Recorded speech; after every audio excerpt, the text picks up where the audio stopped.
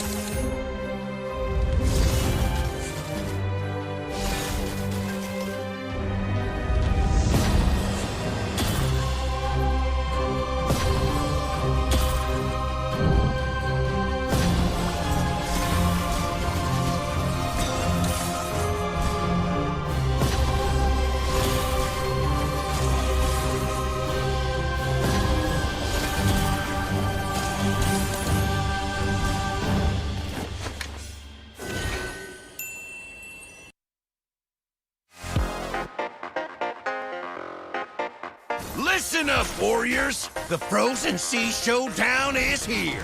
8 Francos, 2 sides. Ready your hooks. Well, the rules? Real simple. Hook 'em over, then bash 'em. Or hook 'em back and stash 'em. Remember, kills will make you stronger. More kills, bigger targets, so swing those hooks. More kills, better hook, so wipe off their looks. Crabs in the river, hook 'em. Reel 'em in for new skills. Stun. Magnet. Reflect.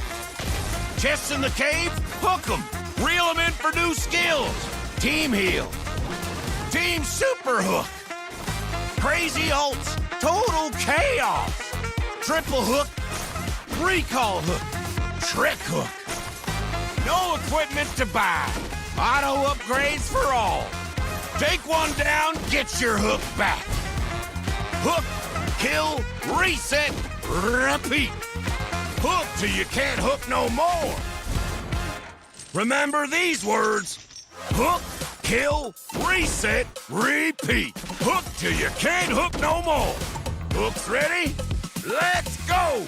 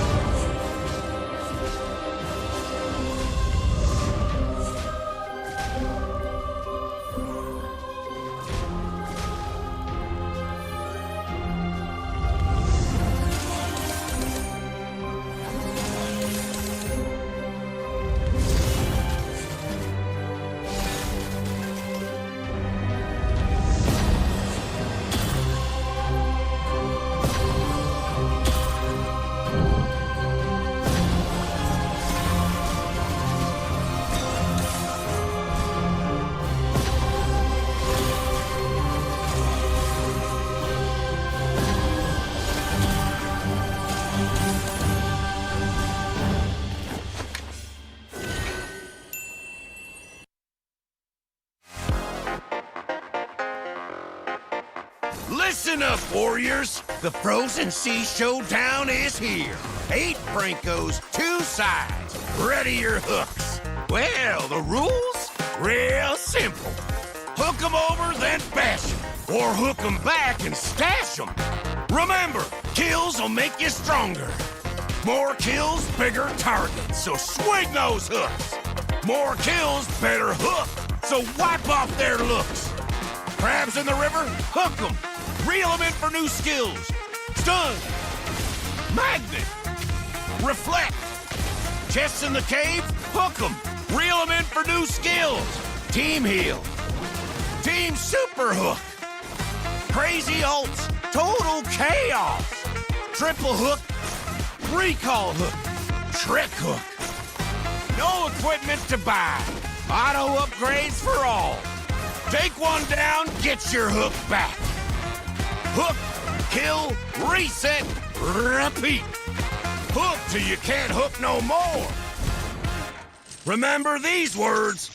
Hook, kill, reset, repeat. Hook till you can't hook no more. Hooks ready? Let's go!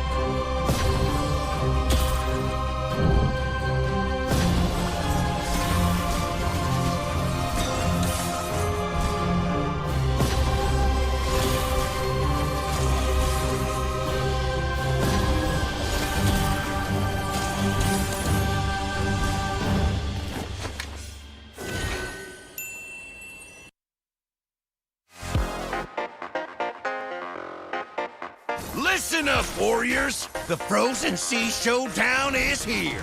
8 Brancos, 2 sides. Ready your hooks. Well, the rules? Real simple. Hook 'em over, then bash 'em. Or hook 'em back and stash 'em. Remember, kills will make you stronger. More kills, bigger targets, so swing those hooks. More kills, better hook, so wipe off their looks. Crabs in the river? Hook 'em. Reel 'em in for new skills. Stun. Magnet. Reflect. Chests in the cave? Hook 'em. Reel 'em in for new skills. Team heal. Team super hook. Crazy ults. Total chaos. Triple hook. Recall hook. Trick hook. No equipment to buy. Auto upgrades for all. Take one down, get your hook back. Hook, kill, reset, repeat. Hook till you can't hook no more. Remember these words. Hook, kill, reset, repeat. Hook till you can't hook no more. Hooks ready? Let's go!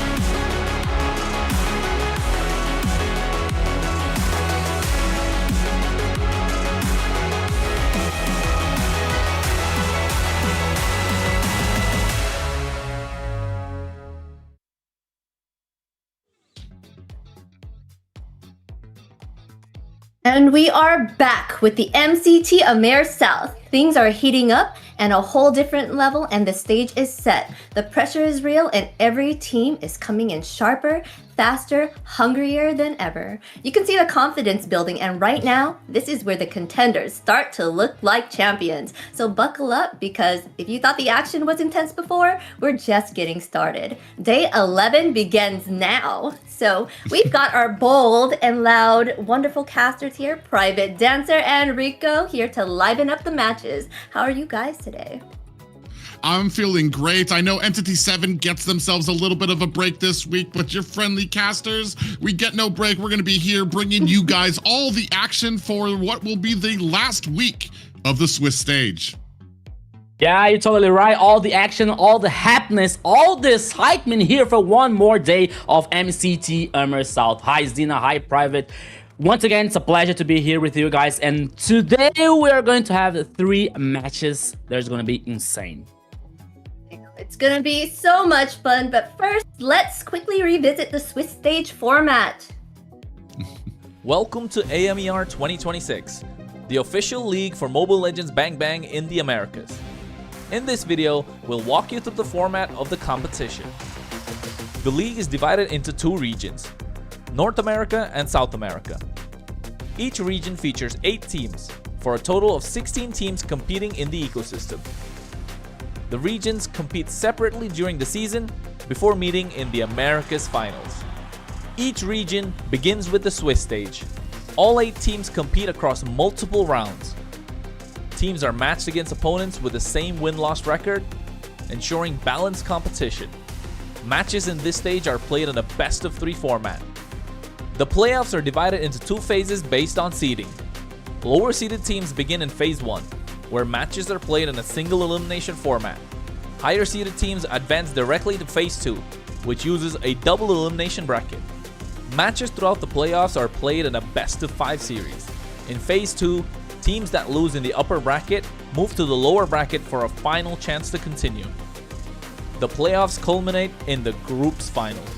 The final match is played in a best-of-5 series to determine the group champion. The champions from North America and South America advance to the Americas finals. Here, they compete to determine the best team in the Americas in a best-of-7. Everything leads here. AMER 2026 starts now.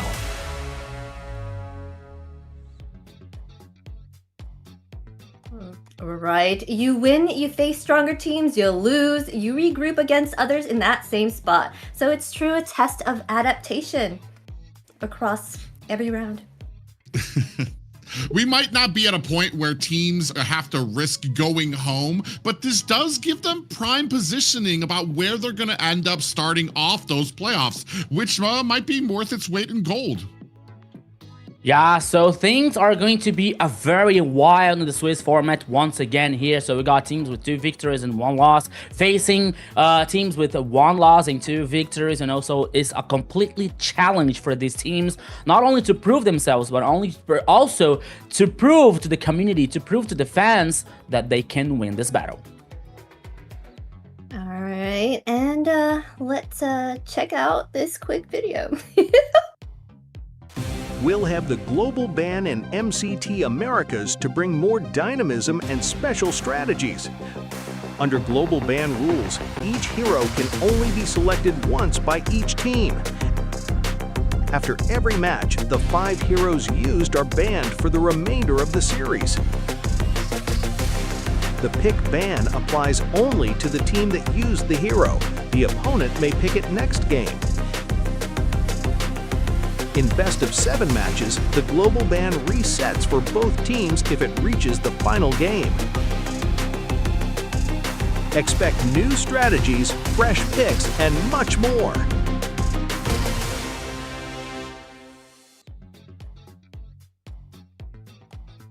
And these global bans have made these matches so much fun to watch. Been enjoying it and seeing all these heroes that weren't played before on the stage here, so it's a treat for sure.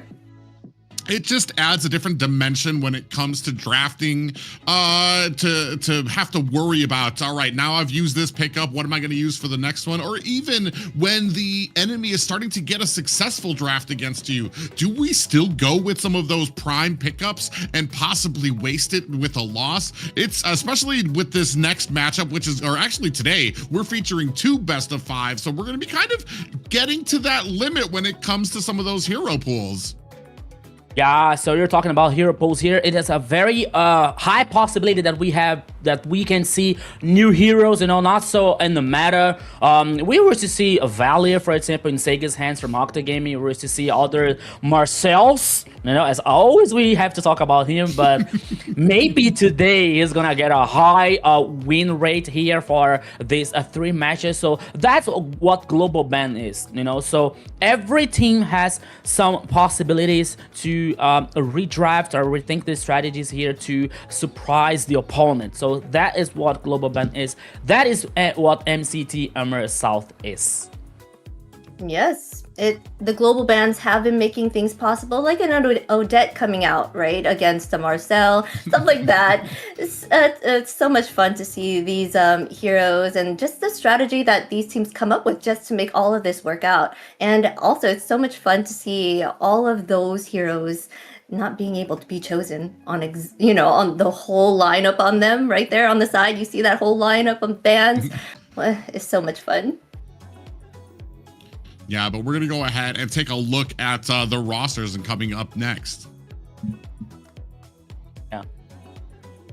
But first, guys, open MWI qualifiers. So, ladies, if you have not registered and you want to be part of the esports scene, the registration starts now. So get your team in there, get on a team, and join in to get to these qualifiers. Yeah, we've seen how popular that they have been here in North America, especially with North America being coming up with 2nd place last season for MWI. So there's a lot of pride, a lot of honor going into that. So make sure to kind of get your roster positions now. Yes. And we cannot forget, guys, be a part of a community, MLBB Esports. Check us out on all the socials. We're on Kick, Twitch, X, Insta, Facebook, YouTube, TikTok. Check us all out. We're everywhere. And this broadcast cannot be brought to you without Runestone. Thank you so much, Runestone, for coming in. If you want to light up your gaming experience, go to Runestone for those real-time data. Yeah, if you want a company that shares the same passion that you do for gaming, you're going to go no further than runestone.gg. Yeah, so thanks Runestone for once again here make this a things possibility for making this MCT AMER and North possible for us and the community for MLBB. All right, enough of that, guys. Let's get into the nitty gritty of it all. Let's go check out today's schedule. Ooh. We have Octa Gaming going against Dreammax up first with a best of 5, then Alpha 7 against 9Z Globant. Kind of match, right? Best of 3 there, and Infinity versus Influence Rage, best of 5. They are now called something different, right?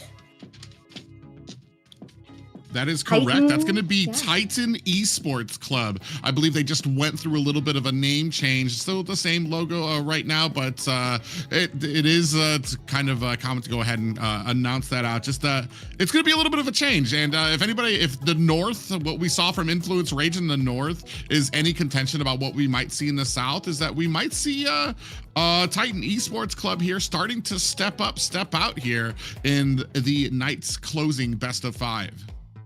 Yeah, it makes total sense. It's a brand new changes. Things are changing in MLBB scenario. New teams, new organizations, and new rosters. We are so excited to announce to you guys that Influence Rage is one of these announcement. So now we are seeing Titan Esports here with the roster of Influence Rage. So things are going to be very exciting, very, very wild. Also for the next future for AMER North, AMER South, and the MLBB scenario. Yes, guys, let us know who you think is going to take these matches today. I kind of really want to see our community's thoughts on that? Who do you think in each match is going to win? Let us know in the comments. Yeah, the past weeks that have come and led up to this, I want to say that Entity 7 has already just come in like a blowtorch, setting themselves apart. And I want to say this week, these teams that you're seeing now, they have the opportunity now to start setting themselves apart. The final opportunity before we get to those playoffs. Yeah, so it's a very interesting match, especially for the first one, because we're seeing Octa Gaming, who actually faced Dreammax before in this tournament and won in a 2-0 score. So now Dreammax has his time for revenge from Octa Gaming. Not only for revenge, but also to guarantee a spot in the next stage in the playoff here on MCT AMER South. All right. And let us check out Octa Gaming's lineup this time around. Who are they going to be playing on their team today? All right, we got Lucy here on the XP lane, Jungle, Thanatos Tizzy, we got mid lane Sajin, and V2 on the gold lane. Roamer will be Saber. Yeah, a big lineup for Octa Gaming. They've been very, very dominant here. They're going to be bringing their 2-1 record here up against their challengers, Dreammax. And like we said, this is kind of a little bit of a little history behind these teams they've already faced here this season. But now, like we said, looking for that placement, looking to get into the playoffs across the board from Entity 7. Yeah, it's a very interesting roast up here for Octa Gaming. We're seeing that they are very victory so far with 2 wins and just one loss for Entity 7, the first one who guaranteed the spot for playoff here. So I wonder if we're going to see Valor again on Sega's hand here on this unconventional draft. So we are waiting to see that. But now the next team, the opponent, Dreammax. All right, yes, for Dreammax here, we'll have King on that EXP, Jump Style for their jungle, mid lane, we got that Shy Kite, and gold, Chimera, and our roam, it's Blink. Yeah, this is a team that has had a couple of issues when it comes. There's a little bit of flexibility, but being the team with the only female player, Kite has really stood out to me, especially with her mid lane and her ability to get some great placement. It's something that they fell a little short of when they did face Octa Gaming the first time, but I'm looking for them to kind of clean up those pieces and come back stronger today.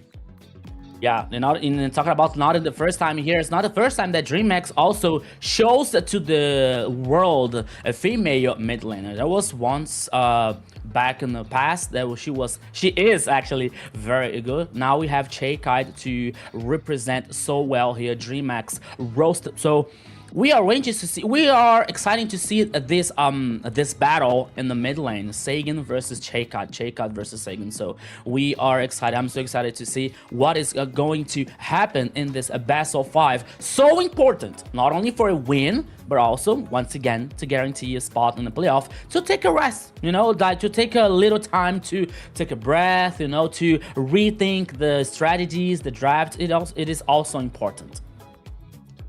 Yes, the Swiss stage is set for them to kind of like get a feel of the other teams before going into those playoffs, right? So this is a very exciting thing, and it's exciting to see Kite on the stage here with the fellas doing a wonderful job there. Really great with being what is the word? Assisting. For sure, in all of these matches. And it also kind of brings us to the point, like you were talking about, MWI is coming up, the qualifiers, so women around the world, not just north, not just south, starting to get ready, getting onto those rosters, so we can see some incredible events from them coming up here as well. I want to say a lot of the leanings probably going towards Octa Gaming, but they have been so dominant in what they've kind of issued out and how their drafts have been. I'm definitely looking, like I said, I'm looking for Dreammax to see what they've learned, how they've grown. They do very well with some of these kitey, mobile type of compositions, but I want to say in the past they have been getting a little caught. Here, they're at the tippy top of the mountain, right behind Entity 7. Here, they're looking to kind of hopefully get that upset win over Octa Gaming.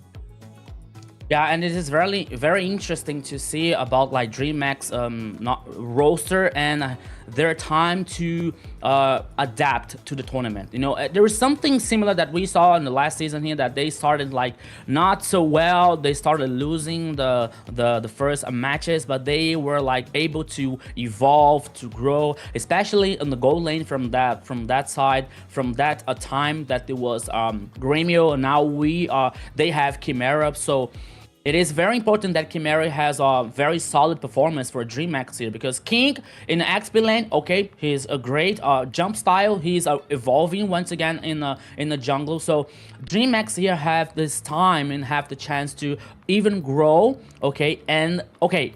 Today they have a very hard challenge, that is Octa Gaming, that only lost for Entity 7. But at the same time, that is a hard challenge, is a very good chance to them to prove to the fans and prove themselves that they are able to be one of the favorites to win this championship. Yes, for sure. Octa Gaming is doing well. They've only lost to Entity 7, and Entity 7 is a very strong team right now. They have been doing an amazing job running through this tournament. The Swiss stage is their playing ground right now. Yeah, but I think we're about to get right into it. Like you guys were talking about, Octa Gaming only lost to Entity 7. Dreammax's only lost to Octa Gaming. So a little bit of revenge here, a little bit of us to be able to see what they've learned, if they can put it together in this first draft. A best of 5. Could be a long series for both of these teams.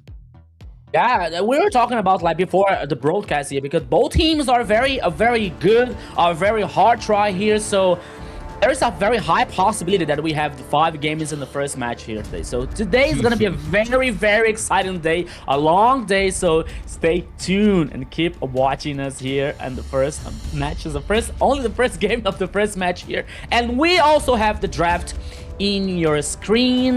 Octa Gaming in the blue side and Dreammax in the red side. Sora for Octa Gaming, the first ban.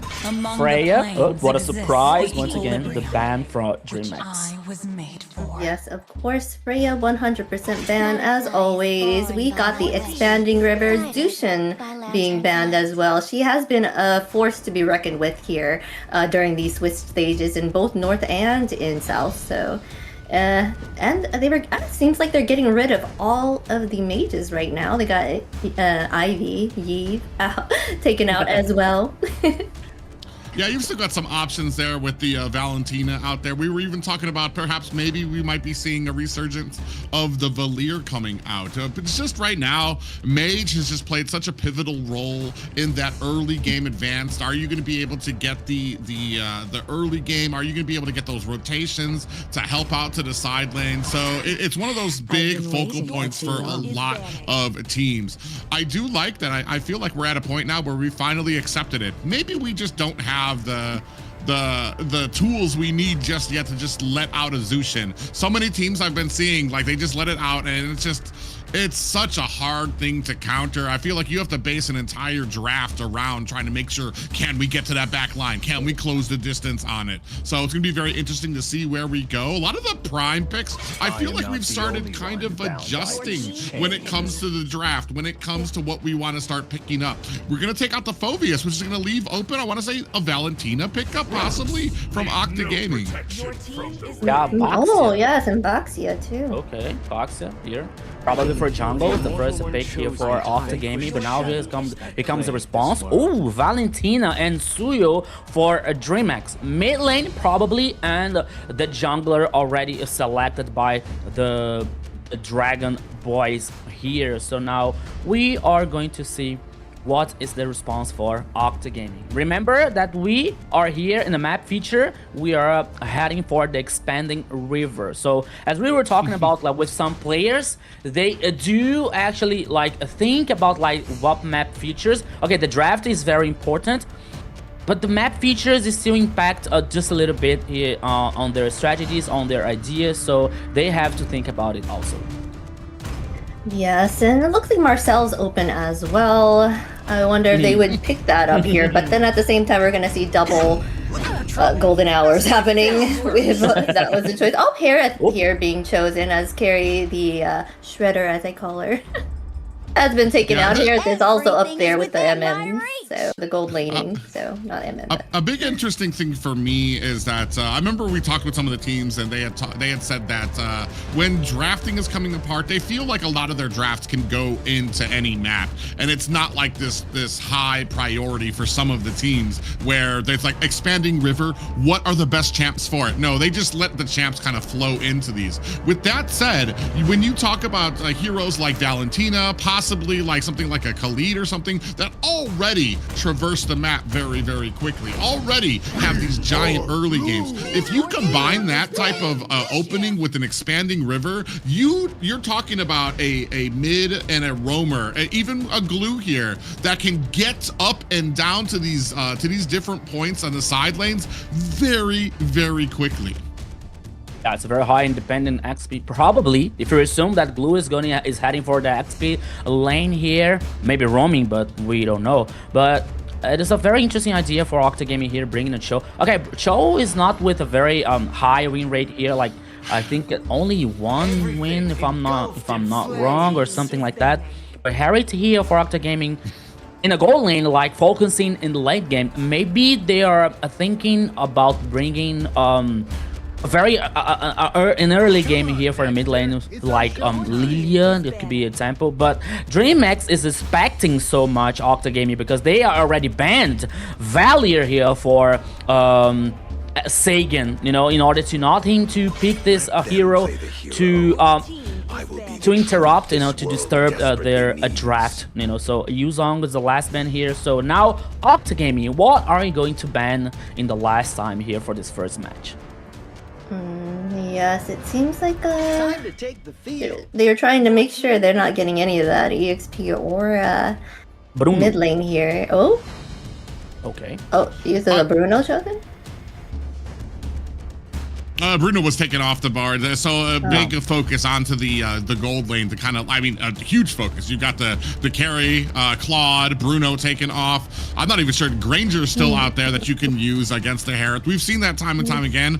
It's weird because I feel like Granger has big problems against Harith, but time and time again we've seen it really kind of comes down to the skill level and how Grangers and players can kind of really focus some of those shots. Oh, but we're gonna go with the Obsidia pickup.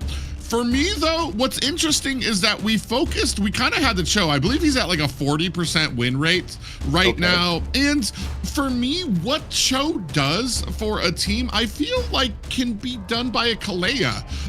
And a little bit easier too, whereas Cho, he has to jump in, he's got to get his positioning to make sure that he lines up to get them back into their team. Kalea, you just jump in, you pull back, and you've got an opponent coming towards your teammate with a great amount of damage that can come out from your team. So it's very interesting here that Octa went for it this way. Yeah, now the final composition here for Octa Gaming come with Vexana and Lapu. Vexana, okay. I'm not seeing, I'm not getting the idea for execution here. Maybe with Grok, that for me at least here would make more sense. But Vexana here with a great AoE, but now they're responding with Guinevere, probably. Okay, now setting up. Okay. No, wait, what? Okay, Guinevere is going to the jungler. Blink is going to the Romy with Glue. Suyo in XP lane to King. I have to be honest, it blew my mind. It blew mine too. This is definitely not how I would have thought that this was going to go. So very interesting. I want to say Dreammax doing the best they can. They want to keep this kind of flexible. We're going to see if that pays off. Because like we said, certain heroes shine in certain lanes for reasons. So are we going a little bit too far outside the meta, or are we tap dancing that line just right? Yeah, so let's see what's going to happen here in the game one. But that, actually, for me, it was a surprise here to bring a Suyo and X-Plane, especially versus Lapu. I don't think that this matchup here is going to be very interesting for King, but I think that they have an idea, especially now with jump style, with the Guinevere here, with a higher probability to focus in a specific pick off, for example. Even before the objectives, we have Kite here with Valentina, with a pack of abilities here, especially for coping the ultimate. So everything is possible here. Yeah, it's going to be very amazing. Ladies and gentlemen, we are starting off the night with a bang. It's going to be Octa Gaming taking on Dreammax. This is one match of a possible 5.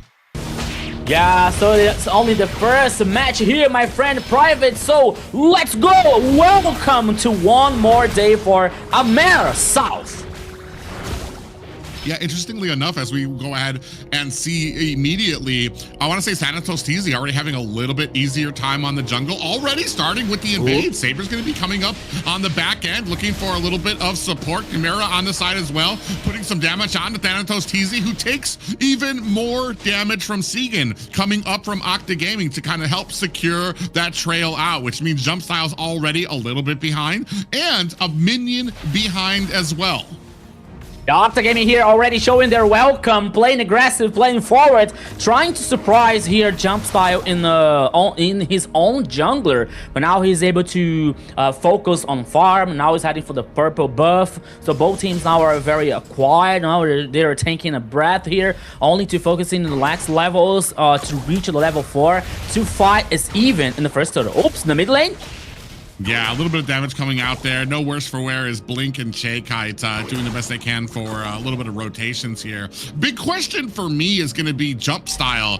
Cleverly, Jump Style is on the Guinevere there, so you can put that into your books there. But I'm kind of wondering like where his real target is as we go ahead. A little bit of a flicker there down from the bottom. Jump Style does find a pop-up too as well. Now looking for the damage, gonna have to use that clone to get away. King able to put on some damage, but he goes down. Thanatos TZ with the kill and a reply coming in the form of Lucy going down. I believe Shaykite able to get the kill there. Now trying to get some positioning. Shaykite even comes in and steals the gold minion away from Octa Gaming. 3 members now against 2, and they decide not to go and start this first hurdle. That's going to give the side of Dreammax a little bit of an advance here. 4 members, great positioning, down to 10%. Thanatos TZ comes in, looking for the damage he can. A big pop-up comes in. King scoops up the turtle while Thanatos TZ finds a kill, and then a reply in kind as down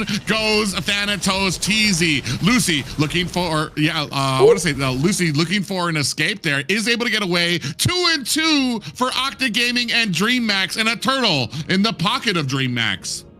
Yeah, I think that at the time for Octa Gaming here were not so interesting for them. Was not so good because Lucy was trying to reach level 4. You know, he was still in the level 3 when Octa Gaming trying to contest the turtle. But now they were after the level 4. He joined the fight. But I think that Dreammax already the superior numbers. They guarantee the turtle. So Octa Gaming, oops, that could be the 2v1 here. Lucy has to take care. Oops. Oh.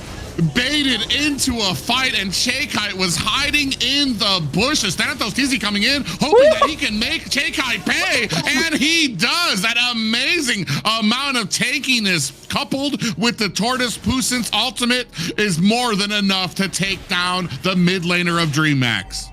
What is that box here? What is that box here, dude? You saw the damage caused here, but now can 2v1, the 2 players from Dreammax here trying to do something in the jungle. Here comes Thanatos TZ. Oh, big flicker comes out with the damage from Segan, and Jump Style goes down, finally starting to edge ahead. Right now, it's just 2 teams standing in the middle of the ring, throwing out haymakers back and forth until one of them begins to stagger. And I think we're still at the point of both teams just going head to head 110%.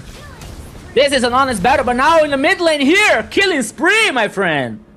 Yeah, Shaykite goes down again. The combination of Saber and Segan. Segan, I want to say the Vexana is probably one of my favorite like comfort picks in the mid when I don't really have to worry about the positioning and stuff like that. People really underestimate what she brought to a lot of metas here. Lucy in trouble, gonna come in with that Raving Fires. King in trouble, and just narrowly gets away from the ultimate on the back end. Thanatos TZ looking, smells blood in the water. He wasn't even able to make it here soon enough as Lucy immediately able to hit him with that stun and find the kill. 6-3 right now. Octa Gaming in a great position. Turtle down to 10%. Is that going to be enough? Thanatos TZ finds himself a turtle while the rest of Dreammax trying to escape from the Zaman force. Blink in trouble, looking for an escape, does get to the safety of his tower at top.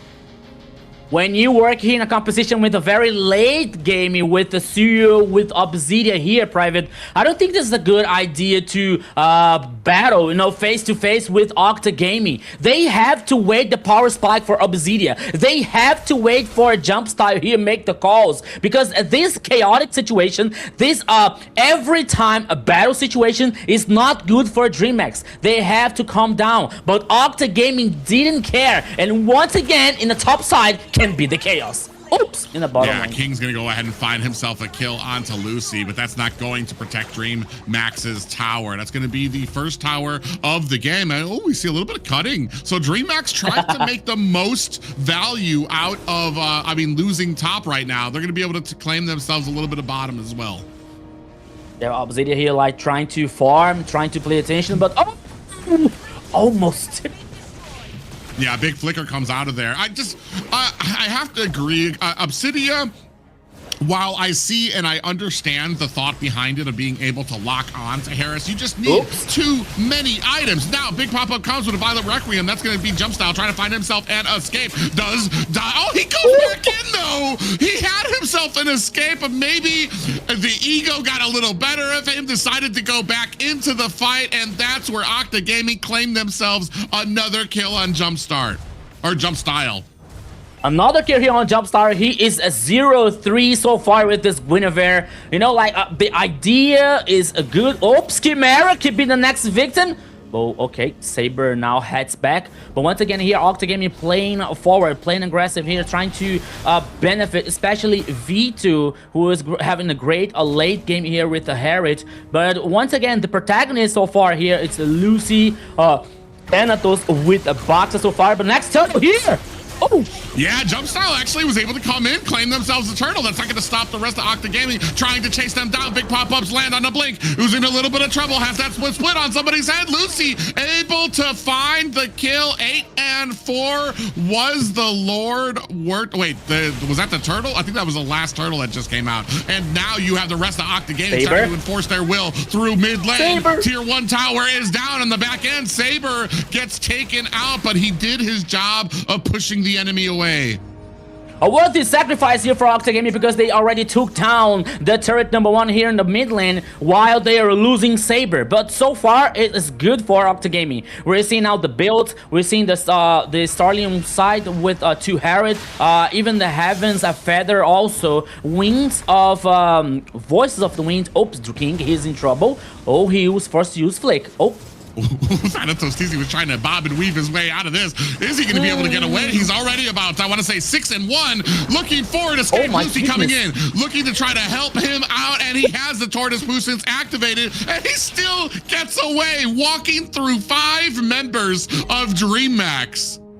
I thought that Blink would bring Thanatos to the rest of the crew, you know, because he was in a very low HP, but I think that he changed his mind, so he just left Thanatos TZ. He was able to survive, giving once again Octa Gaming time for reset the waves on the sides. But if we see the map here now, Private, Octa Gaming has a very, very interesting advantage. They only lost the turret number 1 here in the bottom lane. So now Dreammax, it is forced to play back. It is forced to play safe once again because Octa here has the domination for the map. The first Lord is going to appear now in the upper side in the river. Both teams know that we will have a fight back here for Dreammax, my friend. Yeah, I'm not even sure if they really want this fight. You can see them positioning here. Jump Style just has yet to be able to get those ultimates on the target he wants. Another Way of the Dragon comes out. Zaman Force has been laid down. The Lord helps out with the pop-up onto Dreammax. That's going to be a kill onto Blink, and the rest of Dreammax having to get or stay all the way to the back. Lucy comes in. Bravest Fighter form. Jump Style dashes away, leaving out that clone, but the clean Lord pickup coming out from Octa Gaming, and the Winter Crown does not save Jump Style. I mean, that's going to be an 0 and 4 start for Jump Style. The rest of Dreammax unable to reply. 5 and 10 for Octa Gaming. This glue is so squishy so far here, my friend. The first Lord guaranteed by Octa Gaming. One more advantage. We're heading now for the 10 minutes and 14 seconds. The goal lead here is already 4K for Octa Gaming. Dreammax has to, once again, Dreammax are focusing especially on Obsidian's late game. 3 items so far: Sky Pierce, Has Claws, Voice of the Wind. But it's not even enough for Obsidian to cause the damage that Dreammax needed, Private.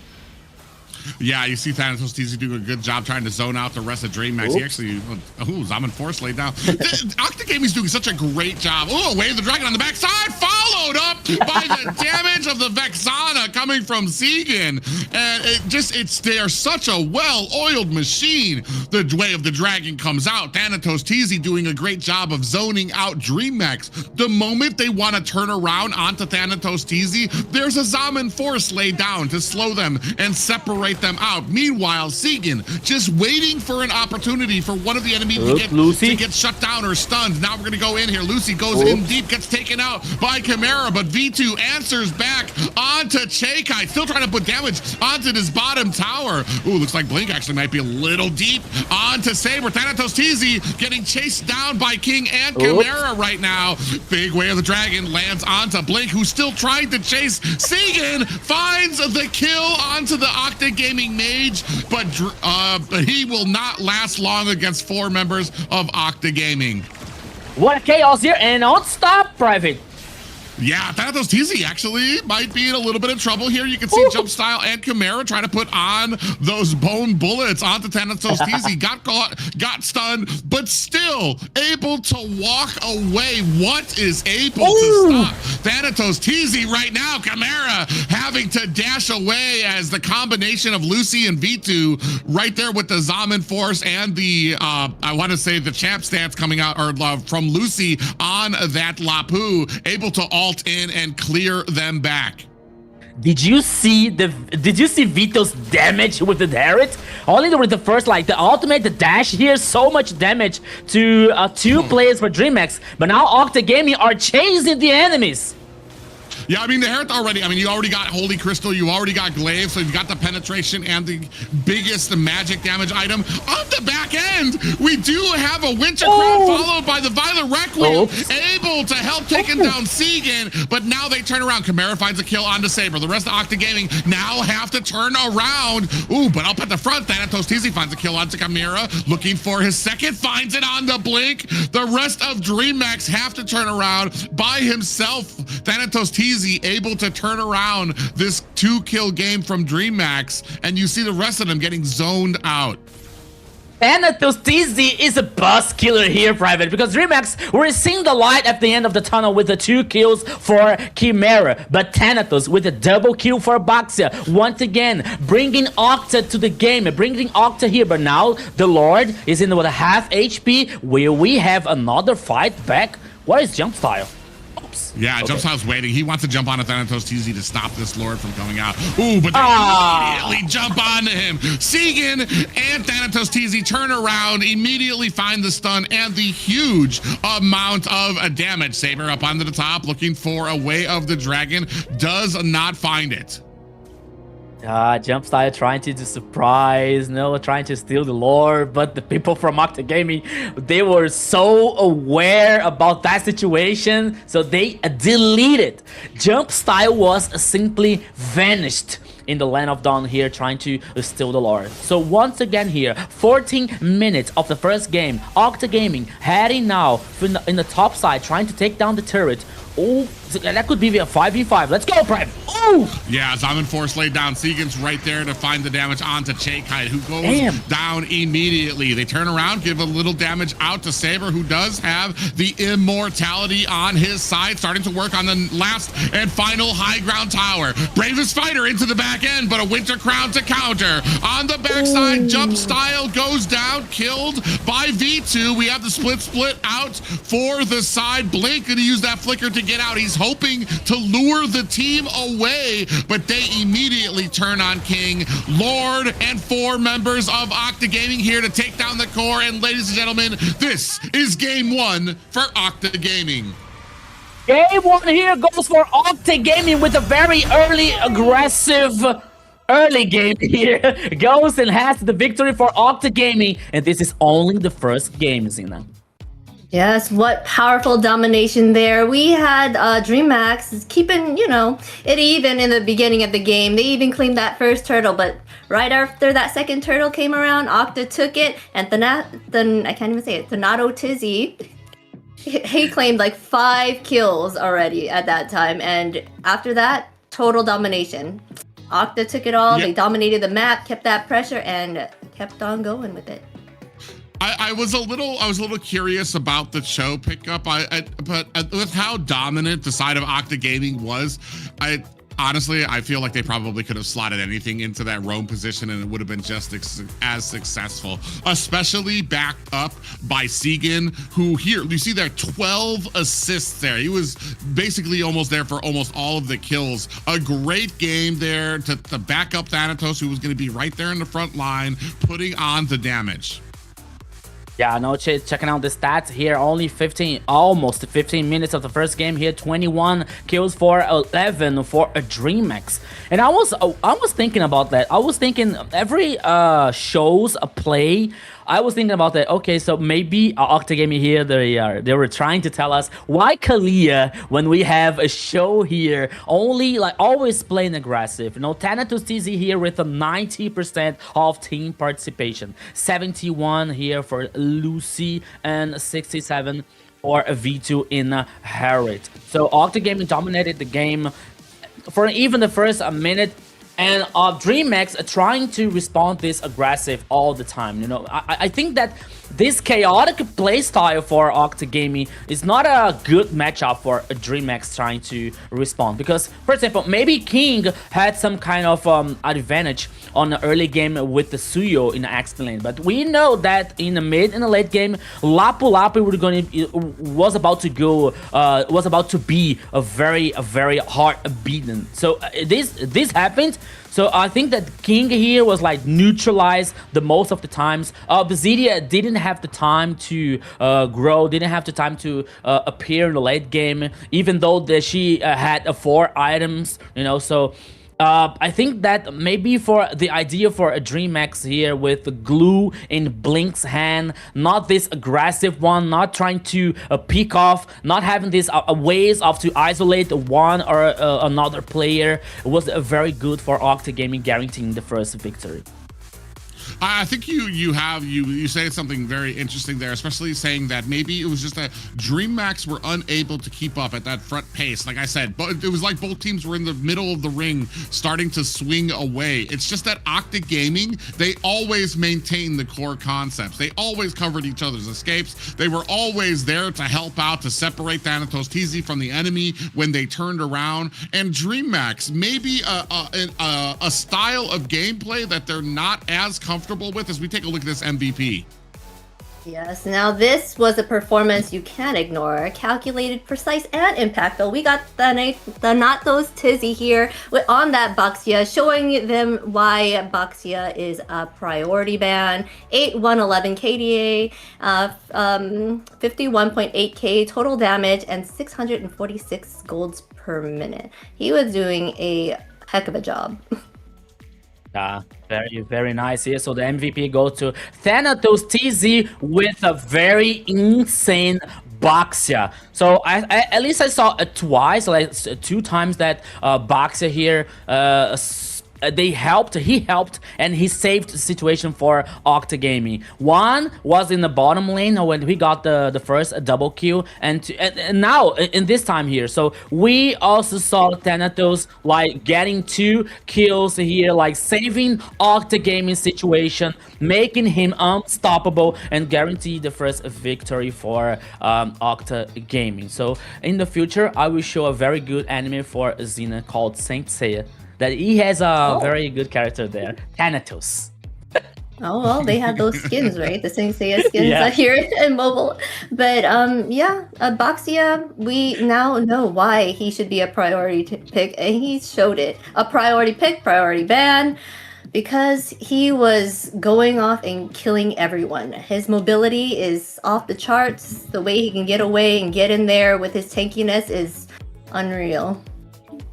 Yeah, and we saw with the 90% fight participation from Thanatos TZ, he was the spearhead of that group and that offensive barrage you saw at the beginning of the game.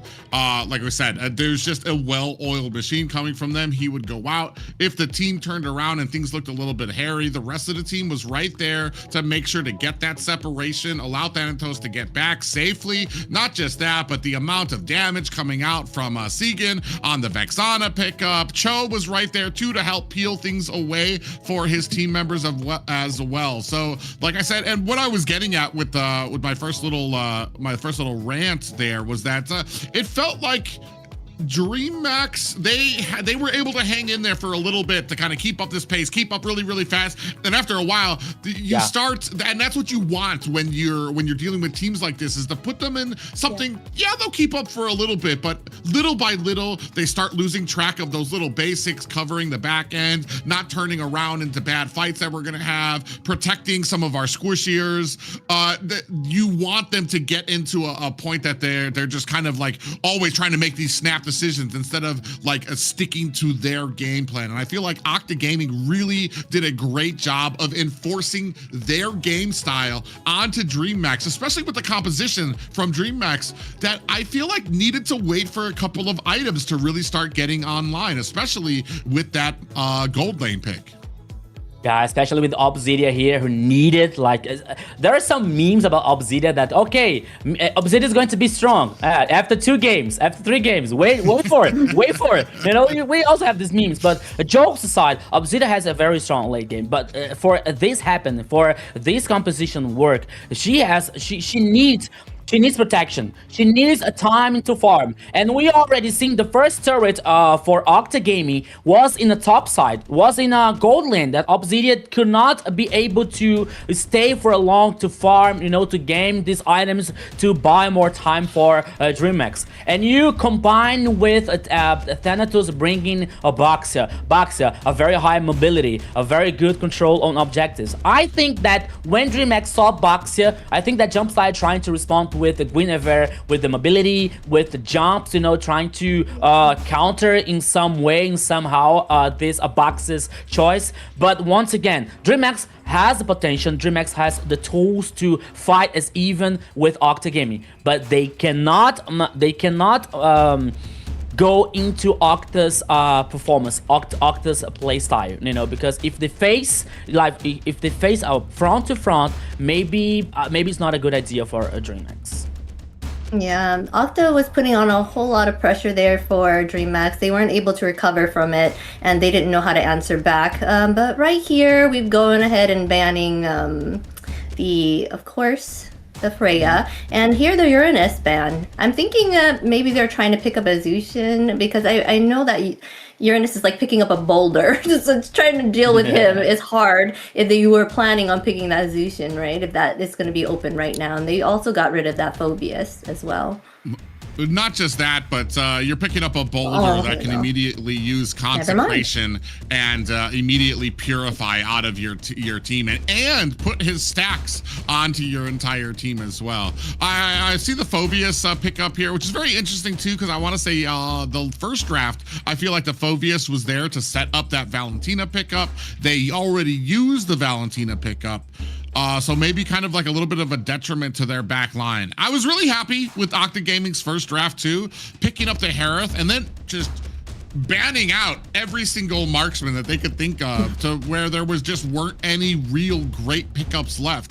Obsidia was I was kind of like, even with Obsidia with weapons, or with items, I feel like you still had to deal with the burst damage that was going to be coming out of Octa. If you use the ultimate, what does Obsidia do? She just latches onto a target, stays pretty close to them, and what are you going to be able to do with that if the entire enemy team is just blowing you up? So I feel like it was a great draft there, a great read by Octa Gaming. Here, a priority Harith pickup by Dreammax. Yeah, the first pick here for a Dreammax. Maybe I'm not sure, but maybe there could be the possibility here for Dreammax working with Harriet and Zetian's composition in the mid lane here, like just to nerf the magic resistance for Octa Gaming, for example, and they can bring a jungler with physical damage. That could be a possibility here because we don't have a Zunshin, but okay, we still have Ivy if Octa Gaming not choosing here in the first at the first time. So maybe that could be a possibility for Dreammax to think about this, right? But what is open is a Sora, which was banned in the first game here, but now is in Octa's hands, Zena.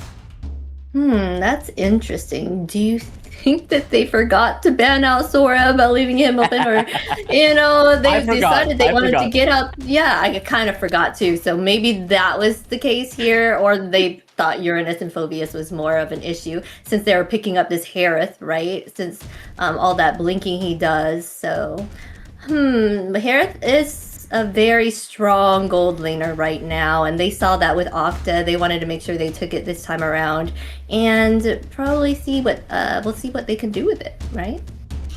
Yeah, I'm thinking on the side of Octa. I'm wondering if we prioritize the carry pickup here, just to have something that that you don't have to aim, that you can just use that speedy light wheel and hopefully be able to burst down the Harith while he's trying to dash circles around you. Here, a very early game pickup there for the side of Dreammax, especially with a Hylos pickup out there. Hilda, I want to say one of her biggest, or she shines when trying to be that early game harasser, getting into enemy jungle and things like that, but she has issues when it comes to things like slow, like CC, or enemy roams and junglers that are not afraid of the damage that she can bring. So tankier jungles, tankier roams that can slow them. Here you've got a Hylos that can probably do a decent job of being able to slow and hold Hilda down. Yeah, the aggression here could be the key to victory for Dreammax in this second game here, bringing Hilda with this very map domination, aggressive style for this composition. And I have to be honest, I'm really concerned so far about like this Octa Gaming composition so far, because we got 3 close range heroes. We got Tsuyu, we got Hylos, and we got Sora. Okay, maybe in the gold lane here we can have a carry, we can have a Claude, for example. There is a very high possibility actually, because they both teams did not ban the carry, did not ban Claude, for example. So we have to wait what is Octa Gaming are about to bring in the mid lane here. Maybe it can be not Ivy anymore because Dreammax banned, but can be Farsa, for example, who is still open, not Zunshin anymore. So I think that Octa Gaming now is going to work about like this range situation, because if you so far 3 melee heroes for Octa Gaming. Yeah, it looks like Valentina is still open for them on the side of Octa as well. Right, and they're not able to choose it on the side here of Dreammax, so they really don't have that counter for that Sora in that sense. Maybe in the mid lane, private. I was gonna say Lilia. I was honestly gonna go for Zetian, but they went ahead and banned it out. They banned out any of those setting type of mages that would help out to lay down the glorious pathway. Because what you're looking for on Octa side is an engage. You're looking to Hylos to lay down that glorious pathway, and these melee close range heroes to close that distance as quickly, as fast, and as efficiently as possible. Especially for a composition on the side of Dreammax. They've got a lot of kiting potential. They've got a lot of dashes to be able to get away. So do we have something that's going to be able to enable the Octa Gaming composition here? And I'm trying to think when it comes to the mid lane. I mean, Lilia, she isn't exactly like an engage type as far as like being able to help close the distance for your team. I'm actually kind of clueless here because maybe we turn it around. Maybe we, if we're Octa Gaming, we try to bait out some of these fights. Force Dreammax to try to come to us, to try to close the distance on us, and we can turn it around on them. It's going to be very interesting to see how this plays out. Especially, I feel like this first turtle is going to be a little bit easier for Octa Game. Oh, as I say that, we pull out two of the tankiest, thickest boys on the side of Dreammax. Damn, so now Terizla and Leomord here. It's a very hard engage here for Dreammax composition so far, with Terizla and Leomord calling the Phantoms team, even with the Hilda here causing depression in the jungler, you know. So now let's see what Octa are about to bring in the mid lane. Lilia, it is still a choice, but I don't think that maybe with the with this danger coming from Dreammax here, especially in the close range from Terizla. But once again, we're seeing Valier in Sega's hand, Private. Yeah, well, this is actually... Go ahead. Well, I was thinking Lilia wasn't a good choice here. The fact that Kimmy and Harith both are very mobile, can get away and stuff. Lily is hard to catch those mobile heroes, right? So she has a harder time here. So that pickup of Valier is really good on their side. It'll be interesting to see how they go in with it. Valier's going to be more on the front end, trying to push people away, trying to slow them down. I see how it can meld, especially with Saber on this Hylos. If you lay down a lot of those pools, get a lot of stuns, get a lot of slow, you'll be able to kind of close the distance on there too.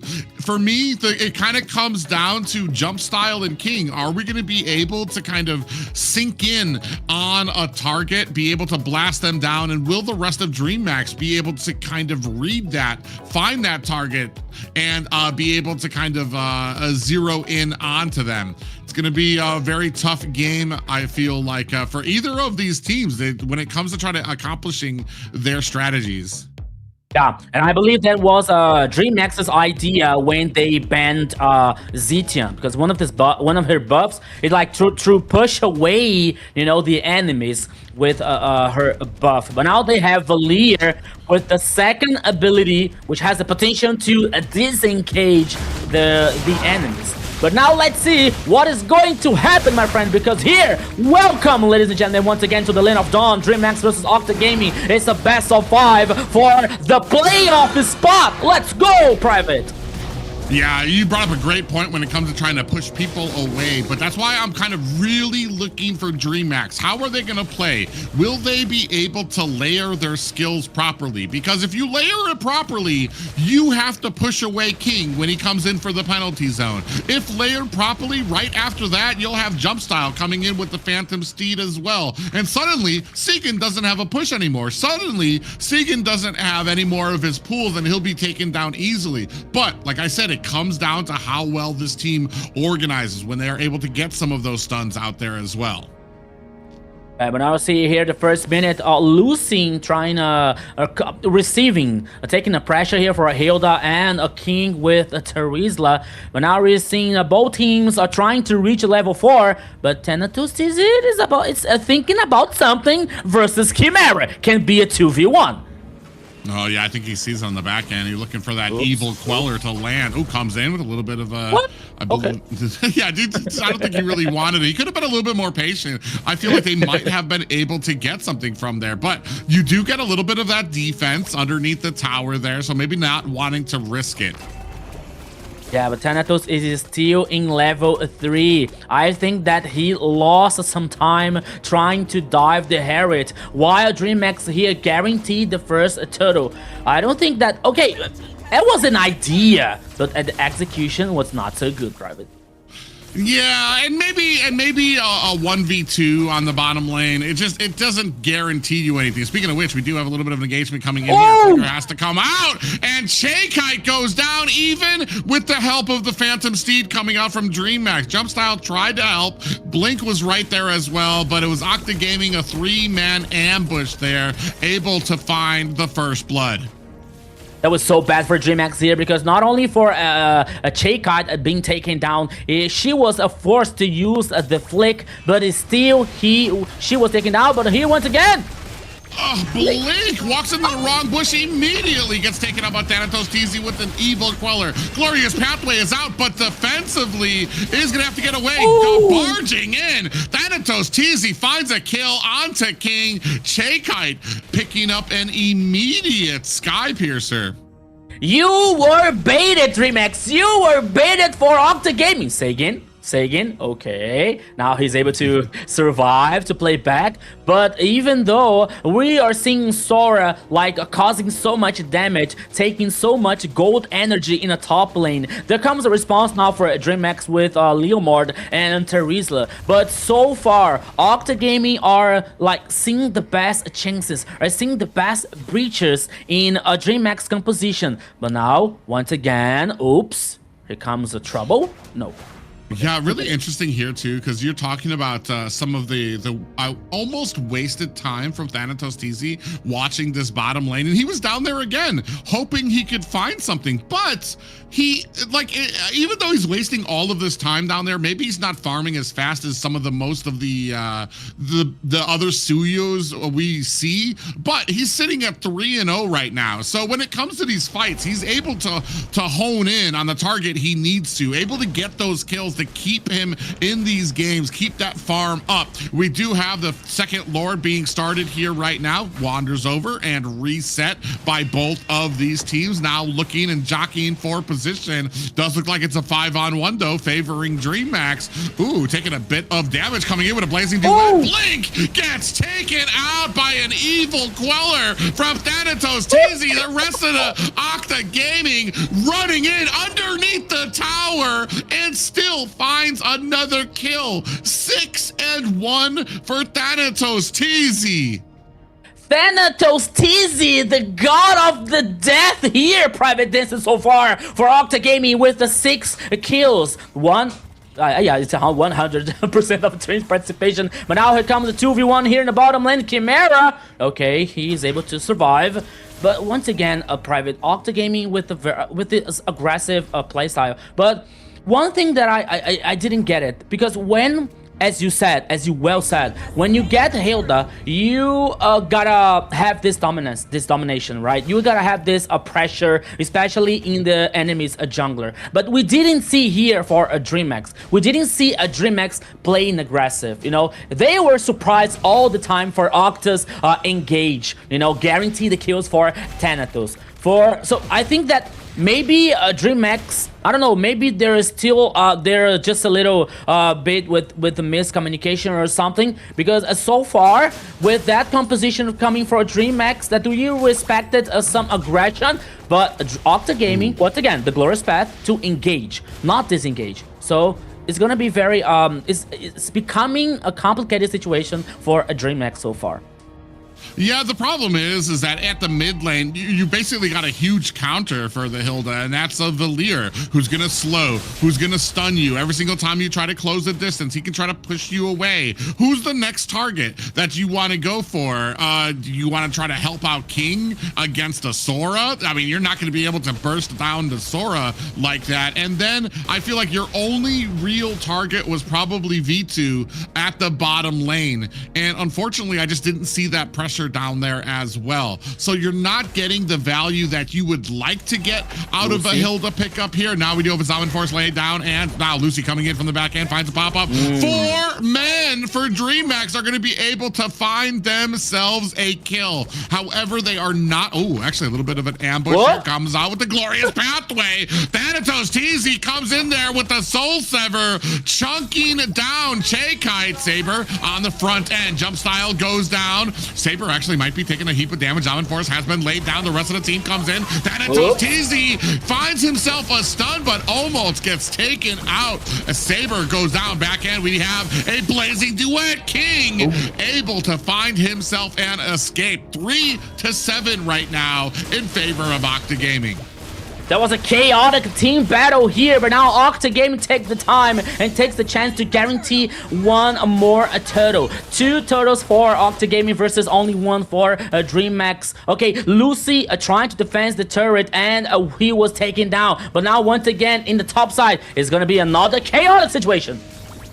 Yeah, penalty zone went down and locked down the Sora. Lucy gets taken down as Chakai joins the fight down there as well. 4-9 right now. I feel like maybe a little bit more even as we move into the mid game than it was through the first, but Dreammax still have a lot of puncture holes that are starting to leak in right now. Chimera, I feel like a lot of their hopes really leaning on Chimera and hopefully Chakai being able to kite. Yeah. No, that was good. That was good. But now we're seeing Octa taking down one more turret. This time wasn't the top side, only the first turret in the mid lane here. It is still standing for a Dreammax's favor. But even though we're seeing the gold lead here heading for a 3K for Octa Gaming. Another situation that we can talk about is V2 with this Claude. You know, the clock is ticking for Octa Gaming. Okay, even for a Dreammax, because they already have a Chimera with the Herald, is another strong late game, you know, but for me, for Claude, it's even way better because they have more ways to escape. They have more, he has more mobility, you know, with the Daxter hologram. So I think that maybe Dreammax has to find a way to try to burst a Claude here in the possible future team fights. But the question is, how are they going to do that? Because to get to this Claude, they have to pass through Sora, Hylos, you know, even Sagan. So it's not going to be that easy. Well, you were talking about the Claude. He's got one more, I think only like 200 more gold he needs before he can get that Trinity build. There he goes. He went ahead, already got the corrosive sight. So as soon as he comes in with this blazing duet, it's going to be like a whole new Claude that has been eating his vitamins and saying his prayers at night, because he's going to be able to dish out a huge amount of damage. You see on the front line here, Octa Gaming doing their best to try to tank it in. Big stun comes out onto Blink, but Thanatos TZ decides against continuing on with the engagement. Now they just need to bide their time. Lord is on their side, and they can continue trying to macro up through the jungle. Yeah, the macro here now, Dreammax is trying to compensate somehow in the top side here. But the question is, the situation, is the Lord is heading on the bottom line here. So now 3-4 games, V2, okay. Both teams now are trying to do something in the mid lane, because it is only the only side that is still have a turret number 1 is still for both teams. While the Lord is marching in the bottom lane here, we are having 10 minutes and 40 seconds in the second game. The goal lead here, not only far from 3K for Octa Gaming, but more than just the goal lead, is the map domination, is the advantage for the Lord. Octa Gaming is playing for it. The horizon is not the limit. Well, not just that, Lucy keeps on pushing this top, pushing minions into it. Dreammax answers, and as soon as Dreammax leave, Lucy's right there again, pushing top lane. So you're getting a huge value out of this Lord at bottom lane. You have lanes pushing up at top. Meanwhile, the bulk of Octa Gaming is enforcing their will through mid. That is just the perfect way of being able to take advantage of this Lord. That Dreammax have the answer. You're split pushing as well, while the bulk of your forces are pushing through mid. Now down to only high grounds, bottom and top minions and lanes about to push. Evil Queller for Thanatos TZ, looking for a target, does not find it. Now big defense underneath the tower, changing down to almost about a quarter of health down. Octa Gaming, they're doing they got already. That was a huge Lord for them, even if they didn't break into the high grounds already. Result here. Okay, once again, the items, we have the Heaven's Feather and the Starling side with 2 Herald. The Trinity Core for Claude, now heading for the 4th item here. But now once again, Octa Gaming in the bottom lane. Yeah, a great pathway put out there. Oh, a big penalty zone lands on the 3 members. Thanatos TZ actually have to get some distance from the side. Comes in the the Phantom Steed as well, and 2 down for Octa Gaming. A huge amount of damage coming out from Dreammax. Immediately pushes back Octa's jungler, and then from the side, Jump Style, a great job to come in and clean up the pieces. And none of this would have been possible if not for King with that great flicker penalty zone that landed onto 3 members. Yeah, there's a rule, and the rule says do not underestimate Dreammax. They are not dead yet, they are not done yet, and now here comes the chance to guarantee the second Lord, but Octa here is trying to fight back. Yeah, Thanatos TZ on the back end looking for a way to get in there. Is getting harassed there by Blink. He's going to come in. Oh, we do have a glorious pathway, but Jumpstyle is able to get himself a Lord. Blazing Duet coming out from V2. Dreammax being chased down by Octa Gaming, looking for an angle to get in. Thanatos TZ finds himself 2 kills there as well. Now they're going to go ahead and make short work. What Lord was out there? What Lord? there was a Lord here, it's not anymore. You know, I think that okay, maybe Octa is trying to okay, they push the limit, they push the top side here. Can't be the end, Private. Yeah, they're going to go ahead and use that glorious pathway more as a zoning tool. Now against 3 members, down goes King, looking to latch on to Jumpstyle. He's going to try to dash his way to safety. Still trying to coming in, trying to find himself an angle. Jakite, a braveness on this girl to go up against 3 members, keeping that distance, knowing that she still has that ability to create distance and kite them back, and still trying to push Octa Gaming back. As the song says, this girl is on fire. Shake right here with the 5 kills in the Kimi. She is trying to defend Dreammax's honor so far, but now once again, they have super minions in the top side here for Octa Gaming. Octa Gaming managing the situation. 1 more item for Claude, Malefic Gun to increase the range, especially for the Blazing Duet here, and working with the Dex's hologram. Octa Gaming causing pressure, denying farm for Dreammax. They're playing together, they're holding together, but they cannot farm so far for Octa Gaming. I think that 1 more Lord is going to be the end of the second game. I mean, I usually am a big critique of early Sky Piercers on heroes, especially when your team is losing. But Jakite does such a great job on this Kimi, even on their back foot. It's 6-12 right now. Jakite is 5-1-1, really making use of that Sky Piercer, and I feel like is going to be one of those. If they can turn it around, it's really going to be bent on Jakite and Chimera being able to step up and dish out that damage. Unfortunately, Chimera having a rough game here right now. 2-4. So it's like, it's basically resting on, can Jakite find some of these targets? Can she also protect herself? Can she create that distance?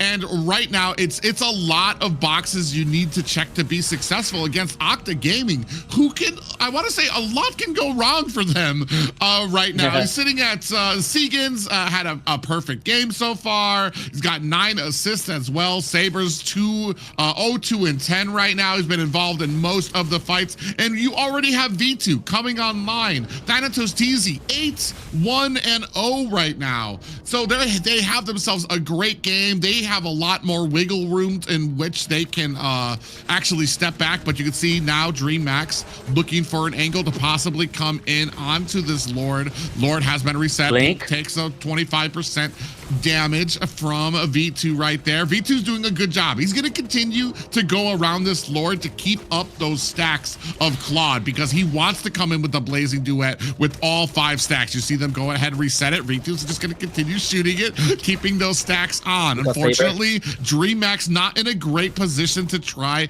and contest just yet. V2 again on there as we dance around. Saber inside. Blink goes in. Going to get caught underneath this bush. And you see from the back end, V2 comes in. He's going to use that BMI to get himself back towards the Lord to kite himself back. And right now we're just dancing. Octa Gaming, they don't need to take the Lord. They want this fight first. They can afford to be as safe as possible. Now Blink goes into a bush there with Lucy lying in wait. King looking for this flicker penalty zone if he can find it. Unfortunately, you're talking about some heroes that either have a way to separate themselves from you, like the Valier, or you have V2 who can BMI his way away from you as well. So you're very limited on the targets you can really do with this penalty zone. I want to say, if I'm Dreammax, I'm trying to split push. I'm trying to create some type of pressure with these lanes, hopefully to be able to get to those side lanes. Now 10%, Lord looking like he's going to be able to go over to Octa Gaming. Glorious Pathway has been launched down. Jump Style's going to have to create some distance. Blink being chased down by the Saber and Thanatos TZ on the back end. 4 members, big penalty zone, lands onto 3 members, but the Blazing Duet on the backside. V2 spraying out damage. King finds a kill. 2 down for Octa Gaming. Thanatos TZ and Saber both go down. King doing a great job with that, but Blink still has his immortality as well. Yeah, Blink here was not able to die this time, and I was about to say about like a great job from Microgame from Octa Gaming, because the minion waves in the bottom lane, they were so huge they forced Cheikai to head back and to clean the minion wave. That was the opportunity for Octa Gaming, guarantee the Lord, but the situation gone oops once again. Big penalty zone lasts on the 2 members, and unfortunately, that's V2 with an ultimate down. Lucy goes down. Segan's gonna look for an escape. V2 came in, he had the Blazing Duet, but when the penalty zone landed on him, he had to BMI away. So he basically wasted his entire ultimate because he had to disengage from that great penalty zone.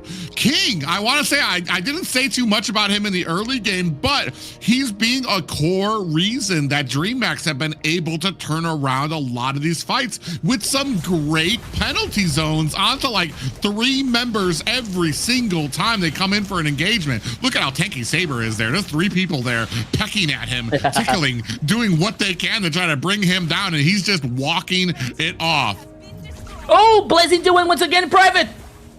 Yeah, but the Chimera able to get away with that Zaman force. You can see on the side where King gonna go ahead and put on some distance there. Jump Style comes in, has the horse, has the Phantom Steed. Cheikai able to find a kill onto Saber. Now on the back end, are they gonna be able to blast down Lucy? Thanatos TZ finds a kill onto King. Cheikai continuing to lock onto Lucy, looking for the damage, but now has to find an escape. Thanatos TZ comes in for the flank. Cheikai might be trapped, has that flicker out, and a little is going to be able to try to get themselves away. V2 trying to spray on some damage, and it is just Cheikai here trying to defend it. Blink comes in, has the immortality, but continually getting slowed by Segan.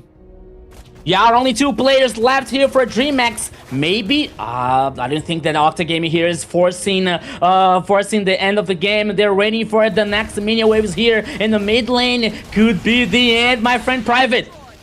Oh, Blazing Duet onto the back line. Cheikai in trouble. Immortality has been procced, but there are 3 members there to clean up. Tower is able to take down Lucy, but is there going to be King coming in? Not sure if King has it in him to be able to stop this entire push-up from coming. Jump Style comes out, has the Phantom Steed as well. Octa Gaming actually thinking wise about continuing on this fight. They know it's smarter to just turn their attention back, get this Lord, and do it safely. Yeah, the safest way here, but Dreammax is coming. They want to fight back this very important objective. Blink here is knowing that only Jump Style. Here we go. Yeah, Jump Style activates that Phantom Steed a little bit early there. 25% left onto the Lord. Oh, now Jump Style's way deep underneath here, looking for an angle, looking for a way to get in. Penalty zone has been hit. Thanatos TZ takes down Jump Style, and the marksman for Octa Gaming able to find a Lord and another kill. It's just Cheikai and King alone to try to defend this, and down goes King. 4 members left from Octa Gaming. A Lord looming in at mid. None of Dreammax's downed players are going to be up in time. Cheikai on the back end has an immortality. That Winter Crown activated again, trying to take down Cheikai. Finds the kill, dies, but enables his team for their 2nd game of the series. Another different, chaotic, bloodly game here for the 2nd game. Guarantee you 1 more victory to Octa Gaming, 2-0 Xena. What a match. Yes, wow. Octa Gaming found their confidence there, making sure they dominated the early game, keeping that rhythm and keeping it throughout the whole time, right? They just stand up to Tizzy. He was still strong with the 6-1-0 by the 6-minute mark, and that pressure, they just gave so much pressure to them. I do have to give it up to Shay Kite, though. She did a wonderful job trying to fight that off. Yeah. Yeah, there's only so far you can go trying to fight that off. Like I said, she really made the most use of a lot of her items there too. Like I said, Sky Piercer early on Kimmy. I know it's part of the build, but sometimes I roll my eyes for some of those early Sky Piercers, especially when your team is behind. But when you're talking about somebody who's starting off the game 5-1-1, it's a good item to be picking up to try to at least make this game as competitive as possible. Big shout out too coming out for the Tarizla pickup, who actually paid a little bit of dividends. King did his best to kind of come in, get a lot of those penalty zones. Unfortunately, Octa Gaming, let's talk about this 16-3 Thanatos TZ on the Suyo pickup. Not just that, a Segan 0-1-17 V2 3-0-12 on the Claude. It's just when the picks that they have, not only such great drafts to shut down that Hilda pickup, but they know exactly when some of these heroes are really supposed to be doing enough during a lot of these fights and waiting for a lot of these power spikes. Yeah, the whole team here showed an astonishing performance, especially for Octa Gaming, and we are talking about like Thanatos' performance, the Sagans, and say V2 for example. But Saber here, like we were talking about that he was able to walk through the composition, walking through the Dreammax's front line, you know, that he was taking so much damage, but he wasn't able to die. He bought much time for Octa Gaming, you know. So, but for me, I think that Dreammax bringing Hilda, they had a very solid idea, like to play an aggressive, to have a very interesting early game here, to dominate the map. But by the time that this idea wasn't working and Hilda was losing the potential, losing this aggressive situation, Octa Gaming was like turning things to easier for them to not only lead the advantage, but to manage an advantage. We were talking about like King's performance with the Tarizla, that from mid to late game, he was very interesting with the penalty zone, like 3 or 4 times that it was well connected. That was a good for Dreammax to extend the game for much time. They, if you ask me, that Dreammax had some chance to win the game, I would say that they had this the chance, but no, you know, they have the possibility to be better.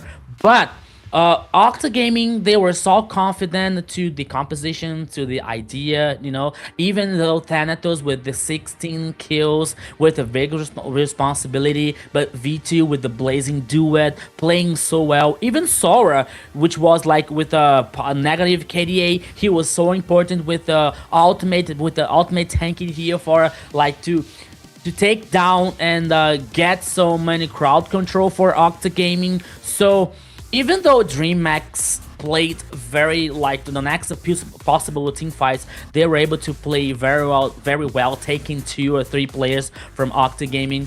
It didn't seem like Octa was about to lose this game, not only because of the goal lead and the pressure, you know, but for many situations in the second game. Yes, and when it came down to execution, this player delivered it flawlessly again. Thanatos Tizzy taking that MVP with 16-3-0 KDA, 78.7k total damage, 802 golds per minute. He is a force there in the jungle. I'm in shock.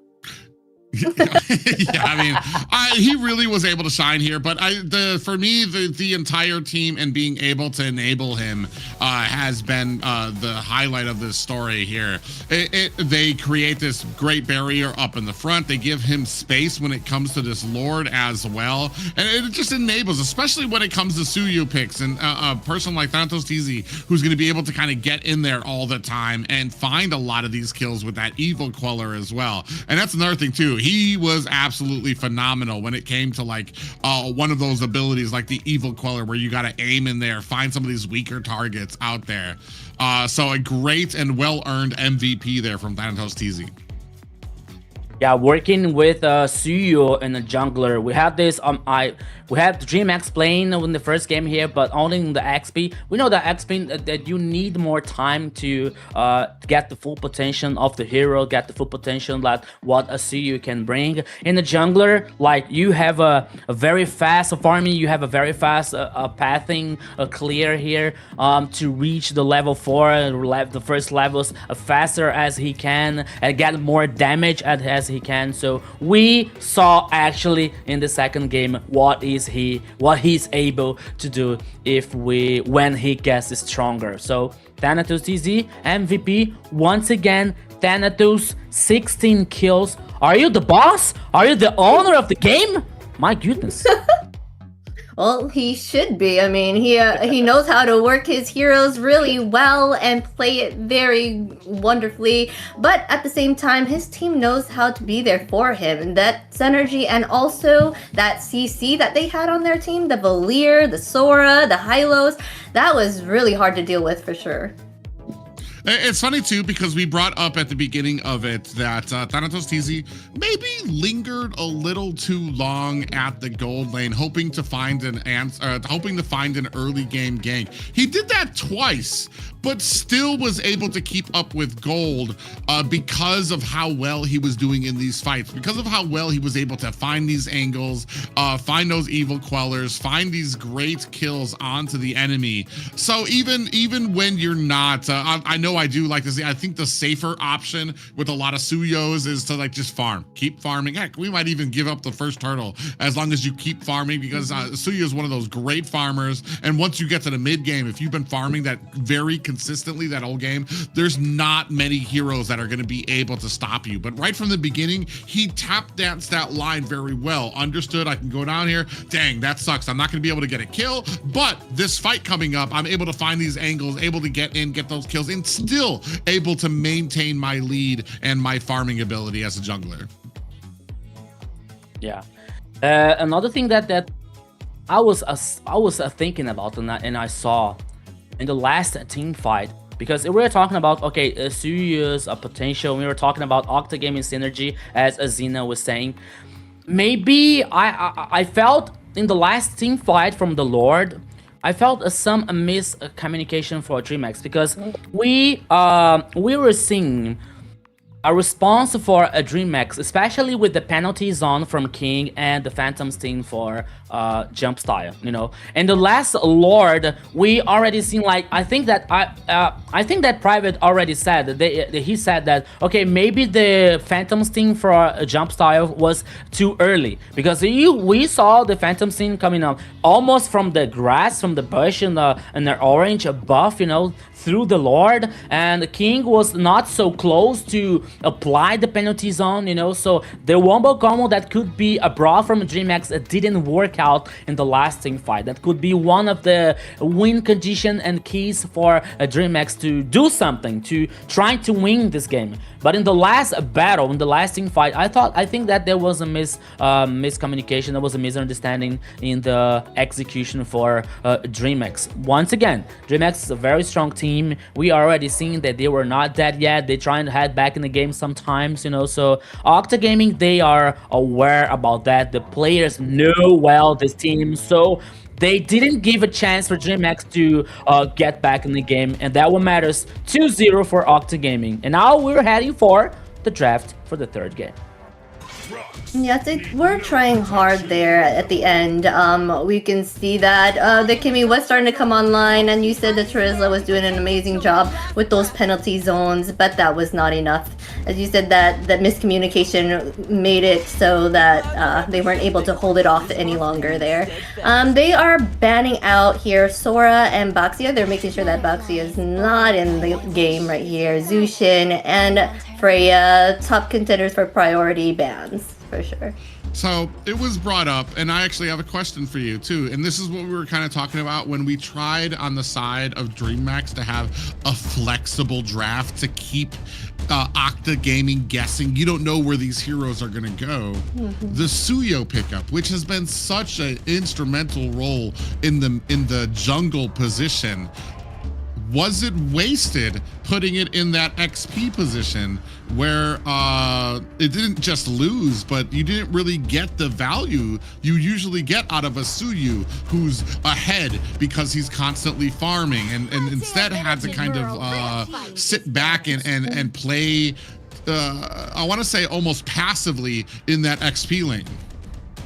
Yeah, as I said before, in the XP lane, Suyo, like King, I think that King's idea was like to respond a Lapu Lapu in the early game, because we saw in the first game like he getting the kill, Suyo causing so much damage in Lapu, but we knew that from mid to late game things are about to be different, because we know that Lapu needs time, Lapu needs some items here to get the resistance, to get like the sustain, you know, and the damage potential. So for Suyu, maybe could not the best idea, because Suyu is not focusing in defense items, for example. He is focused on farm, he is focused on damage, he is focused on items that can cause this, that can cause the DPS. So for XP lane, okay, in the early game, if the idea is to work very well in the early game, that could work better for Dreammax. But we didn't see that because King was neutralized so many times in the XP lane, you know. So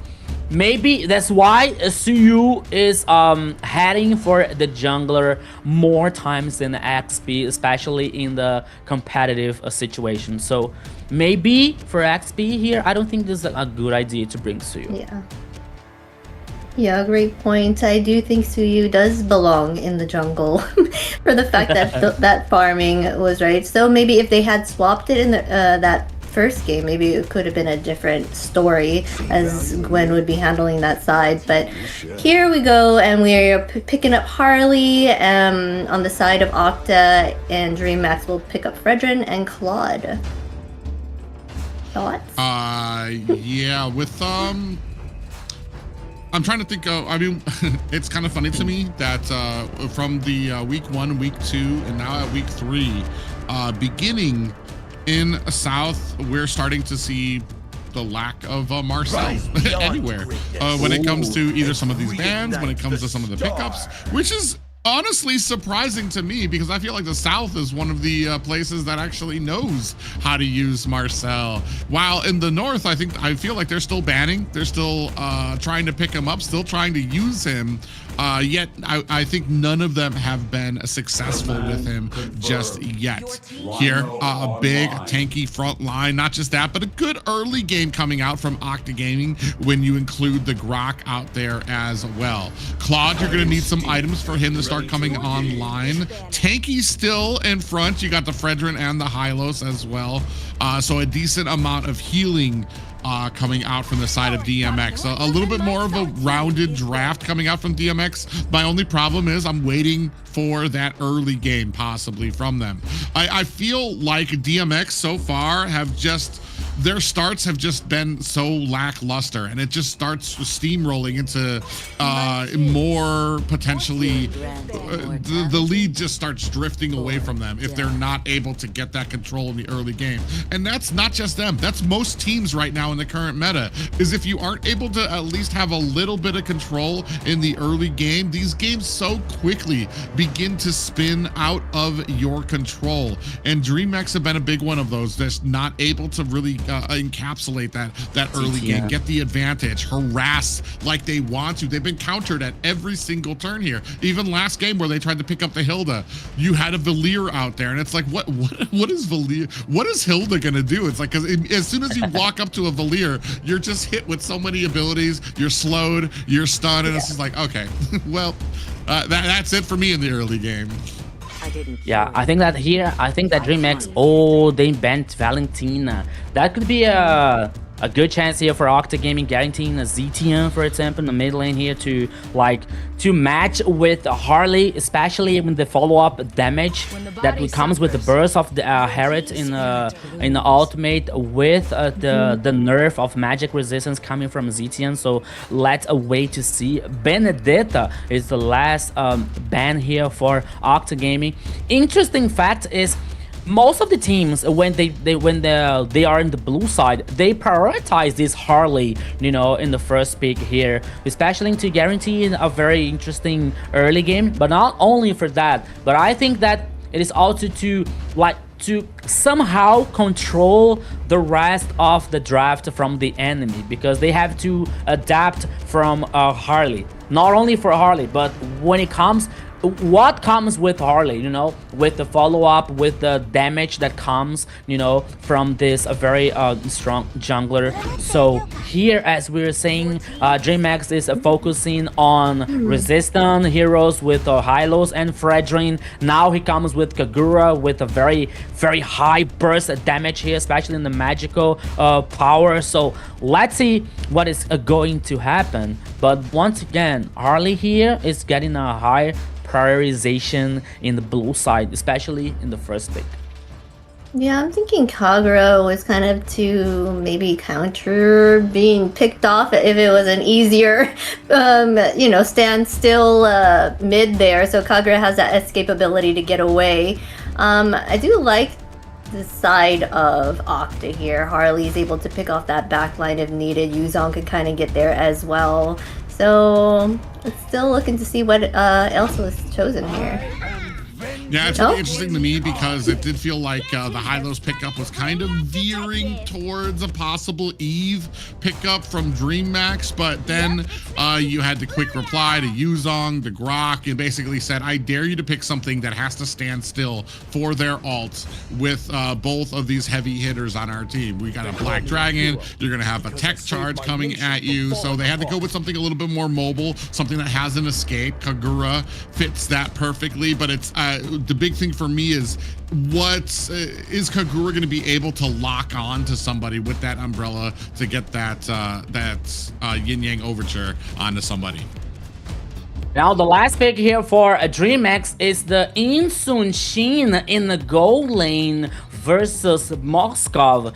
That's gonna be very interesting matchup here, especially because of the abilities for Insun Shin here to spot the enemy and a very potential for physical damage. But let's wait to see what is going to happen in this game. But always reminding the people from the chat, as a main star of the show, we are talking about and we are handling the global ban. So if the team choose a hero, for example, they are not allowed to choose this hero again in the second or in the third game. Only in the best of 7, and if it comes to the 7th game, that is all reset, you know. So the global ban doesn't allow you to repeat the hero in the game or in the best of 3, in the best of 5. So you have to keep in mind that. So Octa Gaming was not allowed to repeat the Claw, to repeat the Hylos, for example. So we are talking about the global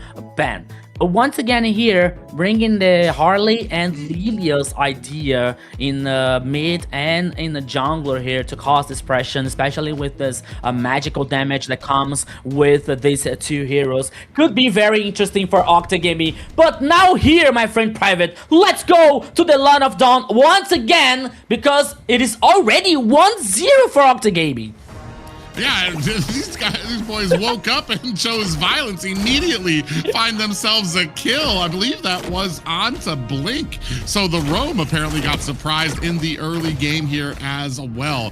The thing for me too is looking at this composition coming out from Dreammax. You've got a lot of heroes that need items, that need scaling. King needs that Trinity build. Shakeite's going to need a lot of magic items to be able to kind of get a lot of that damage out there. Chimera, he is able to scale faster, but still needs to scale to start getting ahead. And there's nothing really securing a lot of that early game for them. Shakeite actually gets bounced back a little bit, trapped against the wall, but uses that umbrella escape to swipe over it. Wait. I'm only seeing now. I'm so sorry, guys. I have just a little bit lack of attention, but have I seen right a quad in XP lane? Oh my goodness. Yeah, I didn't even think of that too. Yeah, so we do have the Claude, and he's going to be going up against Lucy on the Yu Zong. I'm not sure. We've talked about this before when it comes to, okay, we don't want to be shackled down by the chains of the meta. Chimera gets taken out there. Black Dragon swooping around, checking around the area for another clean pickup of this turtle from Octa Gaming. You don't want to be shackled down by the meta, but you have to respect, you have to understand what the meta represents out there. Claude is going to get zoned out pretty hard by the Yu Zong. Claude doesn't have a huge, I want to say, range himself, and for something like a Black Dragon that can close the range on you very quickly, especially because there isn't the threat of the damage that King is going to have before he gets that Trinity build. Oops! Oh, that's easy. Is he going to be able to get away? Shakeite finds the kill. I was about to say, there's no way that Thanatos TZ finds himself an escape here. Actually got dashed into the wrong bush there. Shakeite was waiting there, and unfortunately for Thanatos TZ, gets an umbrella right to the face. Saber down now as well. Dreammax starting to answer back. Thanatos TZ comes back. Is he going to be able to get his purple buff? He is. Glorious pathway laid out, but Thanatos TZ able to scoop it up. Yeah, Moscow's ultimate here was for nothing, but now Dreammax is playing aggressive with a very beautiful outplay from Shakeite, guaranteeing the kill, and she was able to survive the running away. But Chimera, she is so lucky. Yeah, the Thanatos TZ, I mean, there was no way he was going to let that slide. So that's going to be 3-2 for Octa Gaming right now. Dreammax, I mean, I feel like they're going to start. They were doing great when it came to kind of trying to put on that pressure. The only question is, are they going to be able to continue that pressure without falling apart, without losing some of those basics that makes a team so lethal? But I have a question here. When you have Claude and Insunshin, which one are going to be prioritized to farm? You know, because both of them needs farm, both of them needs items to impact in the game. But now the next turtle here, both teams are aware. Here comes the dance. Yeah, they're going to go ahead and it looked like Dreammax went ahead and reset there. Actually, no, that was reset there by Saber. So a well-placed wall there and resetting and pushing out the turtle. Jump style's going to go in. Black Dragon is out now, and that's going to go ahead and activate the pathway coming out as well. Big pop-up comes with the tech charge. Segan finds the kill onto Shakeite. Now Dreammax looking for an escape. They chose the wrong fight here. Blink might be taken down again. 5-2 in favor of Octa Gaming. A well-placed amount of bombs, and Black Dragon come out and find Shakeite right away. Yeah, we're gonna find the turtle here with Lucy, with the Yu Zong, with the ultimate open. It's not a good idea because we both know that the Black Dragon has a high potential to zoom the players to after the ultimate. He still has the dragon form, which has a more damage, more resistance. So maybe for Dreammax here, forcing the ultimate before the objective is good for them to have a good chance before the team fight. But now here comes a 3v2 Hunger Games. Whoa, King! Evil, they're looking for a tech charge, right? Oh, at least with the blazing duet, but Segan was right there on the Lilia to blow him up. In comes the Yin Yang overture. Black shoes come out from the bottom. Up at the top, Blink trying to fight off the team. Kite finds an escape, but Saber's on the back end, swings them against the wall. 4 members tech charge. Saber separates himself from Dreammax and uses the wall on the back end. Lucy comes in, finds the kill onto Kite. Chimera is dead. Second on the list as V2 dashes in, jump style.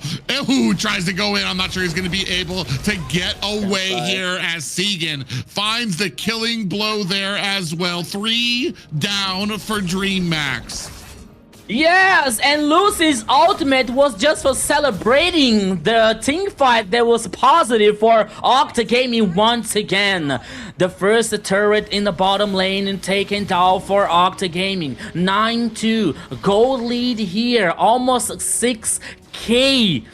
I don't think so. I don't wanna be too early here, Private, but maybe we're seeing a disaster for Dreammax. I mean, we're talking about like 6K at the 6-minute mark. Like, I don't want to call things out a little too early, but it's looking like Dreammax are having a rough game here. Tech charge comes out. Glorious Pathway is out as well. From the backside, King looking for an angle to get in. Oh, but almost gets immediately blown up. Is he going to be dangerous? Magic takes care of King, and that was immediate. Thanatos TZ sitting at 3-1 right now. Octa Gaming up 10-2. 10-2, the next turtle here, the third one is heading for Octa Gaming once again. 3 turtles versus 0 for Dreammax. Dreammax, they weren't able to even touch in any of the Octa's turrets so far. Map domination for Octa Gaming. Thanatos TZ once again with an astonishing performance. Now with Harley, Sagan with Lilia 4-0-4. Even V2 here with Moskov, that we know that he needs at least the core items here to have the power spike. But at this point of the game, Moskov here is just one more here for Octa Gaming. Here comes once again. Yeah, Black Dragon onto the backside, looking for a squishier target. Blink, ooh, he's gonna jump onto Blink and gets a 2-man petrified jump style underneath the tower. Blink trying to crawl his way out to safety, is gonna be able to get away. And you talked about it, the items that they need, and they're still getting their purple buffs refused to them. Segan sitting here with a purple buff of her own. Chimera is going to be down for the count. The deadly magic coming out from Thanatos TZ. Blink gets taken out by Segan. The rest of Octa Gaming going to go ahead and start enforcing their will through this mid lane tower. And we are down to high ground towers for Dreammax. And I don't believe they've even put a single auto attack onto the side of Octa Gaming's tower.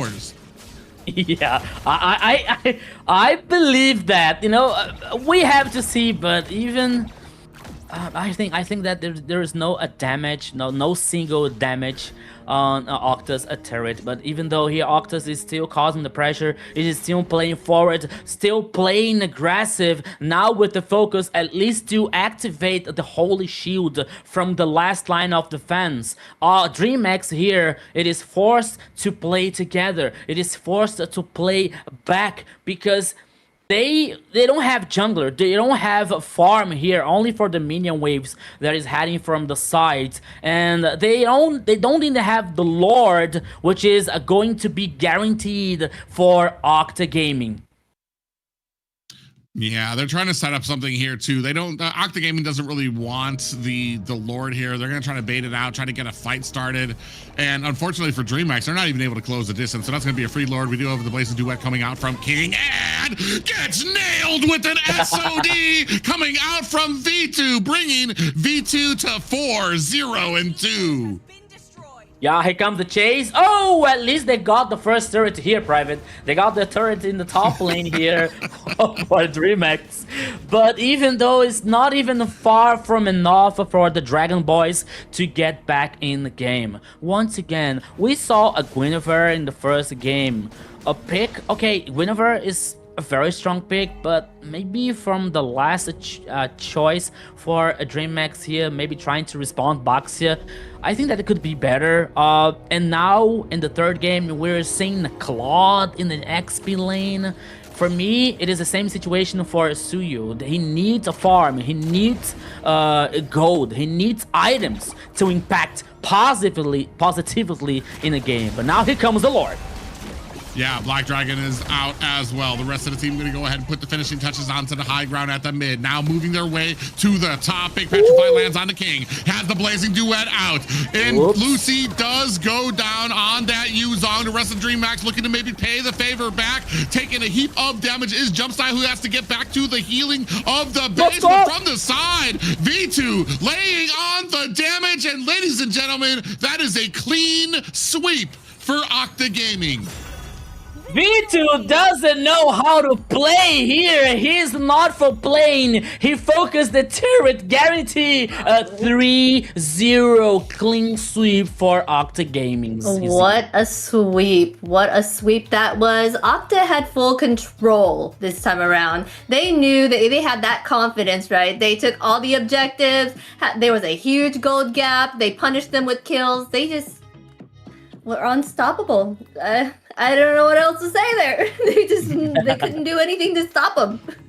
I think we talked a little bit about what would the games be like if Dreammax had improved since the last time they saw Octa Gaming, but it never occurred. What would happen if Octa Gaming had improved since the last time they saw Dreammax? And here, with not allowing a single win for Dreammax here, and they seem to have an answer for everything. Yeah, we're checking out the stats here from the last game for Octa Gaming. 14 kills versus 3 for Dreammax. Only one turret taken down for Dreammax. There was the first turret in the top lane here. But now we're seeing the stats. Sagan once again with Lilia 507. Thanatos, another astonishing performance from Harley 4-1. V2 Moskov, we didn't talk too much about him, but 4-0-2 here with the Moskov, a very good KDA. So Octa Gaming, a good and well job, a good job.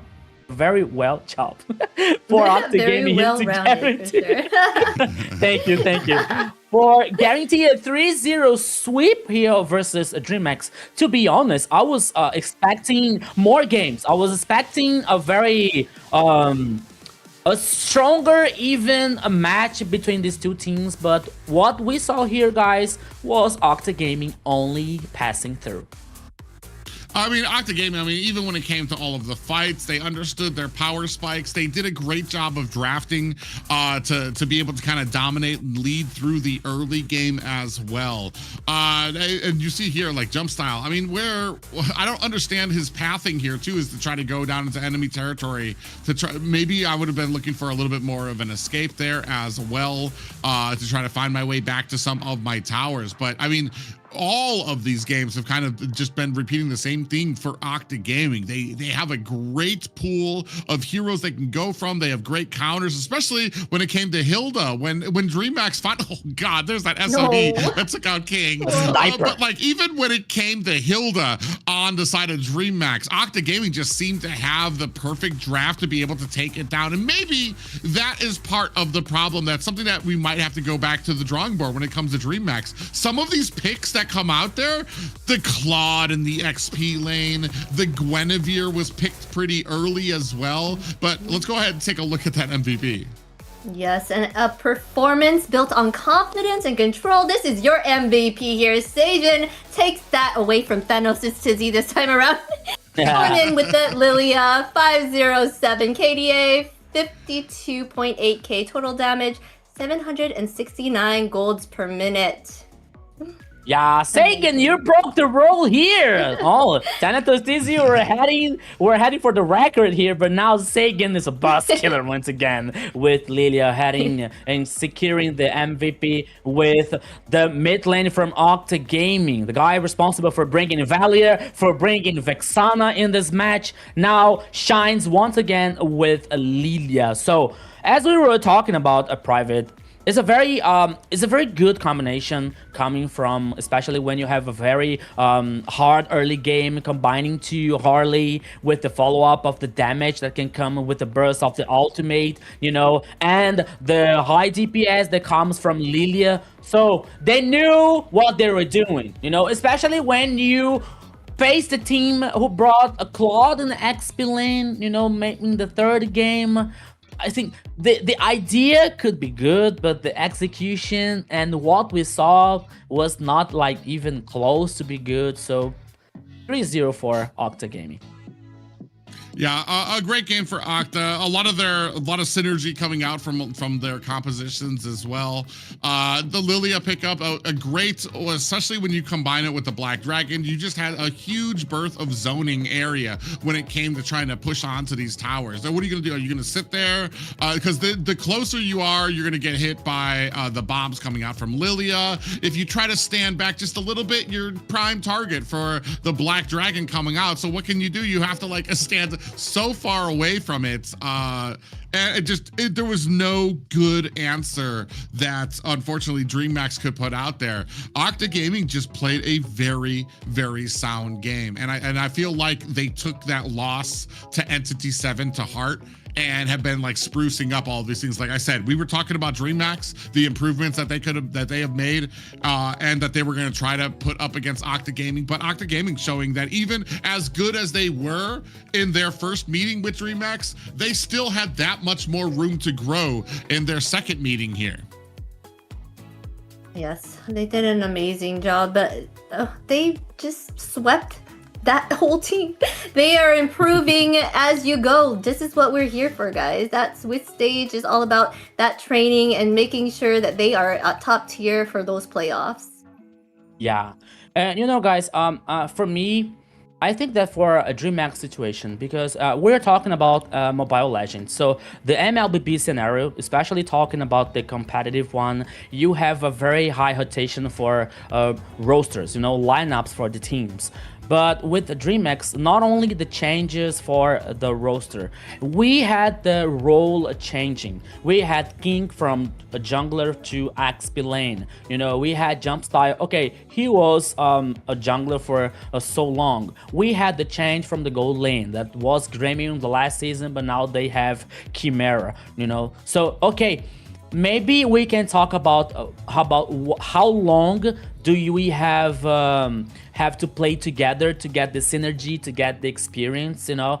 But for Dreammax, maybe this high rotation of players, of like role swapping, I think that they need they have to find a way, they have to find a team and start playing together, you know, because for a tournament like AMER, for example, when you need time, maybe this time can be over as soon as you think. So you have to think about it. You have to have a project, that you have to have a lineup that can play together, that they can have the synergy, to play very well. Once again, Dreammax is a very traditional organization. They are very good. It's a very hot one of the champions here in AMER, in the South region, you know. But in the last seasons, it's like a roller coaster. There were some championship that they were very high, that the other ones that they are very like not low, but in the medium average, but I believe that for Dreammax, they don't want to be minimum. They don't want to be average. They want to be the top. They want to be champion. So they have to get this idea and this planning for having a lineup and playing together for so long time. I kind of feel like there's also something to be said about some very, very strong picks in this meta, some very strong picks for draft that maybe don't need to be the first pick, that can be countered a little easier than some that you know of. Hilda does, I mean, we don't see her often making, I still think she's a big priority in the meta, but there's certain things when you pick her early, you leave her open for counters out there. I feel like Hilda is a very one-dimensional type of hero that it's high risk, high reward. You're really betting on the game to go a certain way, and if it doesn't, Hilda's going to be the first one to suffer. Other things too with the Gwen. I feel like that Gwen pickup, especially in the jungle, there were a lot of mobile heroes picked out by Octa Gaming too, and that's not really where Gwen shines. So you want to be able to get the stun down and hopefully come in with Gwen on a secondary where the enemy's either slowed or stunned or something like that, to make it easier for the Gwen to land a lot of those stuns. They went up against the composition where I feel like half the roster had a dash or something that they could use to be able to get away from Gwen. And these things have to be kind of on your mind when you're drafting certain things into that too as well. And then of course, as I kind of brought up ad nauseum, I feel like we kind of reached a bit out far of the box just for the sake of being different and hoping that that difference on its own strength could maybe cause some type of upset. But when it comes to a team like Octa Gaming, Entity 7, some of these other Alpha 7, things like that, you're not going to win a game by frazzling them. These guys have composure. They know how to be patient. They let things like the Zushin pick through because they feel confident in their ability to get to that super late game and be able to take care of it. So they're just, I feel like it's just going to be back to the drawing board. And you brought up the perfect point too, being able to play together to get that synergy that you need. It's not an easy thing to be playing one role for an entire season, understanding that, getting the depths, the little things that you need to understand that role, and then being like, okay, now they're putting me in at something different, and you have to relearn everything about that. Your priority changes. What you take from seeing on the mini map changes how you react to things like that. So it's something that's it's going to be some growing pains. But like you said, a strong team with a lot of history here in North America. Unfortunately, just Octa Gaming this season have been put together. They are a monster right now. Yeah. Yes, For me, they are a monster. Go ahead, say what you need to say. No, I was thinking like Private was very surgical in his words about like, especially when he was talking about like planning the drafts. That could be, that is a very special situation because we are talking a very high championship level. We're talking about AMER South. We're talking about the best teams in the South region, you know. And when you work and when you talk about drafts, when you play against Octa Gaming, when you play against Alpha 7, Influence Rage, you know, like, okay, the idea to think out of the box, to think differently from the others, it is a good thing, you know. But if you go too far with this innovation, with these new things, you know, maybe when you work something out of the meta can be not so good when you're facing these hard teams, you know. Because for example, we were talking about Sagan's picking Valor. So Sagan picked Valor in the first game. He picked in the second game, you know, in the second weekend. So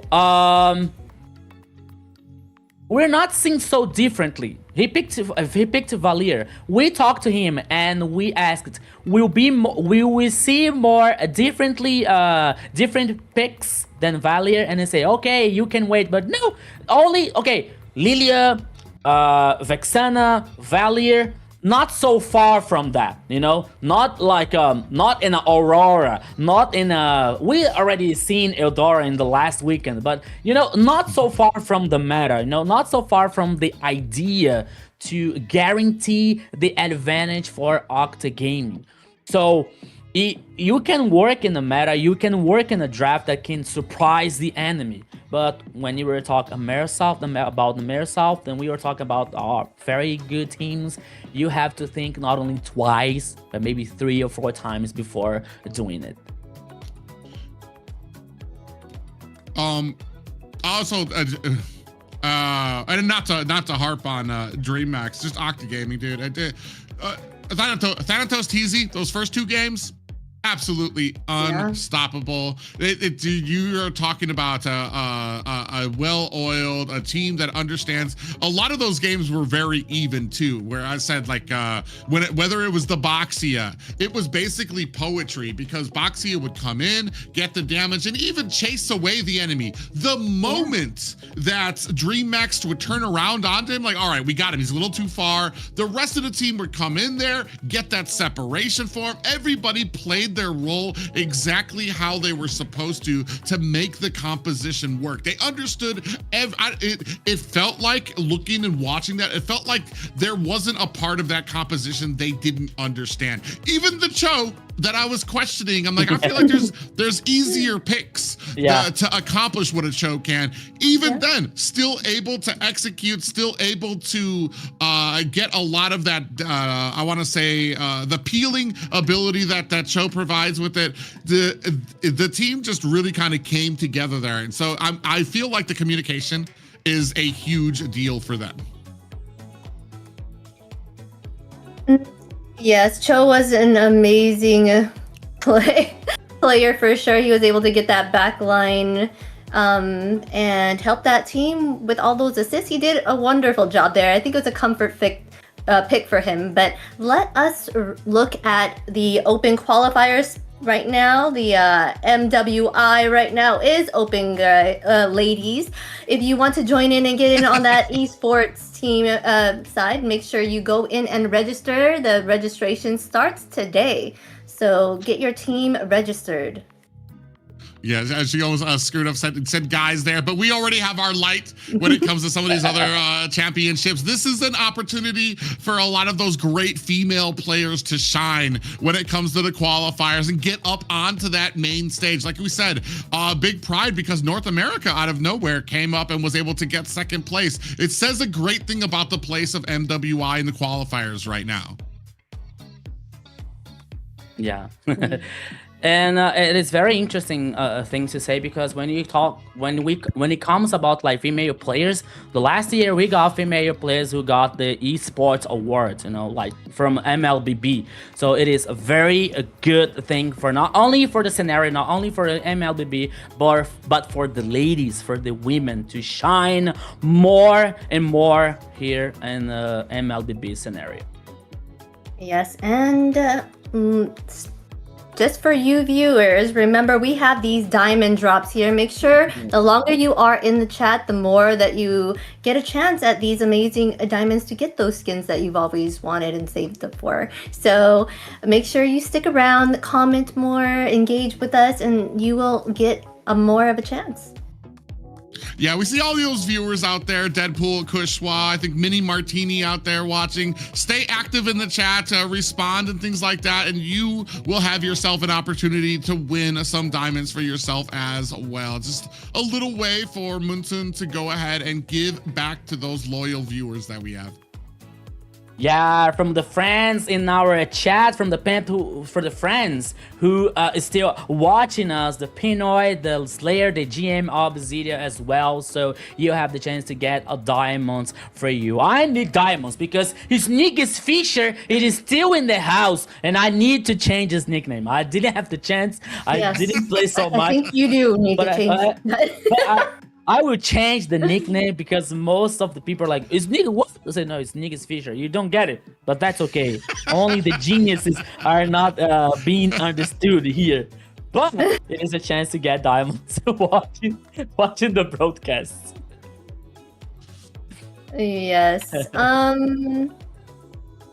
Well, guys, make sure that you follow us all over the place, please.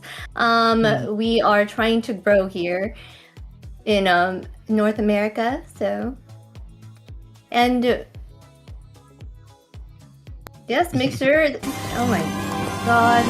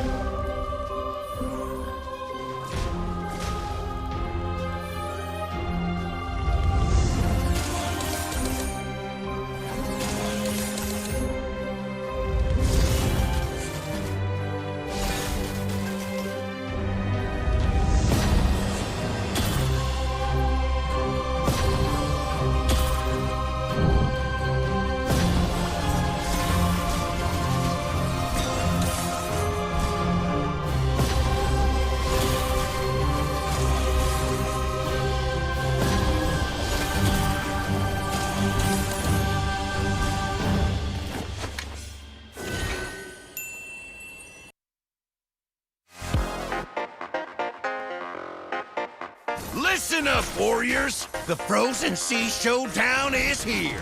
8 Francos, 2 sides. Ready your hooks. Well, the rules? Real simple. Hook 'em over, then bash 'em. Or hook 'em back and stash 'em. Remember, kills will make you stronger. More kills, bigger targets, so swing those hooks. More kills, better hook, so wipe off their looks. Crabs in the river, hook 'em. Reel 'em in for new skills. Stun. Magnet. Reflect. Chests in the cave, hook 'em. Reel 'em in for new skills. Team heal. Team super hook. Crazy ults, total chaos. Triple hook, recall hook, trick hook. No equipment to buy. Auto upgrades for all. Take one down, get your hook back. Hook, kill, reset, repeat. Hook till you can't hook no more. Remember these words. Hook, kill, reset, repeat. Hook till you can't hook no more. Hooks ready? Let's go!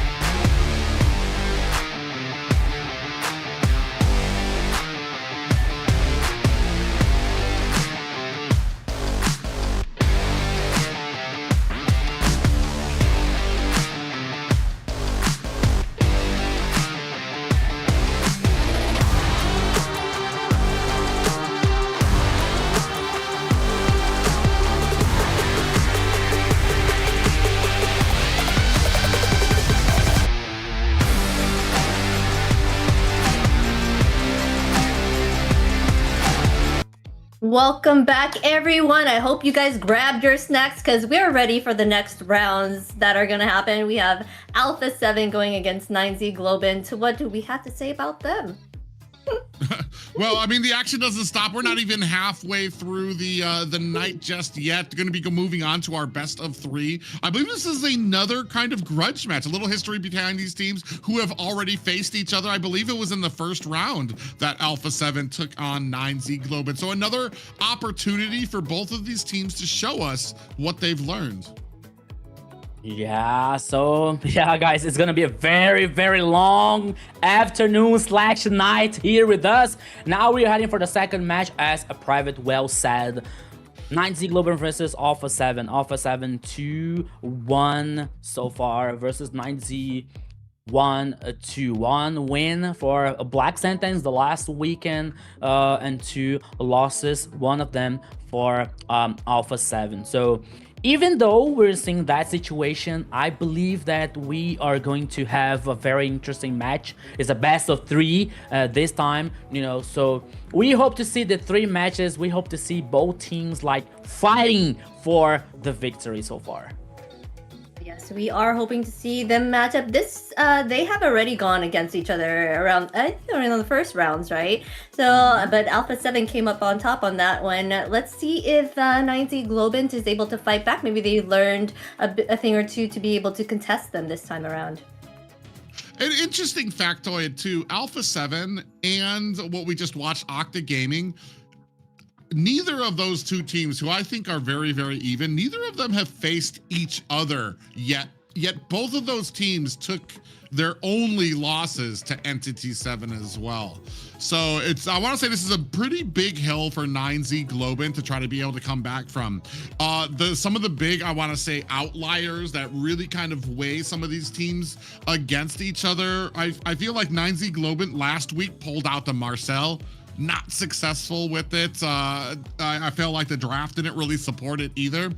Where on the side of Alpha 7, they're one of the few teams that we have in the South that has been super successful with the Marcel pickup, doing very well to combine it with, I believe it was the Terizla, Chang'e, and Guinevere with Marcel. The CC coming out from Marcel with that golden hour really made well for a lot of those pickups as well. So 9Z Globant, it's another one that kind of stands on the side, just like when we're talking about Dreammax, that we need to make sure that our drafts, we're thinking about our drafts and then the early game. I feel like for some reason, the early game from some of these teams they feel like it's something that can be, I feel personally, the early game is a priority in your draft. How do we affect, how do we get through, how do we dominate the early game?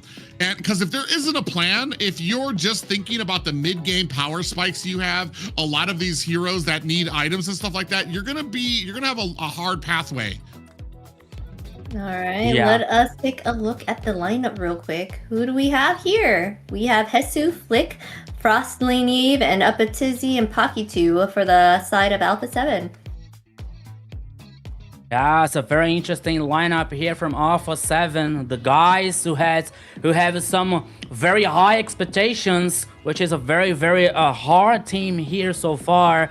They have to prove themselves that they are able to be one of the champions, to be the champion here of AMER South, with 2 imports, Hesu and Flick, Frostlane, Upatizzy, and Paquito, who came from Influencer Rage, but now we're heading for 9Z Globant's lineup.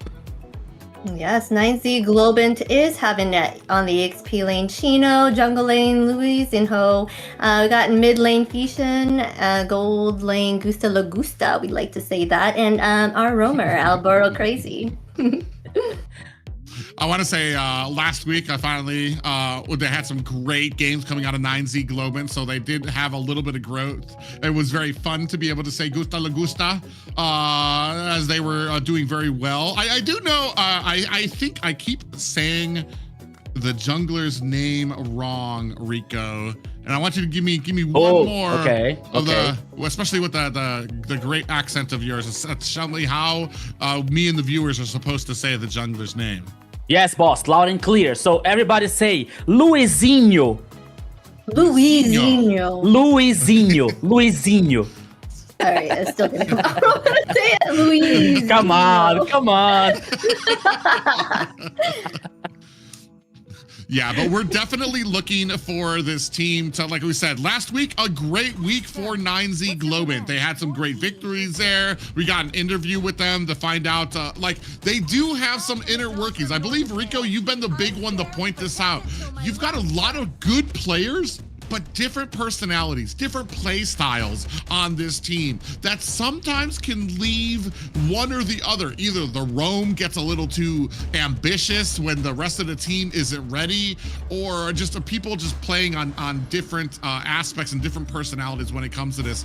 Hopefully here, they've kind of begun to mesh that together, it's to synergize that together against a team like Alpha 7, who I want to say has had some very interesting drafts and things that they've been able to figure out. They've been one of the funner teams that I've liked to watch, especially when it comes to them being able to counterpick. Yeah, and I was checking here actually, because you said about like the last match from 9Z versus the Black Sentence, but surprisingly, the Marcel, he was very good actually in Alboro Crazy's hand. You know, he won the game, and you were talking about like how he fixed in that composition, but especially for the disengage situation, you know, because we used to see Marcel like playing forward, aggressive, especially playing with the second skill and this and his stacks of the buff, you know, like to get this crowd control. But we are not able to see this Marcel like aggressive one. But in the last game for versus Black Sentence, Alboro Crazy brought Marcel in the first game, and they were really, really good. Alboro Crazy always like getting a very well use of the golden hour to benefit the team, to benefit the execution. It was a very, very good thing to see. Question: was he using it with the trio like everyone else, the Guinevere and Trizza, or he just brought his A game with the Marcel? It's a completely different style. I remember it now that you're saying it. I remember it was mostly used to help secure a lot of escapes. If one of the teams got into a hairy situation, Golden Hour would come out, freeze the enemy out, help 9Z Globant create that distance to be able to get away. So it's two different kind of play styles, especially Alpha 7, like he was talking about, the more ambitious. They're gonna send Marcel out to set up these ganks that they want. Whereas 9Z Globant, a little bit more passive. They played on the back foot. They allowed the enemy to come, try to maybe waste some abilities, and they were able to freeze them out. Another priority Boxia pickup here. This time though, 9Z Globant, so waiting to see what Alpha 7 has to answer with. And if it's anything, they're gonna need to be very careful if this Boxy is gonna be played anything like what we saw from the last series. They got the carry here with the Kalea here, but Sora's still open as well. So I wonder if they're gonna pick that up on this side of 9Z, but carry is that shredder that will take them out in the late game. But if she's handled in the beginning, then they're just gonna have a harder time, right? Yeah, and I remember here, and for the last time that Alpha 7 faced of 9Z Globant in AMER South, the first game, they brought Kalia in their composition, you know, and that was a victory for Alpha 7. So maybe 9Z has a plan to deal with it, but we know how strong is that pick, how strong is the pick in Paquito's hand, as we seen him playing, as we know that he is aggressive one. He likes to go through, he likes to play forward, you know, so 9Z here has to take care about that.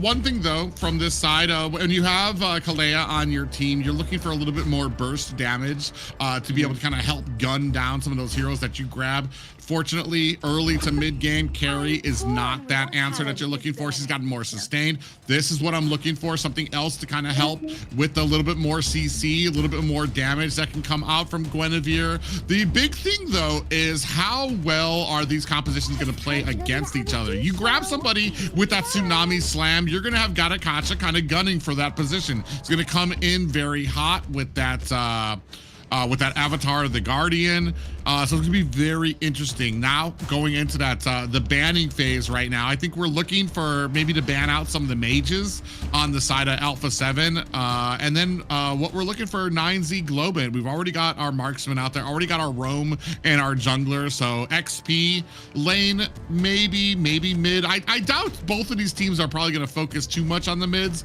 or do we just go ham and just ban every single mid that we can think of so that nobody has anything left? We're there. They're going with that. What did you say? Taking out all those mids. Yves, Lunux, Lilia, Zushin, Bai. They're making sure no mid is available. But ZTN is out, right? They still have that option. ZTN. As well as Valentina. Valentina, Kimi, it's another option here.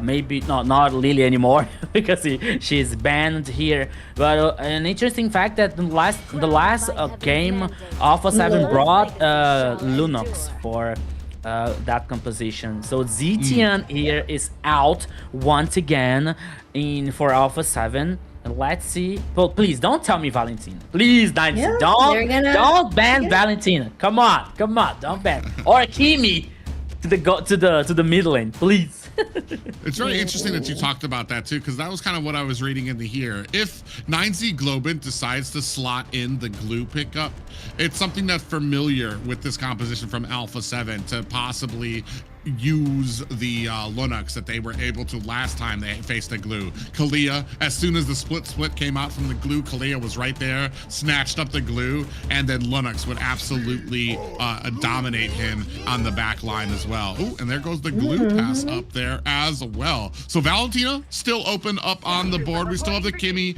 open for that mid lane as well. And there you go, Paquito or Alpha 7 gonna go ahead and scoop up that Kimi pick.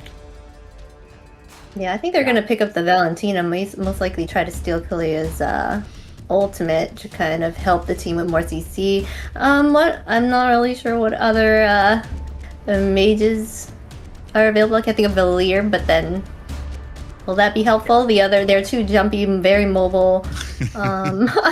Really? I No believe here. that 9Z here, to avoid any kind of trouble, they are going to pick Valentina and Sora at the same time.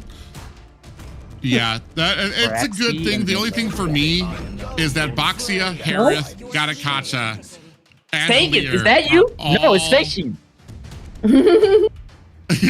Okay. With Valir, Zeshi once got a again, little bit of a makeup there, but no. This is 4 magic damage dealers on the side of 9Z Globant. So that'll be very interesting to see if that's not something Alpha 7 can kind of work around. They do take a little bit of time to really kind of come into their own. I agree with you, Xena, though. When you're talking about a Valir pickup, this is kind of a mobile draft that you have coming out from Alpha 7. So I wonder if the idea wasn't about being able to hit them as a Valir, but to be able to use that Vengeance Flame to get out of a possible pickoff from Kalea to helpfully get him down to that back line. And, ooh, here we go. Lapu Lapu pickup for the side of Alpha 7. yeah. All right. So compositions here are finished with both teams. Let's see what is going to happen. Akimi versus Valir in the mid lane here is going to be a very interesting matchup here, especially from Valir. That it depends of the skill shot, especially. So let's say the fishing has the aiming, that he has a perfect aiming for it for using Valir here. Gusta with Harriet in 9Z's composition, so here comes with a very high magic damage. Luizinho to compensate here with Baxia. We have a Fulvius. So I think that the idea for 9Z, it is to roaming so fast to the objectives when you have Fulvius and Baxia. You know, so Fulvius is a very strong even in the early games here. So the idea, and at least in my point of view here, it is to trying to getting these first objectives, especially the turtle ones, to get to play as even as Alpha 7 as they like to play aggressive. So let's see what is going to happen. All right, ladies and gentlemen, we're going to be stepping back into the Land of Dawn for our second series of the night, featuring Alpha 7 taking on 9Z Globant. This one, ladies and gentlemen, is going to be a best of 3. Yes, the best of 3. Here is the second match of the day. Welcome to the Land of Dawn. 9Z Globant versus Alpha 7. Alpha 7, 2 victories, 1 loss. 9Z Globant, 1 victory, 2 loss. So let's see what is going to happen. Let's go, my friend. Yeah, I'm very interested to see how this Valir can be played into it. The most obvious targets will be Flick when he goes in for the Violet Requiem, or Hesu when he comes in. Another pop-up, actually 2 pop-ups land there onto 9Z Globant, and you can see already healing coming out from Malburo Crazy. But as I was saying, the 2 main targets for Valir to be able to hit in my head are the Guinevere when they jump on somebody, or it's going to be the who was the I believe it was the mage for the side of Alpha 7.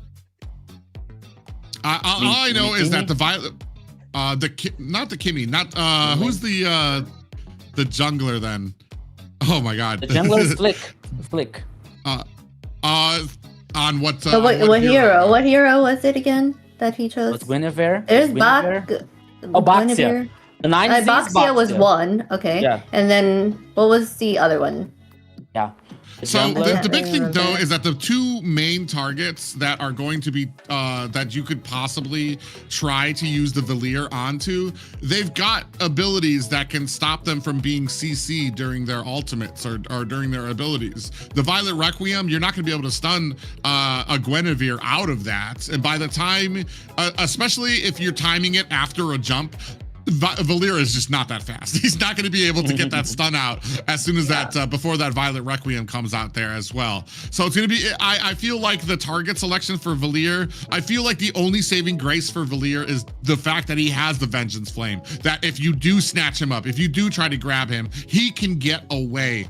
And there's kind of a little bit of a scaling issue on 9Z Globant's part too as well, where a lot of that roster, a lot of those heroes are waiting for items, waiting to kind of get into that mid game. I feel like Avillier's choice, I guess, from maybe their thought process was the fact that they want to try to slow down these movements, right? So, well, good luck on these matches. Yeah, that's a good point. That's a good point. But for me, I still think that for Guinevere here, you were seeing a Burrow Crazy like trying to cause trouble in the purple buff for Alpha 7. But even though I'm thinking about like a Flick having some troubles trying to pop up versus Luizinho here in the Boxia, or Augusta Lagusta with Harriet that has a dash, so it's not a very high mobility composition from 9Z Globant, but Flick has to take care about like the targets that he can jump to guarantee a kill or some kind of advantage. Yeah, that's an interesting point too. And now that I'm seeing the draft out here, Hesu was the second one I was thinking of. If you try to go ahead and get the stun or flames on a Hesu, he can just go use that ultimate and a bravest fighter stance and be able to get out of it. Turtle gonna be cleaned up. Luizinho gonna pick that up very easily for 9Z Globant. So there are weaknesses on both sides. Speaking of which, Hesu does go down there as well. Paquito on the back end might be taken out. Has to use the flicker at the last moment to get underneath his tower. Flick gonna be able to jump back to get to safety as well. First blood going to 9Z Globant. Yeah, there's a power trinity here that I was talking about. Like when you have the Getoch Kaka, when you have the Luizinho playing with Boxia and Fovius, these objectives, at least in the early game, are very strong for 9Z Globant. First blood for 9Z Globant in Chino's hand. That is a very interesting start from 9Z Globant. Yeah, I do kind of like 9Z Globant when you figure out that there's not great targets for Alpha 7 either. Flick's gonna have, Avatar the Guardian comes out. Paquito gets caught there, is taunted down as well. And a tsunami slam, but El Burrow Crazy comes in, finishes the job. That's gonna be 2-0 lead for 9Z Globant. But as I was saying, the targets, and right there, perfect example. We don't have great targets to be able to latch onto 9Z Globant. Other than Fashion, who you're not gonna be able to grab because of Vengeance Flame. Everybody else is going to be dashing around or too tanky for you to really want to grab onto, want to jump onto if you're Flick on this Guinevere as well. So I feel like both of these teams are trying to push compositions and winning scenarios that aren't realistic for the enemy team either. So it's going to be an interesting game as we continue on here. But right now, 9Z Globant with a firm lead of 2-0. Yes, and I agree with you. There was a very clever play, but now in the mid lane here, we're seeing some troubles. We're seeing some fights, because when Flick tried to jump over a Fashion, he used the Flame of Vengeance, and so he escaped. Oops! Wow, I just saw 3 men get popped up over there. Alpha 7 in trouble. Chino finds a kill on the Flick. Now trying to turn it around. Fashion takes down Paquito. Hesu in trouble. The damage ticks down onto him. That is 3 members down for Alpha 7. 9Z Globant opening up at the 5-minute mark with 5 unanswered kills and 2 turtles. It's burning! It's burning, Private! It burns to the death here for guaranteeing 1 more kill for 9Z Globant. Another turret, another turtle, sorry. 2 turtles for 9Z Globant so far. Go lead, already heading for 3K for 9Z Globant. A very strong early game. Alpha 7, what will you do in that situation? Right now, this is a perfect start for 9Z Globant, because I feel like the longer this goes on, the stronger they get, especially with the matching. Avatar the Guardian comes out, Tsunami Slam does not protect them. 9Z Globant with another kill there. 3 kills for Fashion, 2 for Chino. 9Z Globant are on a roll right now. You know what? Paquito knew that situation because he sent an emoji despite that situation. I think that he didn't know about the other two players from the follow-up, you know, but he knew that situation. I think that he could escape, he could play safe, but once again, one more kill for 9Z Globant, and now Goose. Oh my goodness.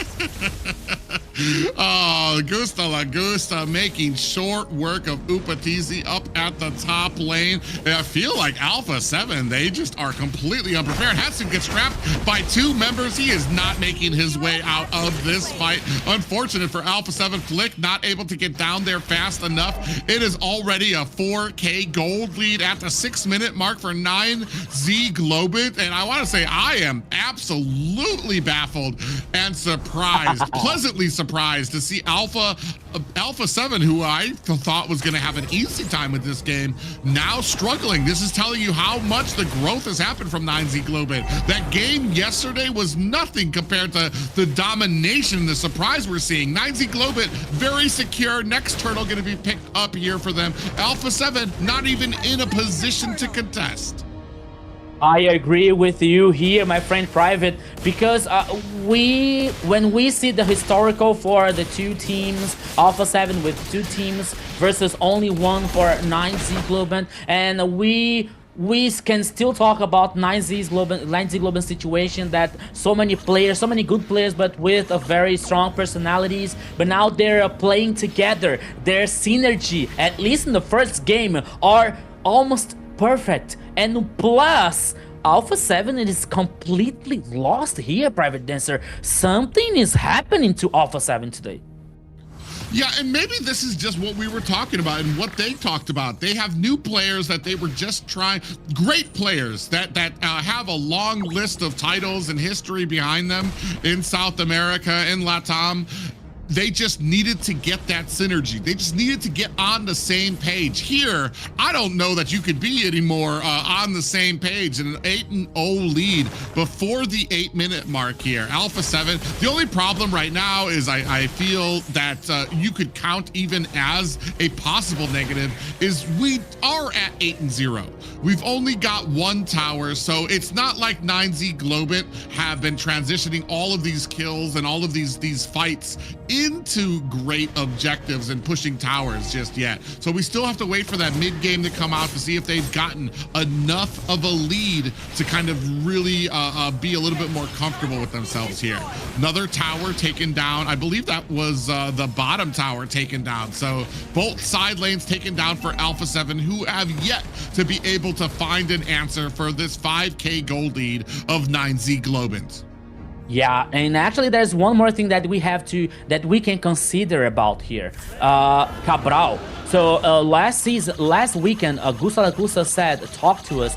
They have the BL as a coach and Cabral now to the team, to the coaching staff, you know. And Cabral was the coach for Alpha 7 from the last 2 seasons. So Cabral knows the team very well because so far only Paquito wasn't in this lineup. But Hatsu, Flake, Upatizi, Frost, they were in this lineup before. So Cabral knows them very well. So maybe can be one of the things, one of the reasons that 9Z is playing so well versus Alpha 7 so far.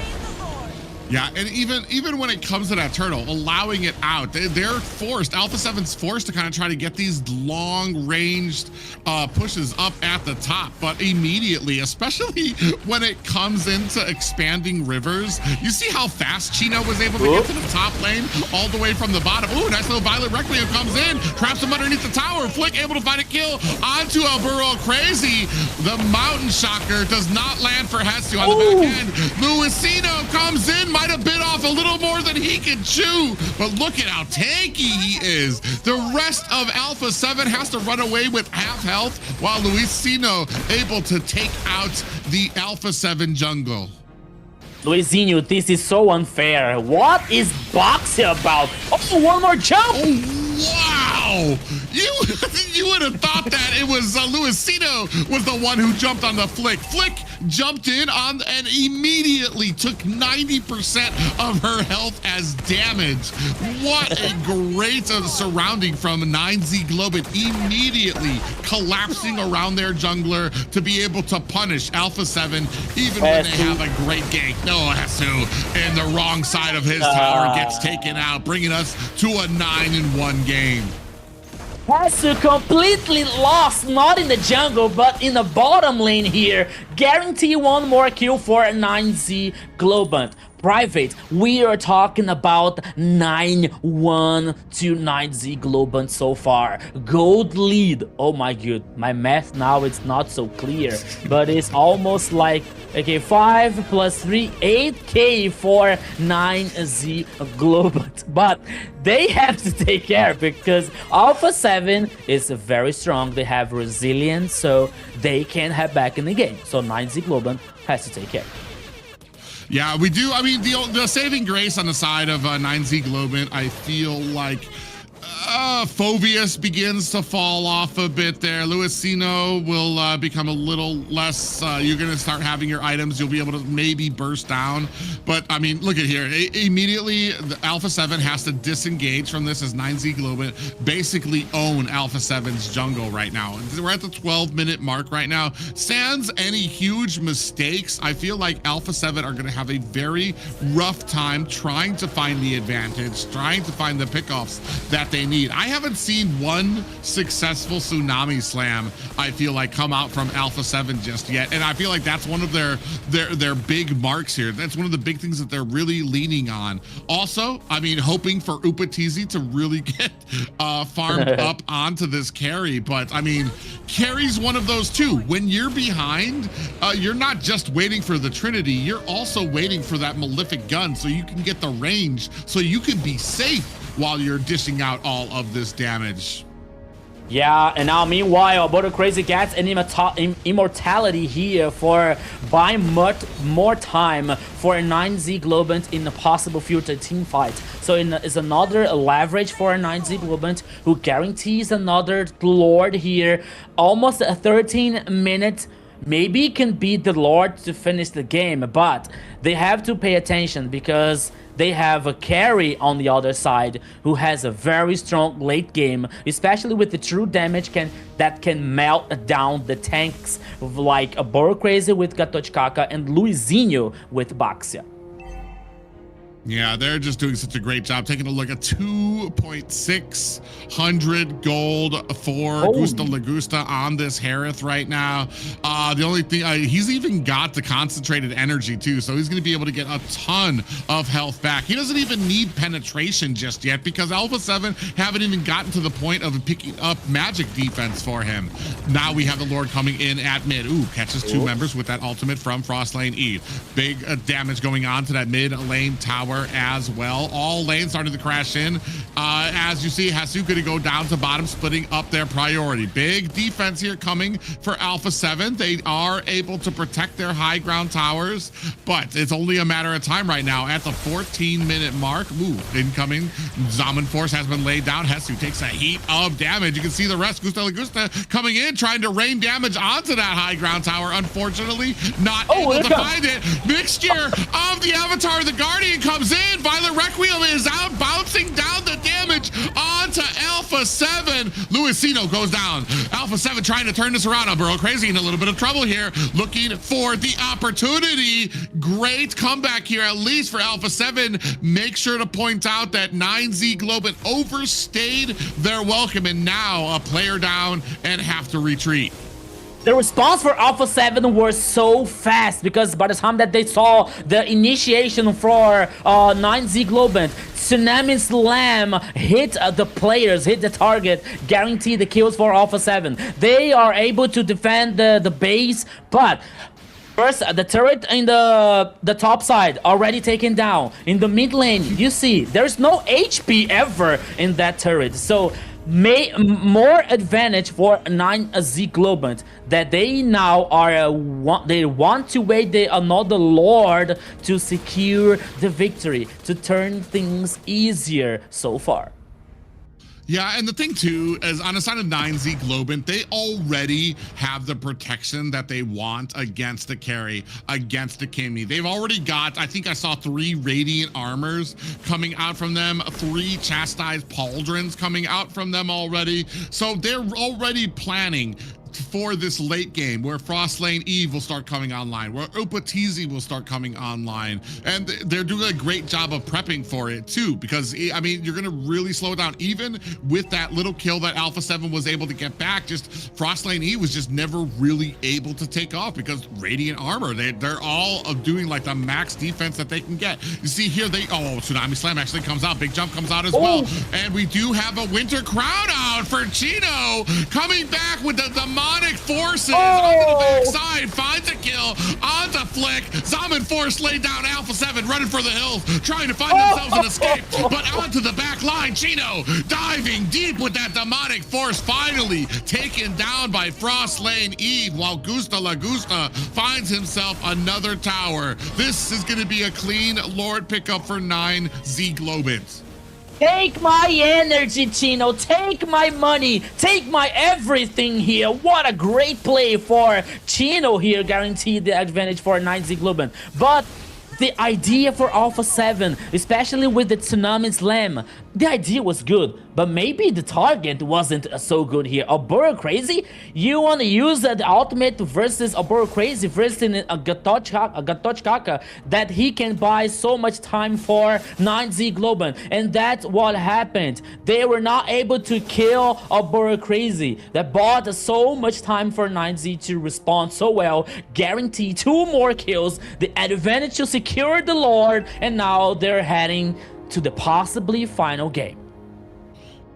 Man, I mean, you're looking at this, the gold leads firmly, almost a 3K gold lead there for Gusta La Gusta, has the penetration that he needs, almost a 10K gold lead overall, 12-3, Alpha 7 found themselves on the wrong side of an angry 9Z Globant, now charging in through mid lane, minions at the bottom lane as well, Lord starting to hit down onto the tower, Hatsu in the back line taking a heap of damage from Chino, he's gonna use the Winter Crown, is that gonna be enough? Flick gonna dash himself to safety, the rest of damage onto the core. That is a dominant victory for 9Z Globant.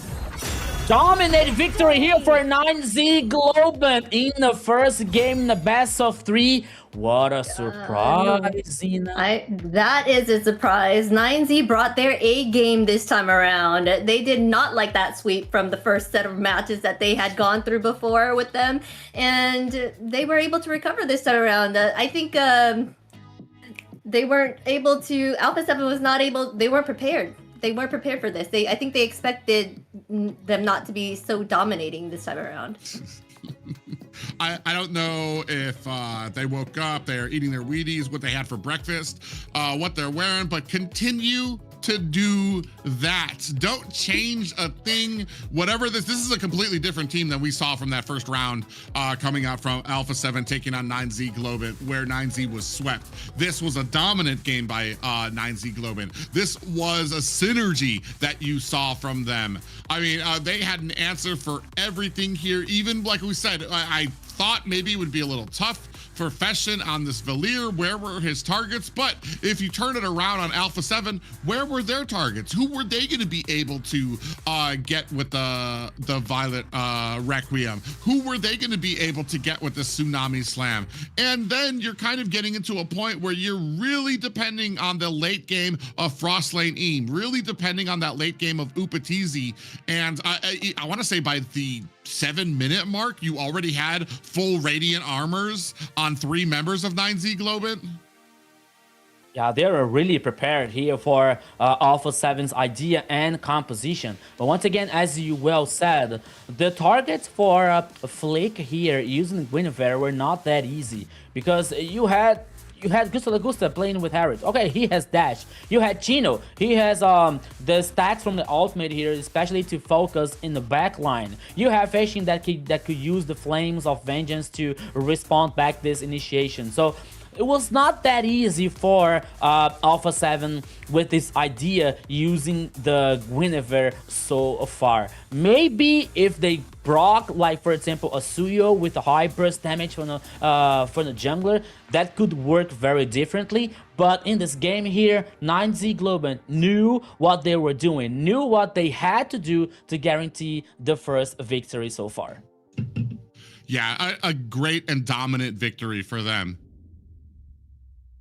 Yes, for sure. They were very victorious there. Valir, I just have to say, we were saying that Valir may not do much here, but look at this. But Valir went in ahead and took gave that additional CC and extra damage right there.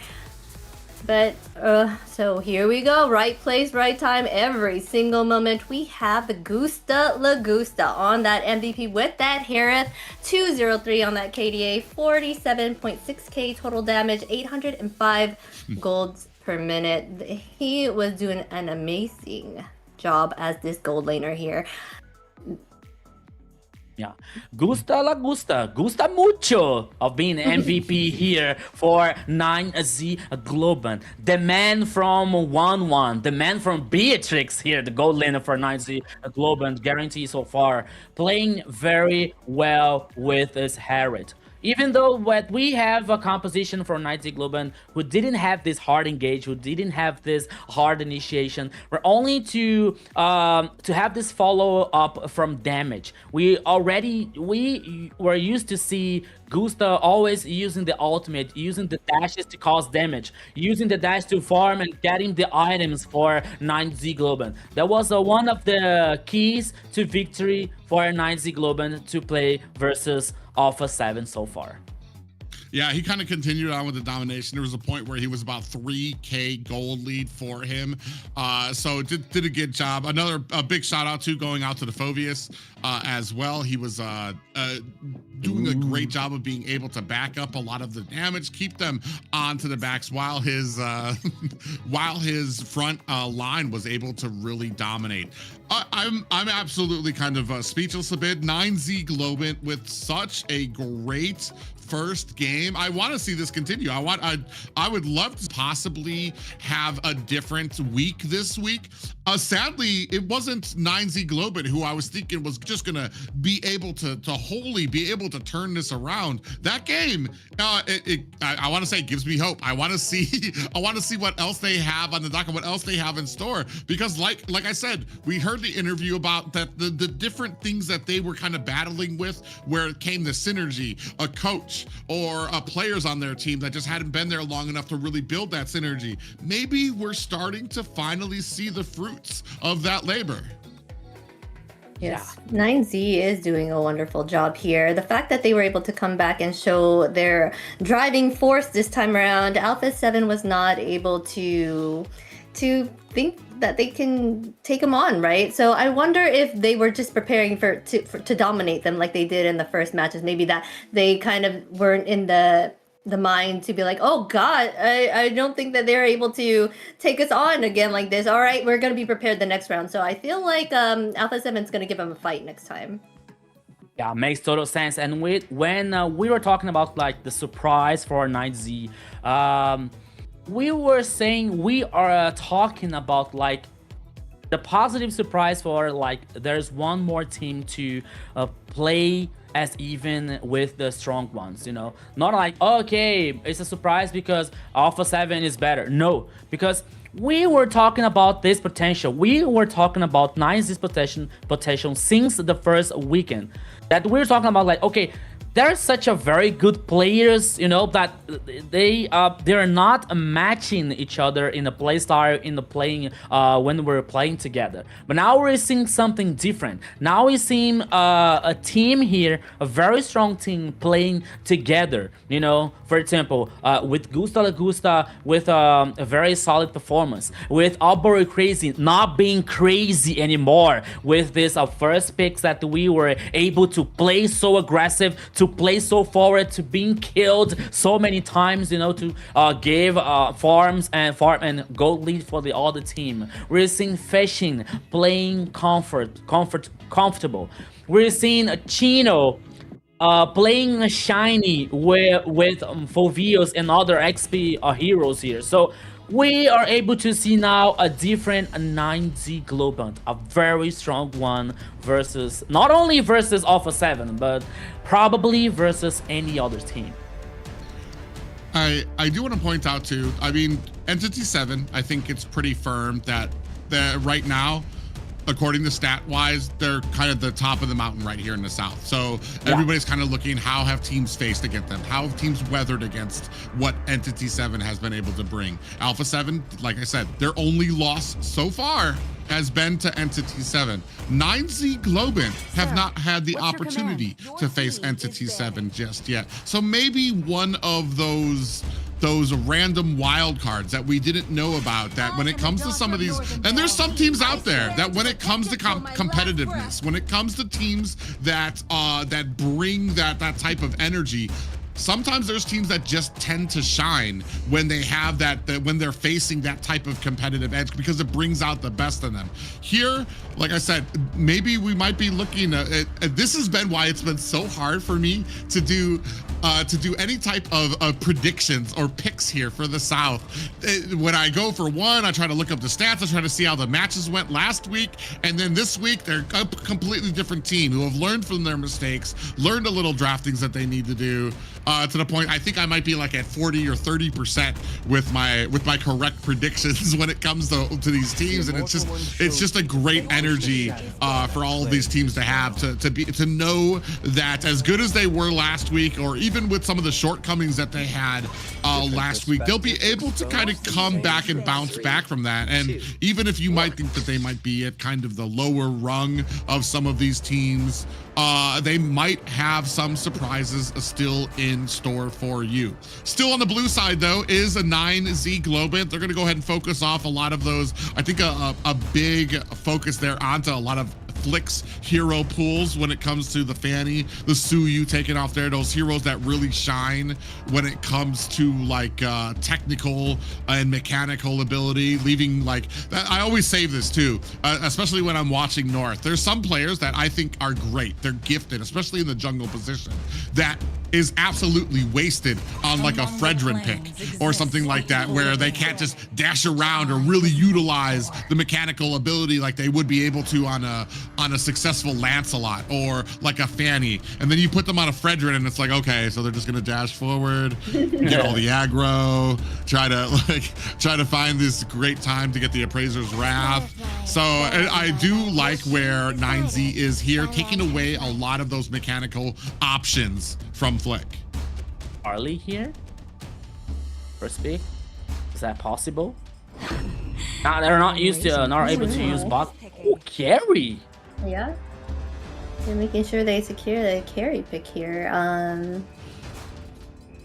Alpha 7's banning out that Marcel. You said 9Z was the one that was doing well with that Marcel, right? Yeah. So they're just making sure that that's not happening again. Apparently here. It's a new 9Z Globant here. Now,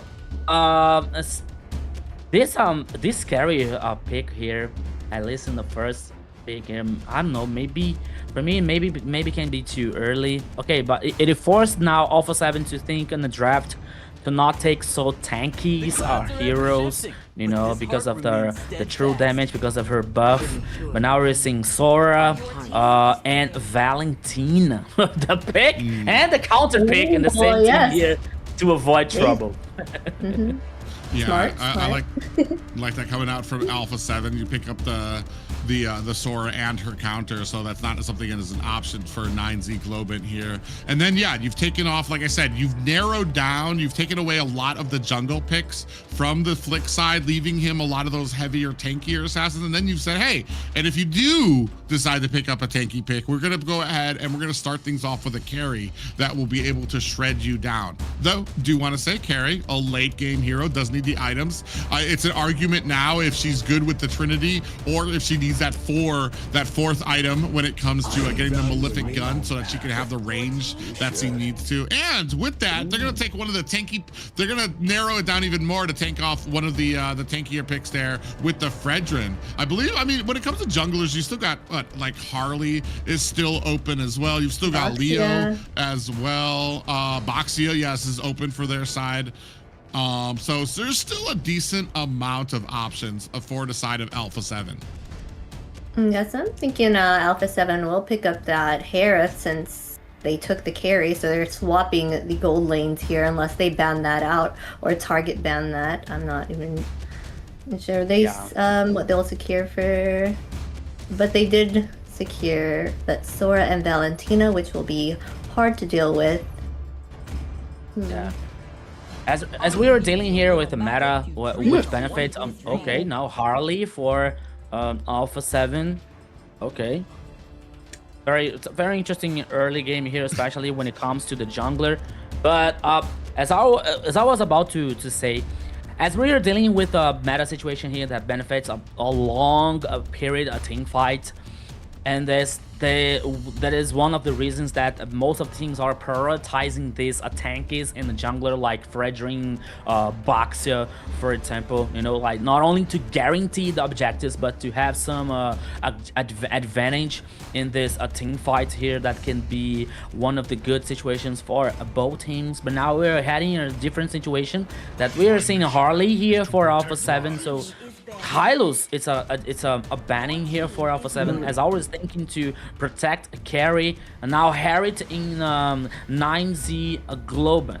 Arlott here, probably to the XP lane or a roaming, who knows, to get a very interesting knock up here from other players. But now it's not going to be very easy for him. When you're facing Harley with the teleportation, when you're facing Valentina with the dashes, so he has to take really care about that. Yep, is the last ban here for Alpha 7. I almost feel like it's almost easier for an Arlott. Once he gets that mark onto you, he's going to be able to dash to you regardless if you're coming in with a teleport, regardless if you're Valentina who's dashing back and forth. Arlott's still going to be able to close the distance onto you.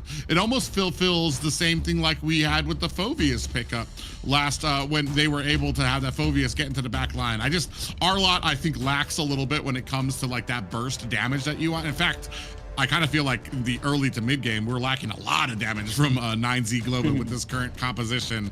Harley, I feel like doesn't have a great selection of targets he can really go with, except for possibly the carry.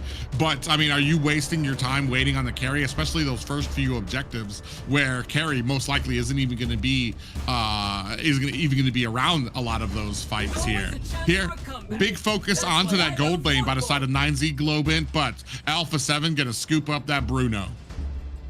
Yes, they were able to scoop out the Bruno. I noticed that they were trying to target ban there, but I knew that they'd had that Bruno open for sure. Harley, I feel like he is going to go for that carry to make sure they don't have that late game at the end, so Bruno can shine if they end up going there, right? So,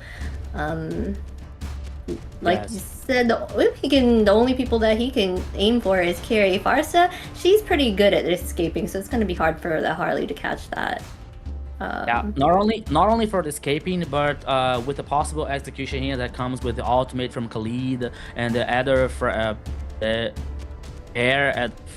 strike here, the ultimate for Farsa, that can be very interesting. And I agree with the idea that Arlott, when they marks at someone, he regardless any kind of a dash or some situation like that, he can chase the enemy, he can track the enemy, you know. But if he marks, like for example Harley with the teleportation, and if Harley heads back to the rest of the crew, I think that Arlott is not gonna have this damage enough to take down, you know, so he has to take care about that situation too. Yeah, but ladies and gentlemen, we are locked in here. 9Z Globant looking to continue the domination from that first game. Alpha 7 has to be very quick about their thinking. This is the best of 3, so there are no room for mistakes. Next game could possibly, or this game could possibly be the point to win this series for 9Z Globant. Yeah, the last pick here for Alpha 7 comes with a Paquito with a Badang. I hope that Badang comes with the skin for Saint Seiya, please. Meteor of Pegasus. Now we'll see with both teams here with the compositions. Okay, 9Z Globant has the advantage here. That's 1-0 in the best of 3. But for them, I absolutely, I'm totally sure that they talked about, okay, let's get for the safest way to try to guarantee 2-0 here. I'll finish early, you know, because it's versus Alpha 7. So if Alpha 7 has backed in the game, they feel confident to reverse that situation. But ladies and gentlemen, once again, welcome to the Land of Dawn. Second game here from the second match of the night. 9Z Globant versus Alpha 7. 1-0 to 9Z Globant. Let's go. You mentioned something about Chino maybe getting dragged into the back line as an R-lot, and my thinking is, depending on how fluid you and your team is with the synergy, Chino gets to the back line of the enemy. If he can final slash that entire group of them, then you possibly have Alburo Crazy coming in with the Raging Sandstorm. You have a great set potential to hold the enemy down while Feshin is just raining down feathered airstrikes. There's the potential there for them to be able to kind of answer back, but we're gonna see if 9Z Globant can continue their winning ways. Alpha 7, I mean, I want to say first game surprised them. Here, I'm hoping to see, I feel like there's gonna be a lot more respect here coming out from Alpha 7. Oh, Paquito with the gold armor. Yeah, it's a very beautiful skin here for Badang. Well choose, my friend. But now we are heading here for a 2v2 situation. Mid lane here and roaming on each side here, trying to cause this pressure, especially to get advantage on the river and domination and information here. But now we're crazy. Oh, he was able to take some damage, but now with the sands here of time, he is regenerating himself and gains more time for 9Z Globant. The first turtle is heading on the upper side here of the river. Both teams are concerning to reach level 4 as soon as they can to get the first team fight.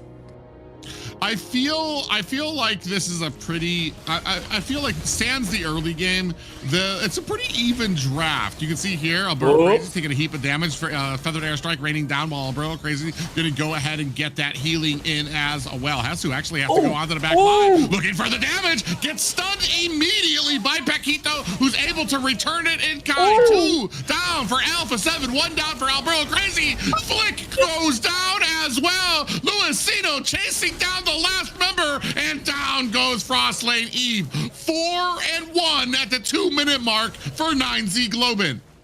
What a disaster here for Alpha 7! Private Dancer, they lost the turtle. They lost 4 members of the first team fight here. And 3 kills for Chino with Arlot. Luizinho guarantees the first one. Everything went so well for 9Z Globant so far, at least in the first team fight.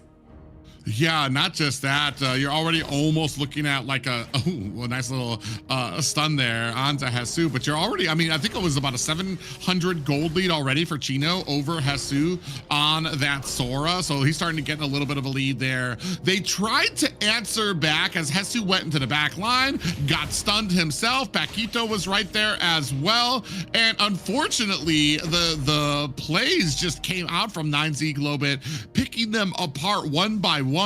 And unfortunately, Flick just not having a great game right now. I feel like 9Z's actually done a great job of being able to isolate a lot of the picks that Flick really shines on. He's still done very well as a jungler with many of these picks outside of those, but he doesn't carry the same, I want to say, the same riz on the Harley that he does with the Suyo, or that he does with the Fanny as well. Right now, 11K to 10K, 4-1 in favor of 9Z Globant. Yeah, I agree with you. And even though because Flick here, the situation for Flick, I'm sorry, is not that easy because he's playing with Harley. You know, okay, Harley has the potential for burst damage. Harley has the potential to get a flank, to get a backline, for example. You know, but for a face-to-face team fight, he doesn't have any kind of advantage. He doesn't have any kind of a situation here that can benefit. So it's not that easy. Oh, ultimate in front of Paquito. Yeah, Paquito's gonna have to get out of there. Great zoning ability coming out from 9Z Globant. Now trying to cut out. Oh, final slash just misses both of them. In comes the raging sandstorm from Frost Lane Eve. IMU Chino in trouble. Mike gets taken down by that deadly magic. 2 on the board for Alpha 7 there, but they do lose a second turtle to 9Z Globant. Just because I said it. It's a caster's curse here. I was saying about like how hard can be the situation for Flick. He goes there and guarantee a kill for Alpha 7. Okay, the second total was for 9Z Globant. It's still they are in the front. Oops, once again. Yeah, bro, crazy is actually going to be able to get away here. I want to talk too about Chino sitting at 3-1-1 right now, having a great game as this R-Lot as well. And as we start moving out of these laning phases, as we start getting into more team fight territory, I think we're going to start seeing him shine with a lot of those final slashes, those flickers, to kind of get the team grouped. And we've been seeing a great positioning coming out from Fashion, getting these feathered airstrikes. Chino fighting it out with Paquito here on the bottom lane. Yeah, but even though now Alpha 7 is working with the macro. Oops! Okay.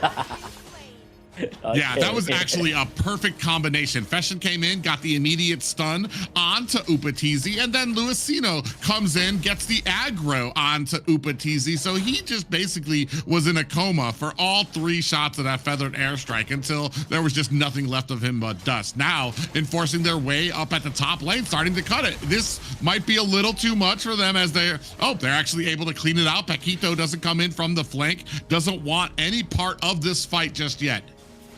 Yeah, they do the proxy here in the top side because I was about to say that how good the macro for Alpha 7 is still so far in this game. They were able to take down the turret in the top side here. But now, the turtle. Oh, let's go, my friend. Oh, yeah, we do have a nice big fist crack that comes in. A feathered airstrike does get taken down. Upatizi able to burst him down. Luisino able to grab themselves a turtle, and they're going to go ahead and disengage. They don't want this fight from Alpha 7. But as this is going on, I want to say there was a great job by Alpha 7 to push that top lane. And unfortunately, it looked like Chino had to ignore the top lane. He immediately ran down to try to help out with this fight, and you could see that tower up at top for Alpha 7 actually, or I think it was the other way around. Alpha 7 had to ignore it, and they took like a 50% damage onto that tower. Yeah, no, even though but for me, the situation is, even though Alpha 7 is working very good with the macro situation here, and we see the gold lead here, it doesn't go far for Alpha 7, you know, and it is not very interesting for them because as we see now the items, Corrosion Sight for carry, while we have the Has Claws for Bruno, the Genius 1 and the Glyph for Harley versus the Radiant Armor so far for Fredrin. They have different they have different roles, they have different purposes here in the junglers. But once again, the gold lead here not heading the way for Alpha 7, that could be a problem because we were talking about the carry. The strong late game here for 9Z Globant is about to coming up. But now, oops. Yeah, Feathered Airstrike comes out to provide that backup for Luisino. Ooh, Appraiser's Wrath goes very wide against Alpha 7. I think that's more or less just to kind of shoo them away from this fight here. But man, when it comes to the tankiness right now, I mean, a firm lead right now for 9Z Globant. Gold starting to even out. This is something that we talk about when it comes to like getting some of these kills and stuff like that. Are we enabling objectives? And if we're taking a look at this map, Alpha 7 has 2 towers that they've been able to get down despite being 2 kills behind. Yeah, so both 2 turrets now so far for Alpha 7. The first Lord here heading the upper side of the river. Alpha 7 has a good domination, has a good position here. It is going to be very difficult for 9Z Globant to try and do something to do the face check, but here it comes! Yeah, Luisino was dabbling around that bush there. Didn't want to go in there. The entirety of the team of Alpha 7 comes in, jumps onto him, are not able to get the kill just yet. Alburo Crazy trying to bait something out against 3 members of Alpha 7. You can see the rest of the team of Alpha 7 or 9Z Globant trying to back up, looking for an angle to try to get in or against this Lord really quickly. Already Upatizi on that Bruno just firing off rockets. They're just waiting to be able to find this good. Ooh, Alburo Crazy walks into a bush with 2 of them, but the Lord has been reset. Hasu takes a little bit of damage there from Luisino. On the back end, we have a fist crack that lands on the Chino. Final slash is out, but he takes a dangerous magic from Flick. Down goes Luisino. Alpha 7 have turned this around. 2 down for 9Z Globant. Now trying to latch onto Alburo Crazy.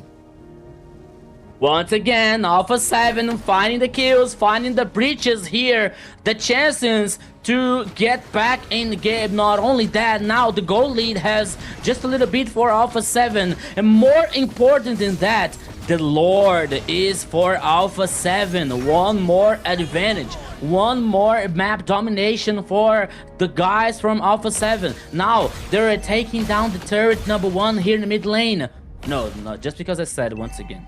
They are feather airstrike here to clean the minion waves. It is still standing up, but there is no turret number 2 in the top side for 9Z Globant. Almost 11 minutes here in the second game. That is a completely different than the first game here. Now Alpha 7 is playing forward, is playing confident, and they are heading for more.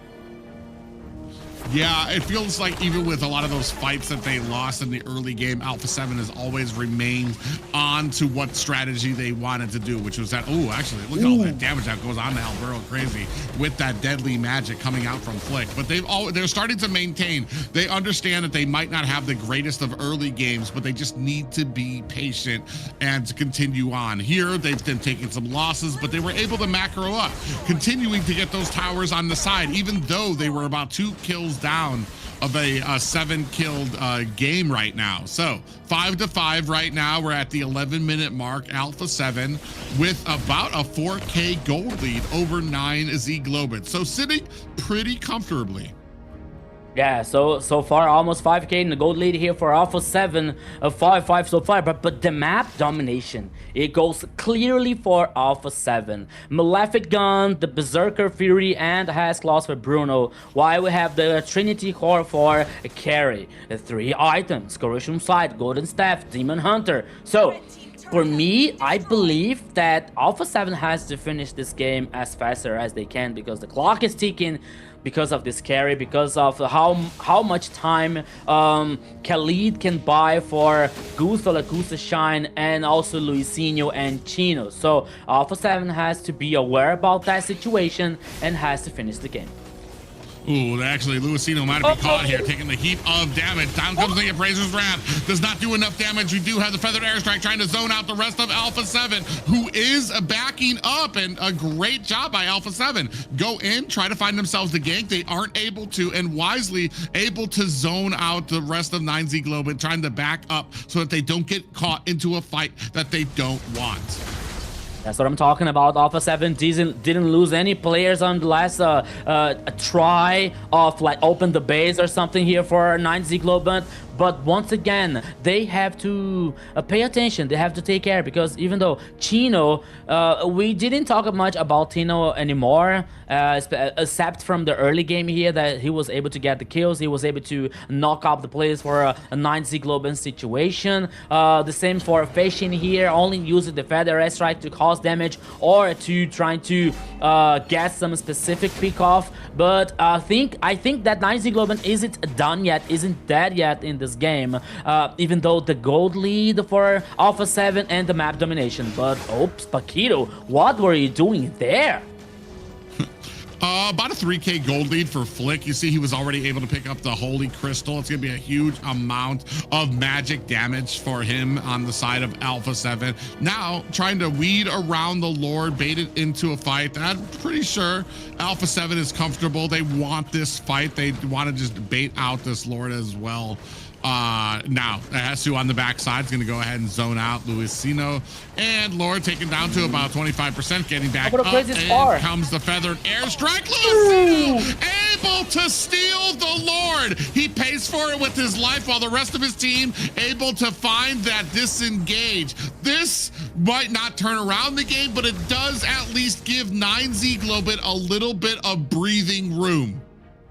What a beautiful stealing here from Lord. A worthy sacrifice for Luisinho to guarantee the Lord for 9Z Globant. Once again, it buys more time for 9Z Globant. One more item for carry. Now the gold meteor. While Bruno is trying to finish the fourth item as well. But now we're seeing a carry that can impact for 9Z Globant. Look up Paquito. Paquito is in the bush. He's trying to surprise anyone. Burrow Crazy didn't go to the bush, but now Paquito is able to go out. Yeah, I mean, oh, speaking of which, Paquito gets taken down by Gusta La Gusta. 1-0 and 2. You see the Wishing Lantern being picked up by Feshin. Now a big push coming at the mid lane for 9Z Globant. The rest of them going to go ahead. You can see Luisino picking up that purple buff. Does find the retry on it as well, and he walks past the mid tower. The rest of his team goes in on to this red buff. Tier 2 tower up at the top. The rest of 9Z Globant zoning out Alpha 7. Gusta La Gusta on fire now. If Alpha 7 is not able to find an answer to get to this carry, great zoning coming out from Feshin. Now Hesu comes in. Oh, damage coming out. Now they're gonna have to try to protect Luisino, who gets taken out by the deadly magic.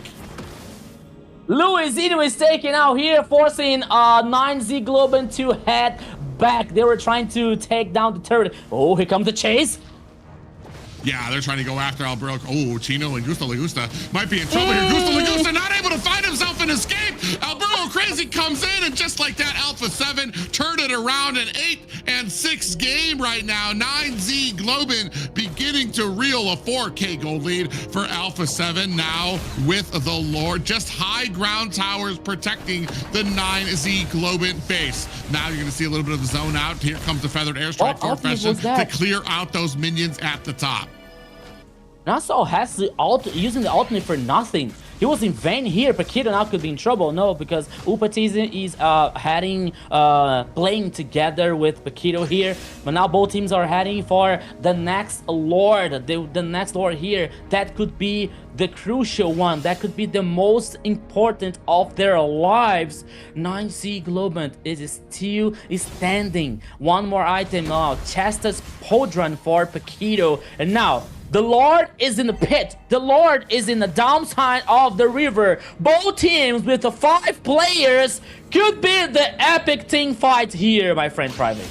Yeah, I feel like this could go either way, but whoever wins this fight might be able to secure this game. The other team really has a huge securing lead there. You see Gusta La Gusta already starting to rain some damage down. Hasn't activated that speedy light wheel just yet. Down to 50%. Is the rest of the team ready in a good position? Down to about 25%. In comes the ultimate. The feathered airstrike is out. Flicker to create that distance. Down to 10%. Looking for the Lord here. Are they going to be able to find it? Gusta La Gusta. Luisino finds the kill, and now the rest of the team looking for the disengage. Chino still has the immortality, looking for the escape. Alpha 7 unable to reply to 9Z Globant, who come in, get the Lord, and run for the hills. Oh, my friend Private, one thing I know for sure, my heart can't stand it. My goodness, what a frenetic, what a chaotic team fight once again. 9Z Globant guarantees the Lord. The last item for carry. He guarantees now the malefic gun to get more range for a true damage. But now here comes 9Z Globant in the mid lane. Yeah, they're going to go ahead and push into the tier 2 tower of top lane. Now, only the high ground towers left for the side of Alpha 7. Lord crashing in at top as the rest of the team looking to possibly assist with the Lord. Ooh, there's no push. There comes with, and that might be it. Deadly Magic is able to take down Luis and Ho with the help of Hesu, while Lord cracking away up at top. They do lose one. The Lord is able to take a high ground tower at top, but I feel like this could have been much worse and a great defense for Alpha 7. I have a feeling that it's going to be a long fight. It's going to be a long game here so far because Luisino was taken down, but at least 9Z guarantees super minions in the top lane here, and now both teams are heading for the jungler as faster as they can. Alpha 7 is trying to take advantage to have one or more player to now let the chance to take down the turret here, but now here comes the Feather Airstrike to clean the minion wave. They found nothing. They find nothing here for Alpha 7. So 9Z Globant defend the high ground here so far. Yeah, high ground towers there as we take a look at the gold. 4K gold lead here by Flick on this Harley, rocking a 4, 1, and a 3. 2, 1, and 5 on Upatizi. He's just gotten his Trinity build, or he's just gotten his Trinity build as well. He does have the Demon Hunter sword with I think I saw a Winter Crown there as well. So he's gonna have a little bit more survivability when he goes in there. We see that Holy Crystal picked up by Feshin. I feel like Feshin has been just a little too far out on some of these feathered airstrikes. They do a great job of zoning out Alpha 7, but when it comes to actually pouring on the damage, I feel like we've been, I feel like that's the price you pay if you're gonna be safe on the Farja. The moment you're close enough to really start bringing on damage, you're also close enough for the side of Alpha 7 to be able to get to that back line and really punish you for it. 6 and 9, 61K to 56K, featuring Alpha 7 right now, who have breathed life into their team. Yeah, the 100k HP Lord is once again on the pitch now in the upper side. Both teams are aware about that. Now here comes the dance for the Lord. The dance that can be the final one. Yeah, final slash is out. Hesu has to get away, still has the immortality. Now you don't have the feathered airstrike from Feshin as well. Are we going to be able to drag out this fight till that ultimate can come back online? Alpha 7 doesn't really look like they want this Lord fight just yet. Alburo crazy, pushing up that bottom lane to keep that macro up for his team. Joins up at mid lane, putting a little bit of pressure onto Hesu on this Asura. In comes the Harley onto him. Does not put enough damage on him. You see that immortality is still out there. Still had that sand healing. Does Alburo crazy. Now playing the Lord dance, the waltz back and forth. Do-si-do. Chino takes a heap of damage. Deadly Magic. Chino has that immortality proc. Down comes the feathered airstrike to help support the team. Chino able to find himself an escape. Oh, from the back line, Hesu comes in, pouring on the damage onto Luisino. Now, both teams, I mean, you see 3 healthy members of 9Z Globant here at the mid, looking to take their action. Gusta Lagusta is going to start up on this Lord. Hasn't activated that speedy light wheel just yet. Do we have the safety here to protect Gusta Lagusta? You see 2 members up at the top. Alpha 7, conceal play is out. Trying to get out of Gusta Lagusta. They do find the fist crack. Gusta does create that distance. Paquito, immortality has been proc. Gusta Lagusta activated that speedy light wheel onto the back end. Hesu might be in a little bit of trouble here. Look at the damage coming out from Gusta Lagusta. Still dancing around. Upatizi finds the kill onto Chino. Gusta Lagusta and Luisino now attacking the Lord. Frost Lane Eve on the backside. Oh, Alburo crazy. Might be in a little bit of trouble here. Has the immortality. Down comes the feathered airstrike. Alburo crazy. Dives into the bush, trying to push it back. Luisino able to find himself a 23-minute Lord. Run for your lives, 9Z Globant, because Alpha 7 we're about to chase the teams here. But once again, Private Dancer, the Lord was secured. Oh, the base! My goodness!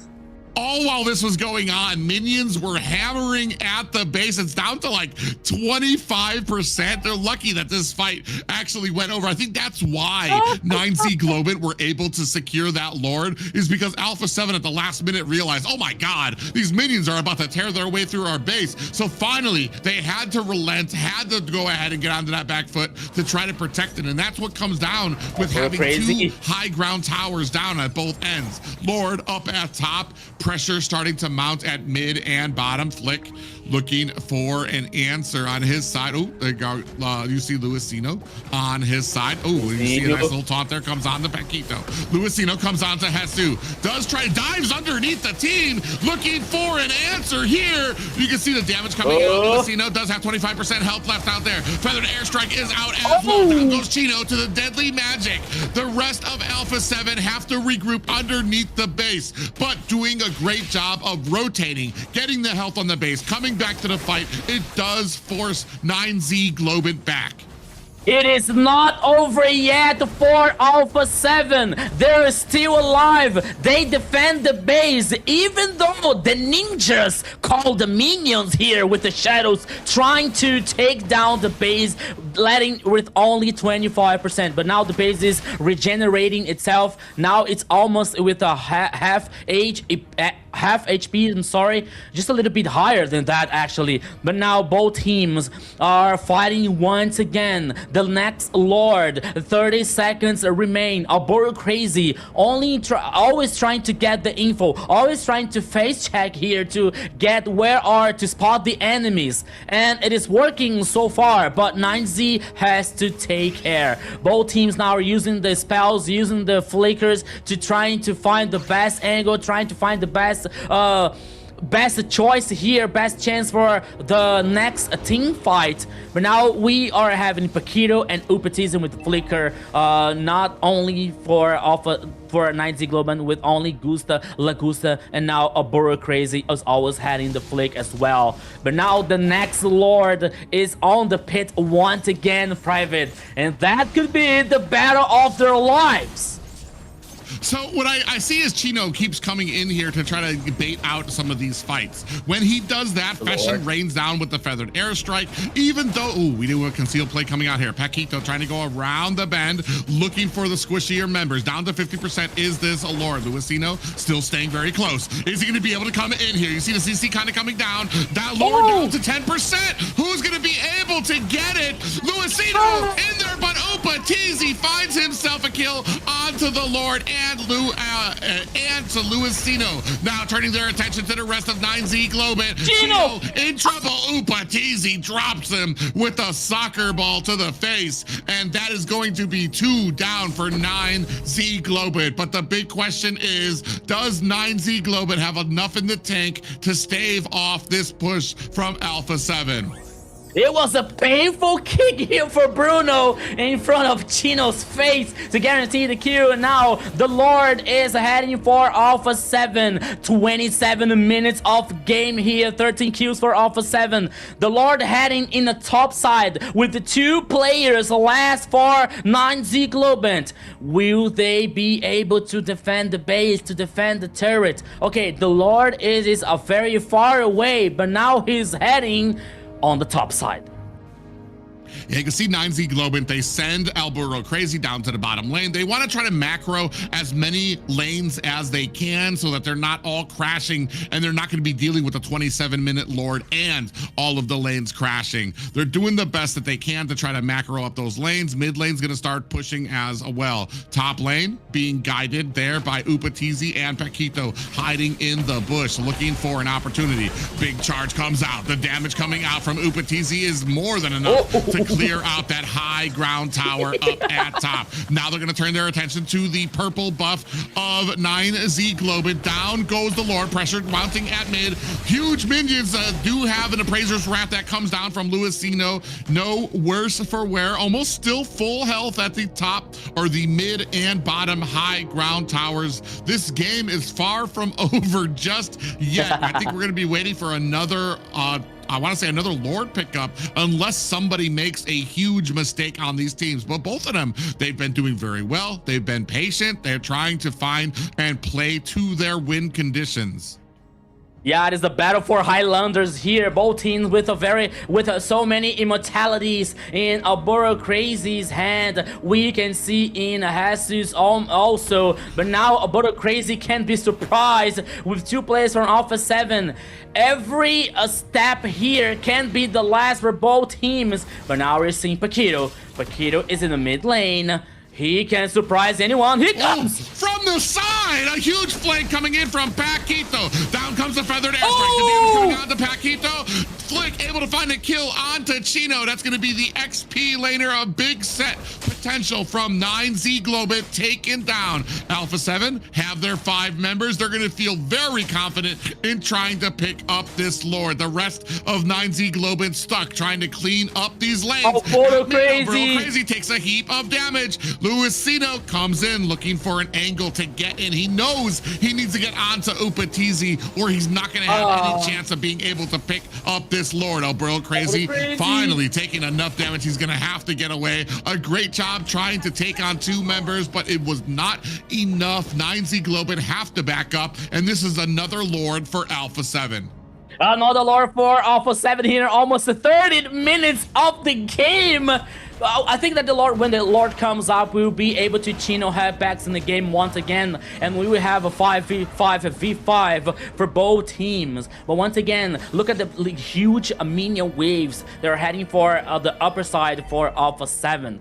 But even though 9Z Globant has some win conditions, especially with the Gusta's hand, but they have to take care about, like, especially with Paquito, as we saw in the last team fight, trying to flank, trying to backline here, forcing players to use the ultimates to gain reposition. But now here they come, both teams, one for attack, another for defense. Yeah, they want to go ahead and press the advantage down at the bottom lane with their entire team while the big Lord is going to start crashing in at top. Unfortunately, the Lord at top is being stopped by these huge minions because there's no high ground tower up at top. So it keeps lingering, keeps stopping, and that's giving 9Z Globant enough time to clear out these minions 1 lane at a time. Not just that, but you also have the feathered airstrike that can help out as well. Mid tower is down. Just 1 more high ground tower for the side of 9Z Globant. Here comes the fight. Chino in trouble. Immortality has been, or I think he still has, he doesn't have immortality just yet. Paquito on the backside finds himself a fist crack, and Fashion is down. That's 1 down for the side of 9Z Globant, still trying to fight off this attack. Alpha 7 pressing their advantage now. Down goes Chino, putting the damage onto the core. Minions rushing through mid. Luisino with the immortality, but game 2 goes to Alpha 7. Alpha 7 here after a chaotic fight, a chaotic game, more than 30 minutes, and now everything is even 1-1. Let me take a breath here because my heart can't stand that, Zena. My heart can't stand. Wow, what a back and forth there. 9Z was showing their dominance at first in the early game there. They took all the turtles, right? The objectives there, but that didn't make a dent to Alpha 7 there because they still stayed the same with kills and gold close to the same there. But all of that, it all depended on the Lord fight. Back and forth between the Lords here and there trying to get down those lanes. You never know whose fight was it going to be. Alpha 7 claiming that first Lord though, they almost came back. For sure, but I feel 9Z like was able to take it. This was a state of understanding what the win conditions were for you and the enemy team and trying to stop that.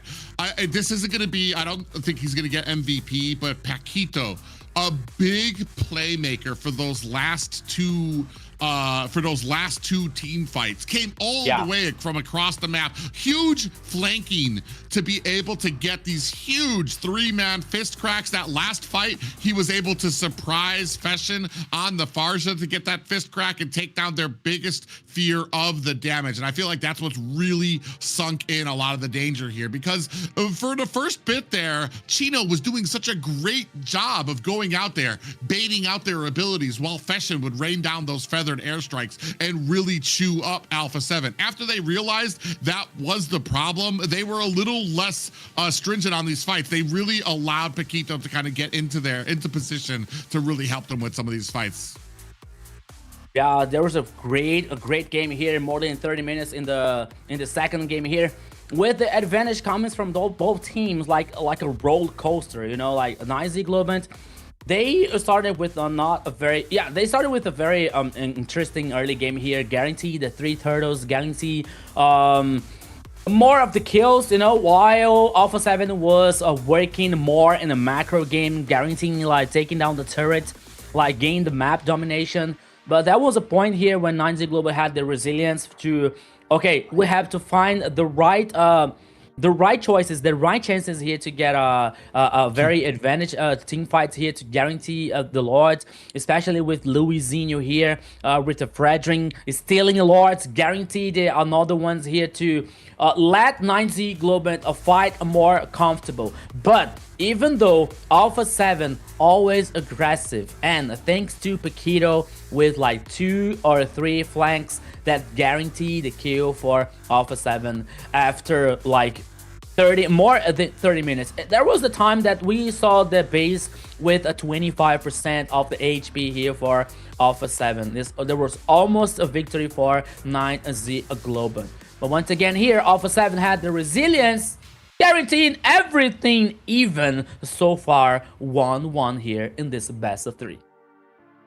Yeah, it was a great game there. You can see here, I think this is when that flank came in. And if we see one more fight, I think we're going to see where Paquito was able to really hunker down onto Fashion for that last push. That absolutely, oh yeah, I think this is where it is. Comes in, fist crack at the bottom, and Fashion is down for the count. A great fist crack there coming out from Paquito to really take away the hugest amount of damage on 9Z Globant, and especially when it comes to clearing speed for their team. All right, no hesitation and no wasted movement, just pure efficiency. Let's take a look at our MVP here. It's Flick. Flick over here with the 716 KDA, 114.7k total damage, and 803 gold per minute. He only died once. Only once, more than 140k of total damage. But Flick, you know what? You have to buy a pizza for Paquito, because he was one of the very good responsibles here for guarantee this a victory. But once again, with a very strong Harley, guarantee not only the early game, because we saw 9Z Globant dominating the pace, but even though we are seeing a Harley with a very high positive KDA so far for Alpha 7, proving that Flick are versatile when it comes to many different heroes. When it comes to jungle with tankies, when it comes to assassins, when it comes to magic damage, he's versatile to play with many heroes in the jungler. Yeah, I mean, a great game. Even every single time that Paquito went in, was able to get the flank, was able to get the surprise, Flick was right there to take advantage of it with that deadly magic.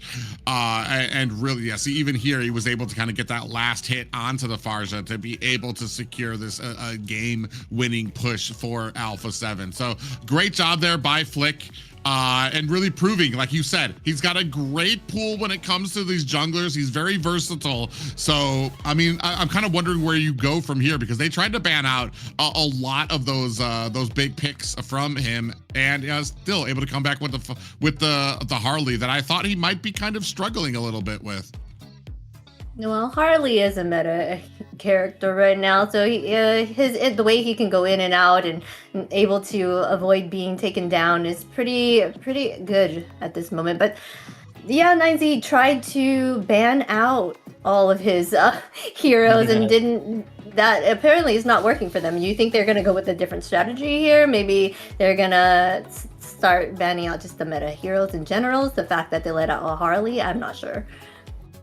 Yeah, and another point here that we have to consider about is going to be a very hard challenge for both teams, because we came out of the first game, which was like fast. Anyhow, now somehow it was fast in the first game. The second one, 31 minutes, you know, and it can be kind of exhausting for both teams. So both teams now are trying to take a breath, you know, like to calm down for this third and very important game, especially for 9Z Globant with 2 losses so far. I'm not gonna lie. Coming into this, I thought this would probably be one of the faster series of the night, but I want to say this is 9Z Globant have shown great resilience when it comes to these matches against Alpha 7. Definitely a different team than they faced the first time around as well. And I'm not even sure the draft was the problem, especially when you're talking about like a 30-minute game. 9Z Global did what they were supposed to. Unfortunately, I feel like it comes to those wars of attrition. Once you start getting to those late games, it's basically you're waiting for somebody to make a mistake. You're waiting for somebody to see those little cracks in the armor that come out of it. I feel like both teams executed what they wanted to out of these drafts. It's just like I said, at the end, that was a coin flip. It came from anybody who would have won those Lord fights. It was immediately going to be a push for the win there. It's just these great high risk, high reward plays coming out from Paquito to get these huge I'm not talking about like a small, like he was halfway across the map trying to get around to find the flanks on some of these fights, which was just huge for Alpha 7. So, and that could have gone either way. And I don't feel like the draft was the problem, or that a better pick would have changed it. I feel like this was very successful. Just that 30 minutes, it's just like somebody's gonna make that one mistake, make that one thing that the entire team is gonna be able to jump on, and that's unfortunate. Yeah, the one mistake could be all that matters. I noticed that when we were looking at the post game, that for Alpha 7, they were in most of their team fights always together, like at most 75%. And while on the 9Z Globant side, the carry and the Khalid were missing a lot from those type of fights. So maybe that was probably a big factor, the fact that they knew how to work well together and move around together to make sure they get in that full team fight with 5 men. Yeah, that was very well noticed to hear, Zena, because I was thinking about that. Sorry, when I saw Carry as the first pick here for 9Z Globant, I was thinking like, okay, it's a good pick, it's a good choice, but it lets Alpha 7 to study a draft, to do a draft, with not so many heroes that can benefit Carry. Okay, we're talking about a true damage hero. Even though it is a tanky or not, a carry is going to melt down anyone that she sees in front of her. But it comes with a composition with Alpha 7 that brought many possibilities to not getting caught by carry. You brought a Harley in the mid game, in a jungler. You brought Sora in the XP lane, you brought Badang in roaming that has dashes, for example. So for carry, it was not that easy to get a safe range and cause the damage that she needed to impact in the game. So there is one that, for me, that was one of the reasons that we didn't talk too much about Gusta's performance in the second game, because he didn't show up. He couldn't show up. He was really neutralized with carry. But now let's see what is going to happen in this final game. It's a best of 3. Alpha 7 in the blue side, 9Z Globant in the red side. Oh my goodness. I feel like we touched on a little bit of it. It was brought up, the team fight participation on Alpha 7 was just monumentally more. Almost all team members were up above 75%, and I feel like that's mostly because 9Z Globant was trying to react and bait out a lot of these fights. Chino was going in, going back, going in, trying to draw out a lot of these picks from them. And once he got far enough, that's when you saw the feathered airstrike come down, the damage really raining onto them. And once the fight started going into their favor, that is when you would have Gusta Lagusta coming in and trying to lay down the damage on it. Unfortunately, it had to play like that. We didn't have any real front-facing initiations that I thought we were going to have, like where we would have the Fredrin and possibly a final slash. I felt like Alpha 7 did a good job of understanding that, all right, we're going to need to be very spread out so that we're not getting caught with like these abilities that are, like we're not Ube strat. We're not trying to everybody in a tight little circle that's going to allow this final slash to come out. So they did a great job of being able, like I said, to play to their strengths. At first, like I said, once they were able to figure out what they needed to do to stop letting Chino bait them into these fights, they were able to have a lot smoother of a game. Now we move on to the last game point here for Alpha 7 taking on 9Z. We're gonna have Zushin out there right now. Finally, again. I wonder, this is kind of, like I said, I'm kind of at the point where I'm just like, where when you look at the bands, you're like, Zushin, do we have the plan for it? Hey, I've seen some very surprising things from 9Z Globant today, and heck, why not throw an ability to defend against Zushin? Do we have the back lane pickup? Because it's not going to be the Harley. We're not going to be able to get back there for the Harley. I believe we still have Yuzong out there that we can possibly get to the back line with to be able to stop her, but it's something that needs to be addressed with this draft, and I'd love to see it addressed in the first half of this draft by 9Z Globant. How are we closing the distance on Zushin?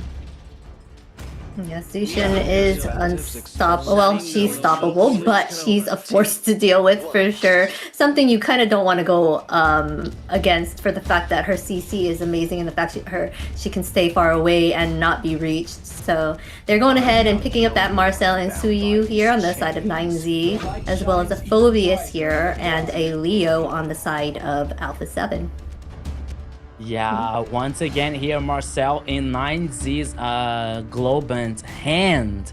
Not for today, but in the last weekend versus the Black Lanterns, they brought this Marcel and it worked really very well in Bodo Crazy's hands. Let's see how they handle today with this composition. But now the response for Alpha 7, it comes with Leomord and Phobius. Alright, so it's a stack here for getting the back line, but now with a 9Z headings for a Kimi, it's a range situation here for them, sorry. So that is a kind of this is quite interesting so far.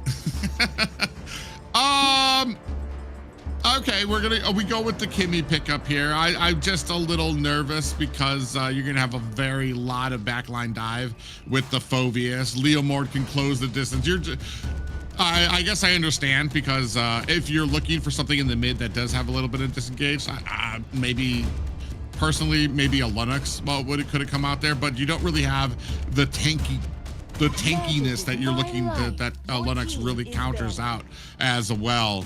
The interesting thing for me is that I am a firm believer that Marcel, if you're going to be super successful with Marcel, your draft needs to be built around the Marcel. Like we were seeing the Gwen, the Terizla out there. Both of those have been big pairings for Marcel for a lot of his victories, especially if you're using him offensively. We do know that when it comes to their last match that was successful with Marcel, 9Z Globant would use him more passively to help the teammates to escape and stuff like that. I don't think they're going to be able to get away with that again here with a Leomord, with a Zushin, with a Phobius. We're really going to need to be able to kind of get in there and utilize these stuns, the golden hour as well, to possibly bait down a lot of the time that Leomord has with his Phantom Steed as well. It's going to be very interesting. I want to say I'm very much looking forward to see if we can scrounge something together with this Marcel pick. I do like that Alpha 7 took off like the big pairings off the board so that they're not going to have that with Marcel. Yeah, they did take that Guinevere and Terizla out from there. But we did say that 9Z had done it without them. So they may be able to do well. They might have found the recipe for the use of Marcel that we do not know of. They went ahead and banned that Alice here to make sure they get rid of that tanky, annoying mage for them to deal with, right? So Let's see what else they are going to choose here. They still need the gold laner here for Alpha 7 as well as their roamer. And then maybe a gold laner, unless they play Kimmy in that gold lane, but they still have that chance at either picking that gold or mid. Who knows? Yeah, it has the possibility, but it's a very, very low. Considering that they can choose another marksman here for the gold lane, but now he comes with the glue, heading for the XP lane here, like to get independence, to get like to have a very comfortable 1v1 with full views. That can be very interesting. But now we're ready for the last 2 picks for Alpha 7, assuming there is still a gold lane lacking and the roaming. Maybe Hylos that it wasn't choosing yet for Alpha 7. I don't think that it could be very interesting here. They're not allowed to use they can choose Khalid is another example. To the gold lane here is not Bruno anymore, but there is still no Claude. I'm kind of lost. Oh, Moskov and Hylos. Okay, good. Yeah, especially with the split push. Yeah, the Claude was to 9Z Globant here. But I have to think about like this global ultimate for Moskov, that he can join the team fight anytime that he wants. Yeah. That's going to be very interesting, ladies and gentlemen. We are at a game point as we take a last look at the final mock-up of the compositions coming out from 9Z Globant and Alpha 7. It's going to be very interesting for me. We have both the Zushin and the Marcel open for it. Zushin, a little bit more, I feel like more favorable when it comes to the stats for being left open than Marcel, who a lot of teams have struggled to be able to make work here. We're going to see if that changes here tonight. 9Z Globant, actually both of these teams, 9Z Globant and Alpha 7, have both been very successful with their Marcel pickup, so they're going to be looking to that 9Z Globant looking to duplicate that here. It is the final proof. Whose Marcel is going to be the best one here?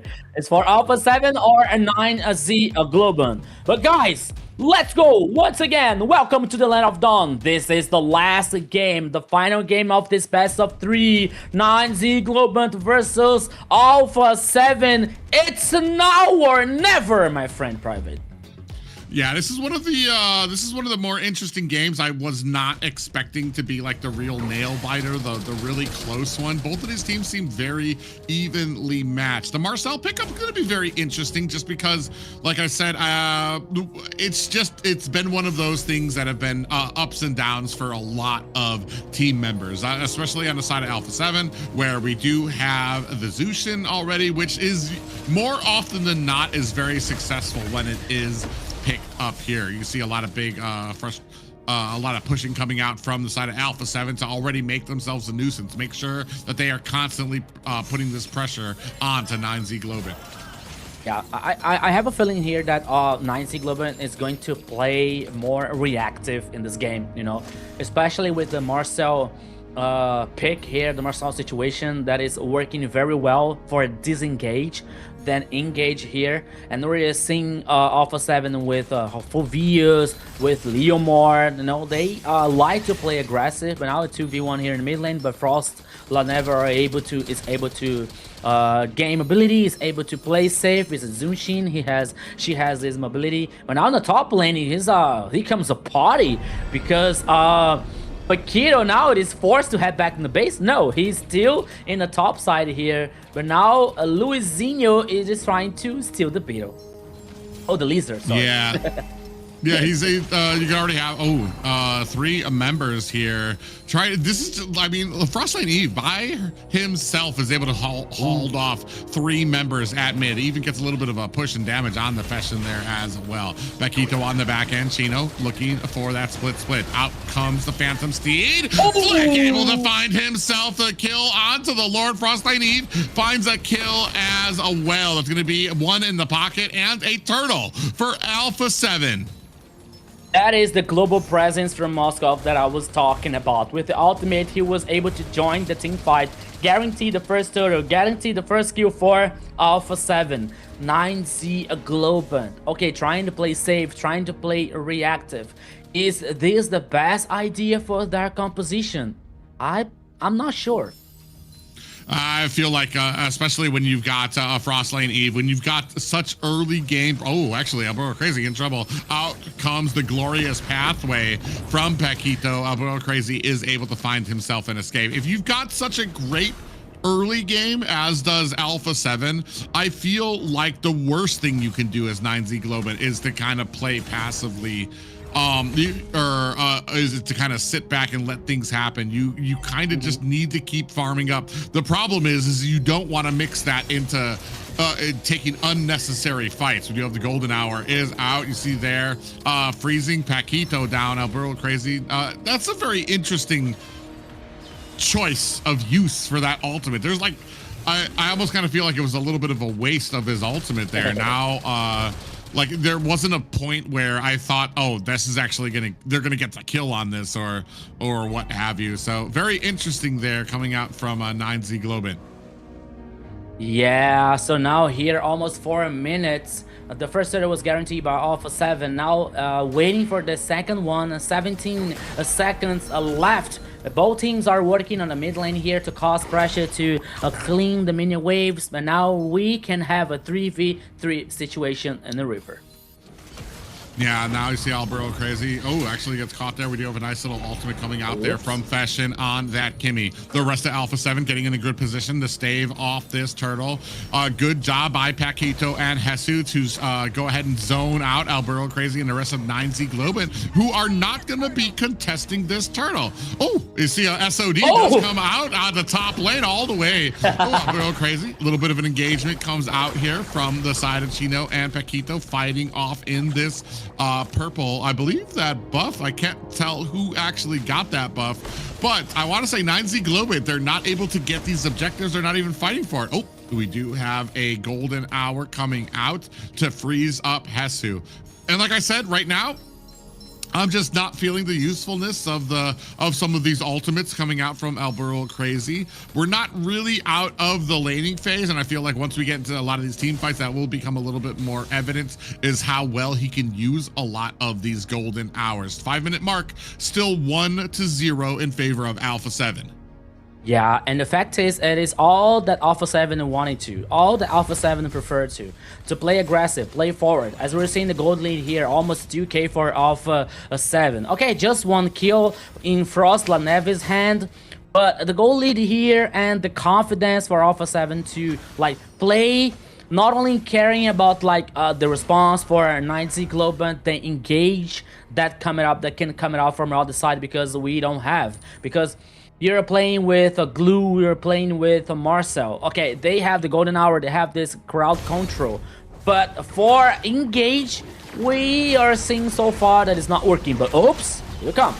Yeah, Luisino is going to have to get out of there. We do have the Vant of Steed coming out. Luisino in trouble, getting chased down and gunned down underneath his tower. Now big damage coming on to Chino, who is not long for this world. 3-0 for Alpha 7. Up at the top, another glorious pathway is out, followed by, you see the ultimate coming out from Frost Lane Eve. A big push coming out from Alpha 7, winning on different angles of this match. Bottom lane has minions now pushing on to tower. 1 second left for this turtle as Alpha 7 turned their attention to start on that while putting on pressure at the mid lane as well.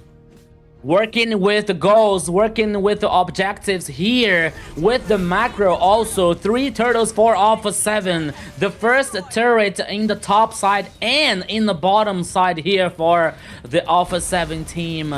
Yeah, so things are getting crazy, things are getting better for Alpha 7, especially in the goal lead here, almost 4k, but here comes.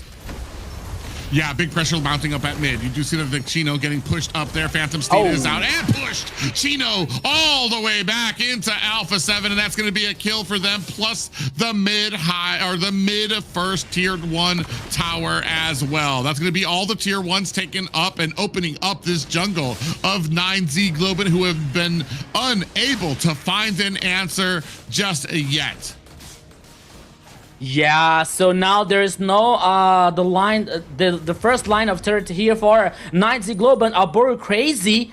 Yeah, okay, he has a dash, he has the stun, the buff here, but now Alpha 7 is playing aggressive once again. The focus can be the bottom line. Let's go. The golden hour out, but then a blazing duet into the backside as well. Now the rest of Alpha 7 pushing onto 9Z Globant, who are taken very, very low. Is that going to be enough? Upatizis finds a kill onto Gusta Lagusta. Chino able to answer it back to Hesu, who is able to reply in kind. Flick finds the kill there as well. 6-1 in favor of Alpha 7. 2 for 1 here for Alpha 7, but now they're heading for taking down the turret number 2 here in the bottom lane. They still continue the pressure in the jungler, in the side, but now Paquito, what are you doing there? Okay, he used the glorious path to survive, but Private, I think that here the goal lead is almost a 7k for Alpha 7. It's a complete different game, this last one. Yeah, I feel like some of those prime pickups, some of those prime compositions from 9Z Globant have kind of been used out here. The Marcel pickup, like I said, I wasn't a fan of it before. I just don't like when we don't have a composition that really complements this pickup as well. And unfortunately, using it on this kind of reactive type of a stance isn't benefiting them at all. You see, they did try to get an offensive golden hour, but it was immediately met by the Phantom Steed, by the glorious pathway laid down. The Alpha 7 immediately charged in to make sure that nobody from 9Z Globant was in a position to really take advantage of that stun. Yeah, here 9 minutes and 26 seconds. That's the first Lord here guaranteed by Alpha 7. One more advantage. Alpha 7 now very confident, playing forwards, playing aggressive, focusing on the macro game, focusing on the turret. Okay, 9Z Globant has Gusta Lagusta as that could be one of the win conditions here when Claude get the items necessary to cause damage, you know. But so far, I don't see it happening because Alpha 7 has like a very huge advantage, and they don't play like taking risks, you know. They play safe, they play guaranteed here, but oh, the flank, okay. Yeah, you see just the high grounds left right now. Bro Crazy takes the heap of damage. Ooh, goes in with the golden hour, catches 2. Is the rest of the team going to be in a good position to take them down? And they are not able to take advantage of it there. Lord coming down at the bottom. Pressure starting to mount at the mid and top towers as well. 6-1 right now is 9Z Globant. Ooh, Gusta Lagusta comes in with the blazing duet. Out comes the Phantom Steed. Flick looking to put the damage on, but as 9Z Globant BMIs to safety. Mid tower, high ground has been taken down. The split is out. Chino might be in a little bit of trouble. Uses that flicker onto the back line. Demonic force from Hesu starting to slam down. Down goes Chino. Out comes a SOD from Upatizi as well. 7-3 right now. 9Z Globant trying to get their wits about them as Alpha 7 have bursted into their base. I was waiting Upatizi to join the fight when we got the ultimate, but he only joined to clean the minion waves in the top lane when everything was like over. Like, okay, I'm here. No, just to clean the minion wave here. But now seeing the items so far, Claude with almost the Trinity 1, Golden Staff and Demon Hunter, while Moskov has a Corrosion Sight, Golden Staff and Demon Hunter, and Wings of Nature. So the gold lane here for Alpha 7 is still way ahead for Gusta Lagusta. But once again, here comes Alpha 7. Yeah, they're gonna go ahead and charge in. That's gonna back up the rest of 9Z Globant away from that defense there. And right now we are just counting down. Unfortunate for the side of 9Z Globant, who seem to be down about 9K gold. They can't contest turtles. They can't get into too many fights unless they're looking to make. Ooh, SOD does just go a little wide for Alpha 7. And yeah, they're just stuck at turtling up in base, trying to get any type of scraps left for these minions. 9K gold lead for Alpha 7, 11 seconds for the next Lord. Yeah, it came into my house, these Spears of Destiny here. I saw passing through here. Okay. But even though 9Z Globant trying to do something, Alpha 7, the advantage is so huge, Private, that even though that Albero Crazy got the golden hour, that we were expecting that 9Z were doing the follow-up to cause damage and trying to take down the players, they decided not to do that. They decided to just escape, to just play safe, you know. It was for once again, the golden hour was for a disengage than doing something for 9Z Globant. But the fact is, another Lord that is heading for Alpha 7 once again. It's more map domination, it's more gold lead for Alpha 7, it's more pressure. I think that this Lord can finish the game. Yeah, I mean, I would put it at that too. Now you have Lord App at mid. I feel like 9Z Globant, this is the part of the games where I'm kind of like, I understand you don't want to feed, you don't want to give them unnecessary kills, but there comes a certain point with like, are we just going to spend the entire game turtled in our base, or do we try to make a play? Do we try to go out there, try to find somebody and try to get this W? Now you can see the last high ground tower being mounted down by Alpha 7. Lord goes down. Now Chino goes into the back line, getting chunked down. A big golden hour does land on the two members, but they are unable to take advantage. Flick finds the Phantom Steed out there as well. Now minions are starting to get taken down by Alpha 7. They still need the waves, as 9Z Globant did a good job of trying to clear those out. First ones in are going to be the mid lanes. Now we're going to have the silence. Ooh, they're going to go ahead and latch onto Upatizi. They are able to make him pay. Oh. Down goes Luisino, and this might spell the end. Frost Lady has activated that ultimate. Albero Crazy on the backside is going to have to get back underneath the base. Gusta Lagusta has the blazing duet as well. A little bit of the close-up there in case you missed it. Albero Crazy trying to get back to his base. He gets taken out as well. Hesu now trying to fight back. There's only two members left. Scratch that. Two members left for the 9Z Globant. Fashion gets taken down, and ladies and gentlemen, Alpha 7 able to find themselves a series victory. We saw Patrick lay down over the Land of Dawn, but most important here is the victory for Alpha 7. 2-1 in a reverse sweep for against 9Z Globant, Zina. All right, Alpha 7 making a mark there in the early game, claiming 2 turtles and 2 kills by minute 5, and that just set the tone for the rest of the game there. They were able to basically take full control of the map and objectives and just tunneled their way down and took out 9Z. So. Yeah, I mean, it's much different from the first and second game, which I felt were a lot more easier. It felt like this final game, 9Z Globant just ran out of gas, ran out of steam, and I want to say, I'm not sure if this was even play style, but I felt like that draft was like the big kicker in it too, is like that draft really kind of signaled it for the end when Marcel just really, they were not able to take advantage of what he provided. We did see a few golden hours there, even offensive golden hours that they got out, latched on the 2 members, but were not able to mount the damage, not able to follow up with anything of significance, especially once you're down about 5 or 6K gold. I think the ending of this, they were down by about 10K. Yeah, this third game here, we were talking about like this draft composition for both teams, and when it comes to Marcel, the most effective one that we already seen was Marcel for disengage, and it was not like a combining for 9Z's performance, 9Z's personality, because they like to play aggressive one, as Alpha 7 as well. So Alpha 7 brought these tools for doing that with the Zunshin, with Hylos here with the Glorious Path. We had Leonard with the Phantoms team to trying to initiate this team fights, especially around the objectives or even before the objectives. So Alpha 7 had the keys, had the tools to play aggressive, even more than 9Z Globant. So that is why we saw 9Z Globant in this third game completely different from the others, that they were like playing a back, they were playing safe, they were playing reactive for so many times here. So it didn't bring the victory for 9Z Globant.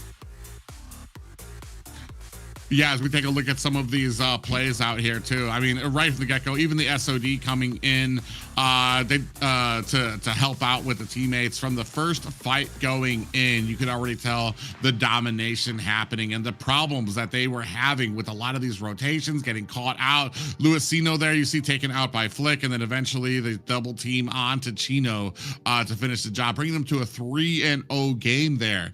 And then they just worked surgically. It wasn't super high, but they got the kills, they got their objectives that they needed immediately. So a great pushing job. Alpha 7 just took them a few games, I feel. Like, here's one of those, you could see right there, one of those golden hours that kind of went out, but just not able to follow up with it. It's like, what's the point? What can we do to try to actually get in there? Especially when we're at a point where we are about like a 6K gold deficit for our team. I think we had another golden hour that was just really great, and it caught some decent members, but nobody from the team was able to follow up. So, I mean, and that is unfortunate when you have a Marcel on your team and you're not able to make use of him, especially with how high we treat him in the meta right now. We had the first series where neither team banned or picked Marcel, and here we had a point where he's 100% pick ban rate, and when we finally do get to pick him up, we're not able to utilize him. Right, and here we go. Right place or right time in every single moment. This player was everywhere. Our MVP is Flick with Leo here. He did not die at all. The 408 KDA, 38.4 total damage, 861 golds per minute. He was a driving force for the team. The immortal Flick, the Highlander Flick, here's the MVP from the last game for Alpha 7 with a Leomord 408 with a very good KDA here. And once again, Alpha 7 were having the tools to win this last game in the dominance as they did, because they had Moscow with the global ultimate here that could join the team fight whenever they want. They have the roaming also Paquito with Hylos with the Glorious Path here to like trying to engage and trying to get this team fights more benefit to help Alpha 7 in that kind of situation. You have Vios to get in the back line, to get stacks in the back line here to neutralize the 80s for 9Z Globant. So everything went well since from the draft, the idea for Alpha 7 until the execution. So when you get the idea and the execution works so well, it is very good for the team. It is very good to get the confidence and to play forward, to play aggressive as Alpha 7 did. Yeah, and not just that, but I feel like there were some great combinations here when it came to having the Phantom Steed and the Glorious Pathway. So not only did you have to worry about the horse coming out from the Phantom Steed, but then you're getting slowed down by the Glorious Pathway. Leo's got a huge amount of healing, and he's chasing you down. Unfortunate, a great composition put together by Alpha 7, and a great series win for them. More competitive than I think a lot of people thought that this was going to be. Yeah. Yes.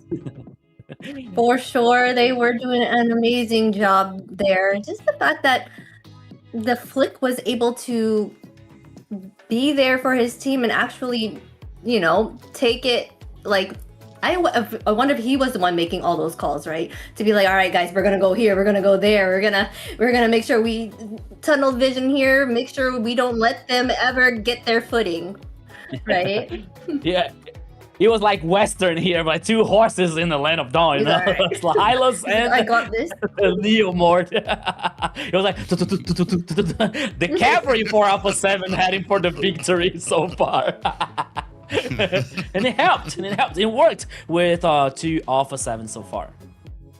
Yeah, I didn't even think of that. The horse v horse connection, able to just chase down most of 9Z Globant here, and it's just like as a player, what do you do when you see both of these guys horseback coming towards you? There's just unfortunately for 9Z Globant, no answer there, and Alpha 7 reign supreme there. So great job by them, and a successful series for them, and a successful season thus far.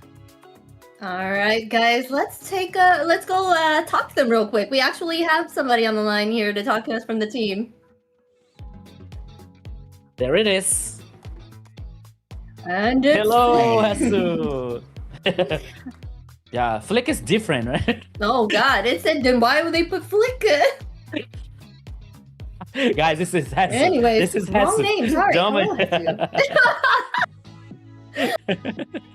I was just You should read I was names reading the first. name. Yes, I was just reading the name. name I'm sorry. Be thankful Oh, she no. was able to read it correctly in the first Yeah. place. Well, welcome in. Hello. How do you guys think that you guys did during those matches? Like during the second match game that you had against them, what was going through your mind? Like the one that you took 30 minutes. For me, the only thing that is going through my mind is how to win that game because it's so hard. Mm-hmm. Yeah. It was a very, how do you call this? It was a very intense match. So we had to think of a way to win. That's true. You guys did a wonderful job with the defense there for sure. Like, Thank you. yeah, they put so much pressure on you guys, but you guys were able to make sure they wouldn't get that crystal of yours. Yeah.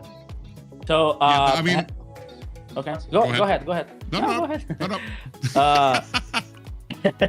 Hasu, you faced a 9Z Globant, right? So it's a very traditional team in AMER South, and you know them very well. There are some good players, and you are prepared to face a 9Z Globant in this weekend. The question is, did you expect this struggling facing a 9Z Globant? I mean, there was 3 hard games, especially the second one. The first one, like, there was very well for them, but then you were able to reverse that situation. But did you expect this hard challenge for you guys facing 9Z Globant? For me, in this game in Mobile Legends, it's always you need to expect all scenarios. So Okay. we just did what we just practiced our best, and whatever happens. But we did. Wait, guys. How do you say this? Maybe we did not expect that to happen also. That's just my answer. Okay. No need, What? no need explanation. No need explanation. Okay. Okay, I was gonna ask. I was Take gonna that. actually try to dig into that. Okay. Sorry, But, guys. My English is running out. Oh, that's okay. That's okay. No problem. Those were intense matches. It makes sense. Yeah. Yeah, I mean, you hit the nail on the head for game 2 when it came to like trying to figure out. It felt like they had all the answers, and it took you guys a moment to figure out how are they winning these exchanges? How are they actually able to get that? And you had Paquito, who had some great sets for those last 2 encounters that you guys had to really upset them. And it came to a point that you guys were able to actually turn that one around. As far as rankings go for your team, where do you place yourself right now in South America? Or As a team? AMER South, sorry. AMER South. As a team, I will always put my team as number 1. Yes. Okay. As it should be. Okay. What do you think right now are going to be, we've gotten over around 3 weeks of play. who do you think your top 2 challenges are as a team? I think all of the teams are a problem right now or a threat right now. So anyone or whoever is going to be our enemy, we will just take it. We will take it as equal. Every team here, we see it as equal. So I'm sorry, but I don't answer your question. It's fine. It's fine. It's a good answer. All right. I just want to ask one more though. Who do you more that you want to go against the most right now out of all these teams? Is there anybody that you feel like you would have more fun with going against? I think I have the same answer as Okay. the other All right. question. It's okay. It's okay. I just enjoy playing the game so much, and any enemy, I enjoy playing. Okay. Right then, well, any message for your fans or whoever's cheering for you today? Shout out to my family, my friends. That's all. Shout out to you guys also for doing a good job again. Okay, shout out to you too. Thank you so much. Doing an amazing job. Thank you so much. Well, it was nice talking to you. See you later. Bye, Jesus. Bye, Jesus. Bye. Thank you. Thank you. Ciao. Good night. Good job. Thank you, guys. Well, So he was... a great interview. He's always been such a positive bar when it comes to interviewing Alpha 7, what he talks about when it comes to the team and their synergy and being able to collaborate with everybody and keeping that positive. One of the few teams that we've talked about before that have they don't have a coach. They kind of go off of the synergy that they build with each other. So that's a huge thing for me when it comes to them. And I know we don't get to get down into the nitty gritty of who he thinks the top teams are, but I like the way he goes at it. It's respectful. It pays respect to all the teams. The biggest challenge that they have, or that they treat as the biggest challenge, is the challenge that's right in front of them, which I can appreciate as a team trying to move forward in here. Never looking too far out, always focusing and putting that 110%. Yes, they did an amazing job. But speaking of your chance, you ladies out there, we have open qualifiers up and open right now for you to register. So make sure you get your team on there so you can get in on the MWI.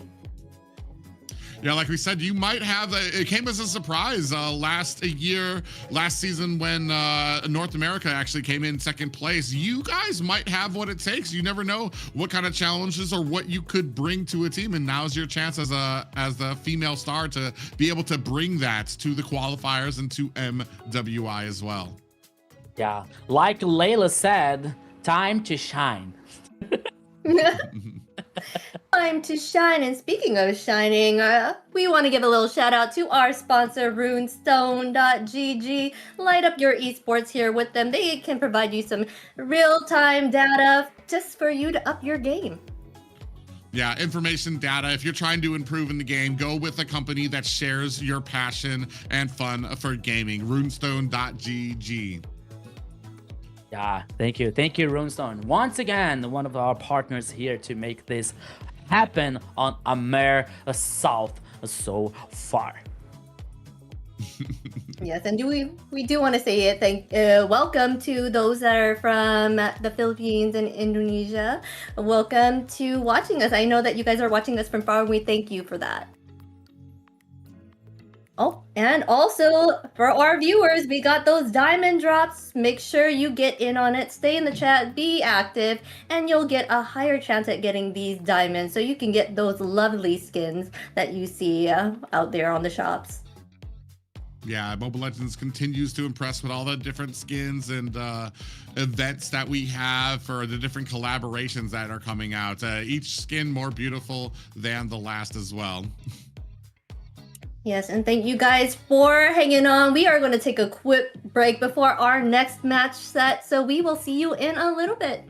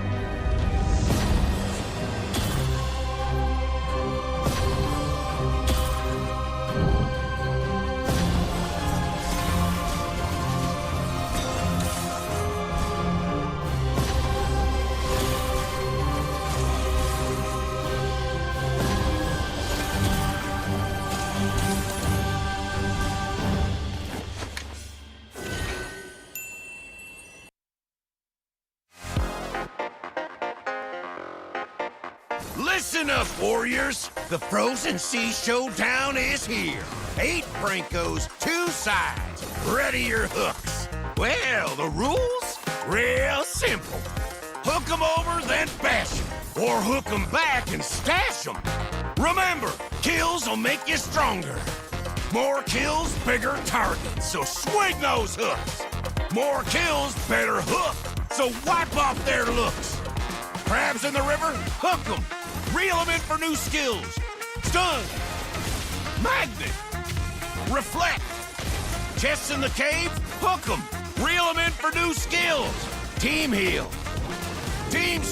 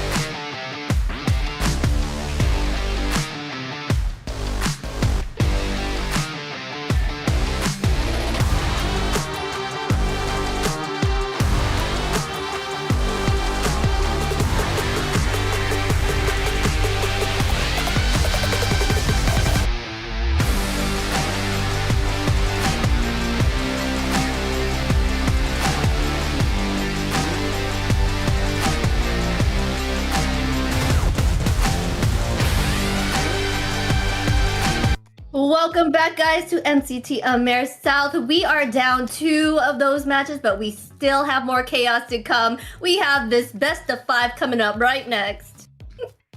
Yeah, this one's going to be amazing. Like I said, the action never stops, and neither do we. We're going to be here all night for you guys for this final best of 5 of the night. Like we said, this is the last week, the final week of the Swiss stage before we start going in the playoffs, where teams are going to start their journeys home or reign supreme and move forward. Yeah, and once again, here is the battle for survival in that competition. Both teams with 1 win and 2 losses. Who's gonna still be in a competition? Who's gonna still survive? Who's gonna say, like, see you later in AMER South here in this best of 5? Yes, super exciting. So we still have a whole lot of action-packed things coming up right now, but do we want to speak on what just happened? Give a little bit of a summary there.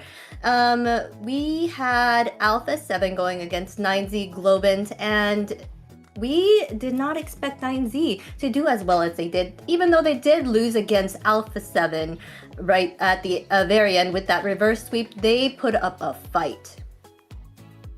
Yeah, a huge game for them as well. And then starting out the program here, we had Octa Gaming going up against a Dreammax. Octa Gaming extending their domination here as well. But we're about to move on to our final series of the night. Yes, let us check out what our final series of the night is.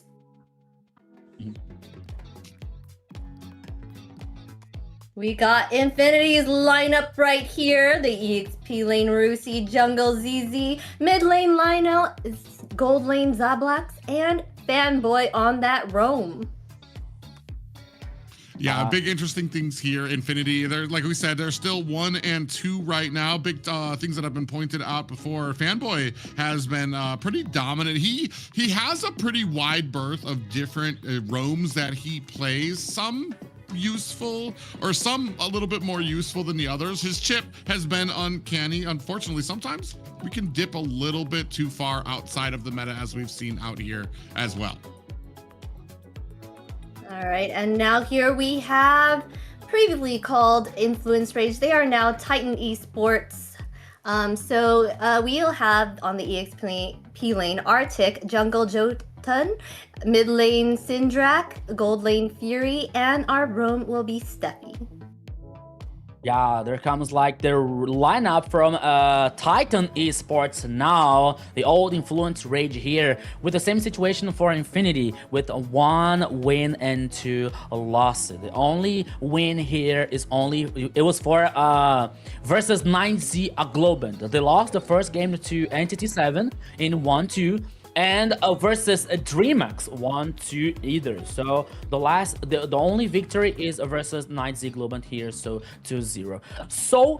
So far, like, no, not so far, I'm sorry, but it's even very far from the team that we used to see in the AMER South, in the South region. We were talking about a team that went through the finals so many times, but now they're facing some issues that they are about to solve today. Yeah, we're gonna see how well they can kind of solve those. I want to say one of the victories for Infinity, I believe, was Black Sentence. A good team. Now, but it's okay. Yes. I don't want to set expectations that high. But yeah, it was a Black Sentence that they were able to get their victory over. So both of these teams kind of scrambling, wanting to get, like we said, this is the last moment this week. Is the last moment for a lot of these teams to kind of prove their prowess, to start getting some of those practices kind of out of the way. Not that I want to say that they've been practicing out here, but I feel like some teams, they kind of have had drafts that can be a little bit more experimental than we're used to seeing here. A lot of bans coming out, still waiting to see if we're going to get that Zushin ban or if we're going to be scooping that up here very quickly. Yes, as well as Boxia is still open for them here. They're taking out that gold lane here. They don't want to deal with that. It has been a force here in the Swiss stages. So they just want to take that out just for now. I'm sure it's going to be opened up later for them to choose from. They went ahead and took out Guinevere here, Kalia, Marcel, and Freya. With broken walls here, that'll be easier for them to maneuver around the map. Yeah, the one thing that we can expect here, as Private was saying about Fanboy, that he can bring something out of the box here, because he was responsible for bringing Lolita, for example, in the first game, the first weekend here versus Dreammax. He already brought a chip also here in the second game, so we can expect that he can bring something different. But we are here that we can expect a very chaotic game, because Infinity guarantee a first pick in Zunshi. Yes. Yeah, that's gonna leave open the Boxia pickup. The Harley is taken off the board by the side of Rage, or by the side of Titan Esports. You said, yeah, Lolita, Bellaric. He's had kind of, I want to say, the outside box picks when it comes to roam positions, but then, you know, the conversation always kind of comes down to, is it too far outside of the box for them, or is it going to be something that can work for them? Ooh, some very, very tanky, a tanky front line coming out immediately for the side of Titan Esports. Yeah, speaking of that box, yeah, I guess to kind of answer with the Zushin, be able to get to her fairly quickly without getting caught, right? Because his movement's pretty quick and he can get around very fast. We got Glue here. I feel like Glue has not been doing very well in the Swiss stages. Like, he seems to, I don't know. He hasn't. He's just not that great from what I've seen. I mean, like, when people play him outside of the tournaments, he does a wonderful job. Everyone's afraid of him. But here, he's not been that scary for them. Yeah, and I mean, like, Glue here is it can be an ally, or it can not impact so positively here in the team, as we saw in the last game. You know, like in the very ending of the game, and we saw his body on the floor, right? Do you remember, like, the Alpha 7 was trying to finish the game, and they was actually like, it's like, okay, so that is the Glue like that.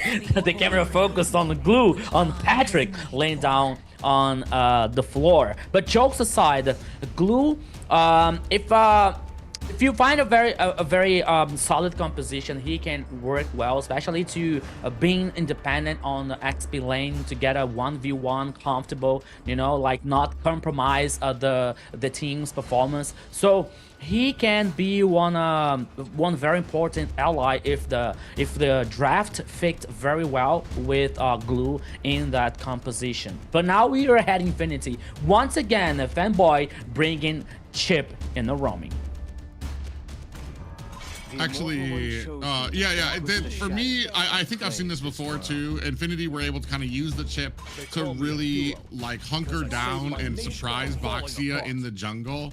To where I feel like Boxia does decently in the early game with those 1v1s, those surprise in the laning phase, and then as the game progresses, he's tankier enough to kind of withstand a lot of these, a lot of the aggression of like multiple members. But in the early game, if Infinity can really start getting the drop on him underneath his jungle, where his team's not ready, and you've got basically the entire team coming in and bursting on him, this might be a successful right there for the side of Infinity. Here, gonna see what else they kind of have left out there.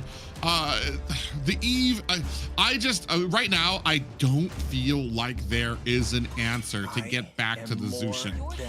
Eve, all of these are basically answered by Zushin having a flicker, Zushin having an ult that can displace where she's at.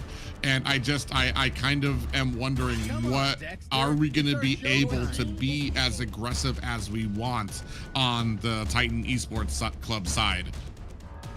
Yeah, this is true. Zushin does have that great escapability here, but they're going ahead and picking up this Wan. Okay. All right, Wan. Yeah. They banned out a Julian too. Okay. Yeah. All right. I was looking for a Goose's nickname in the lineup here, but no, it's not him. It's for Fury here in the gold lane, and for Titan Esports. I have to get used to it. The new branding team, like the Titan Esports.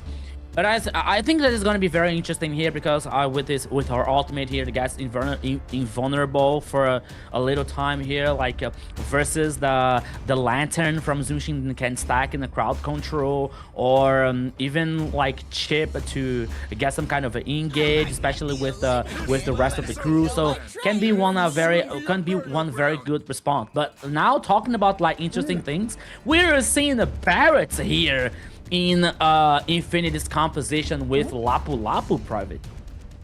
Yeah, for me, I feel like this composition is saying one thing: we want to get these head-on. They're looking for head-on collisions with the enemy, and they're looking to hold a strong, firm front line to allow Zushin to kind of spray on that damage, to hopefully give carry time to get those items. And once we're in the late game, this front line will be that CC heavy tankiness that carry needs to just spray away at them without much worry.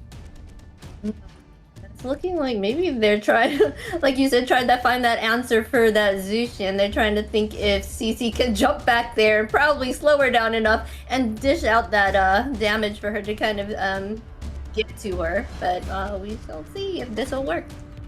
Yeah.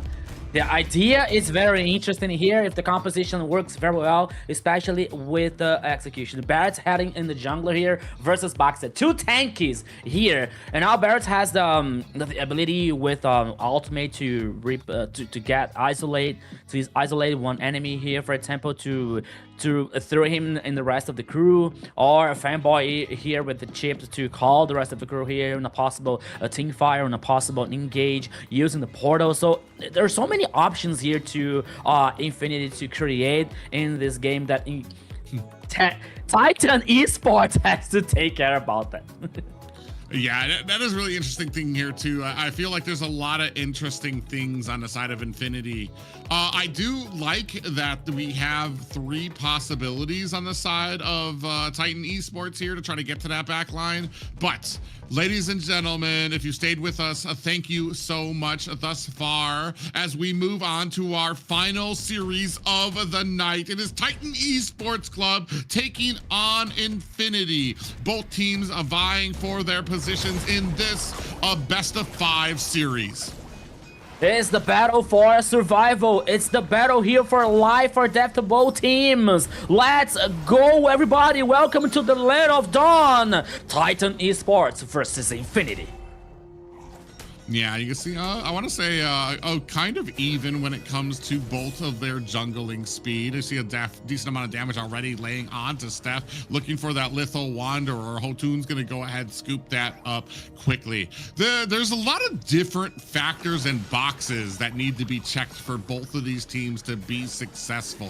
Barats is really interesting here as well because he's one of those that needs to maintain his stacks. He needs to continually keep moving and farming and finding that pathing so that he can keep those audio attacks up so he has all of his stacks to get that max amount of health, max amount of defense and damage that he can output as well. Meanwhile, I kind of like the CC here just because when that ultimate comes out, it's going to stick Lionel on that Zushin, so they're not going to be able to really teleport too far away. They're going to be stuck to whoever they were closest to, and that might provide the opening for Titan Esports to be able to find a successful gank onto them. You see the split is out, but both teams, Steph on the back end looking for an escape. Fanboy right there to guide his team to safety.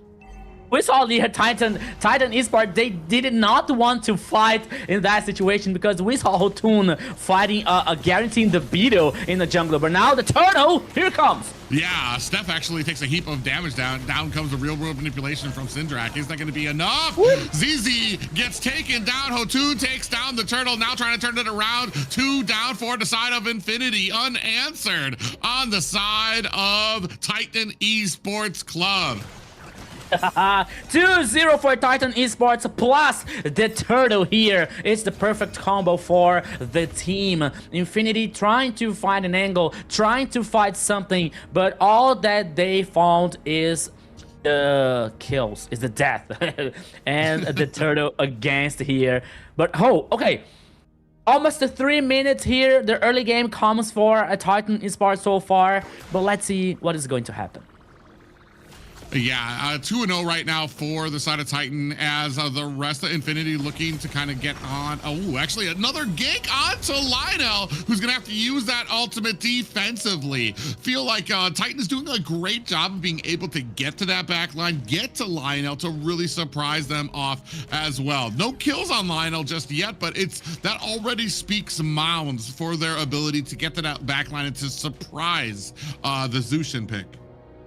It's going to be very interesting matchup here, especially to trying to find this angle, to trying to find this backline here to neutralize Lionel here with Zushin. It's a very strong hero that we have seen so far here in AMER South being prioritized almost 100%, or banned or picked. But now there possibly a dive here in the top side. No, Fanboy is heading up here to help Rusi. But now he changed the mind. He's roaming now for the mid lane. While Steph here. Oh, here comes. Boom. Yeah, Hotun does land on the Fanboy inside of that bush. A little bit of a surprise probably for both members there. 9 seconds left up on this turtle. ZZ continually keeping those stacks up to base. Up to date there now. Damage starting to come up onto this turtle. ZZ's gonna be the first one. You see on the back end, Syndrak's gonna use that flicker immediately. Out comes the other mage for Infinity. Zushin able to find a kill there as well. ZZ now looking for an opportunity. Oh, nice. Lionel doing a good job keeping 2 members of the side of Titan Esports onto the backside. In comes Steph deep into enemy territory. Immediately gets cleaned up by Rusi. Another pickup there onto Hotun, and down goes the turtle. ZZ able to scoop that one up for his team and tie them when it comes to kills. I'm trying to figure out what Steph tried to do using the flicker, trying to head in the back line, maybe to surprise Lionel with the Zushin. That was an idea, but he was completely neutralized. But now, meanwhile, in the bottom lane here, the first turret, I'm sorry, for Infinity. Oh my goodness, Private. Infinity is back in the game. Yeah, I really feel like Steffi thought that he was going to be able to flicker and get the max amount of stacks onto ZZ so that he would be able to use that ultimate, which he would be untouchable and maybe be able to like scoot him out. Unfortunately, there was just some great positioning by ZZ. Ooh, speaking of positioning, real world manipulation is out, and no worse for wear either team. 2-3 right now, but I feel like he flickered in thinking that he'd get the invulnerability he gets with the ultimate, but ZZ was in a great position and didn't take the bait. He was way down at the bottom, so that Steffi actually got bursted down before he could even reach him. So great call there by Infinity. And yeah, you can see, I want to say that the side of Titan just trying to do their best to try to get to that back lines. Yeah, so far here. Oh, once again. Yeah, Lionel with that lantern now spraying on damage. Ooh, we did have a crossbow tank that kind of went out there. Not enough damage just yet, but Hotun down, killed up by Rusi, as Lionel gonna have to back up a little bit, spraying down that damage onto Arctic. You can see a big push coming in here for mid, trying to see if the side of Titan Esports can save this mid tower, and they are able to put down those minions. I'm starting to think that Zunshin maybe can be a Thanos in this meta so far, because every team here, okay, she's not 100% with the win rate, but you'll see now how Infinity is working so well in that composition around Leonel playing with Zunshin, because she's always a dangerous situation, even because of her lantern that can suppress someone if she stacks the lantern here. So that is why he can play so very aggressive. That is why he can play trying to flank, trying to do something. But now here comes Hotun, because the turtle here is in half HP. Let's go. Ooh. Lands onto Lionel. Is that going to be enough? Zablacha able to find a kill onto Arctic. Down come a little bit of stunts. Crossbow chain has been activated. Did you see that? Reese finds a kill of his own. Hotun finds a double. Is that going to be enough? It looks like, I can't tell who the turtle went over to, but tying up the game, 2 kills for both of these teams.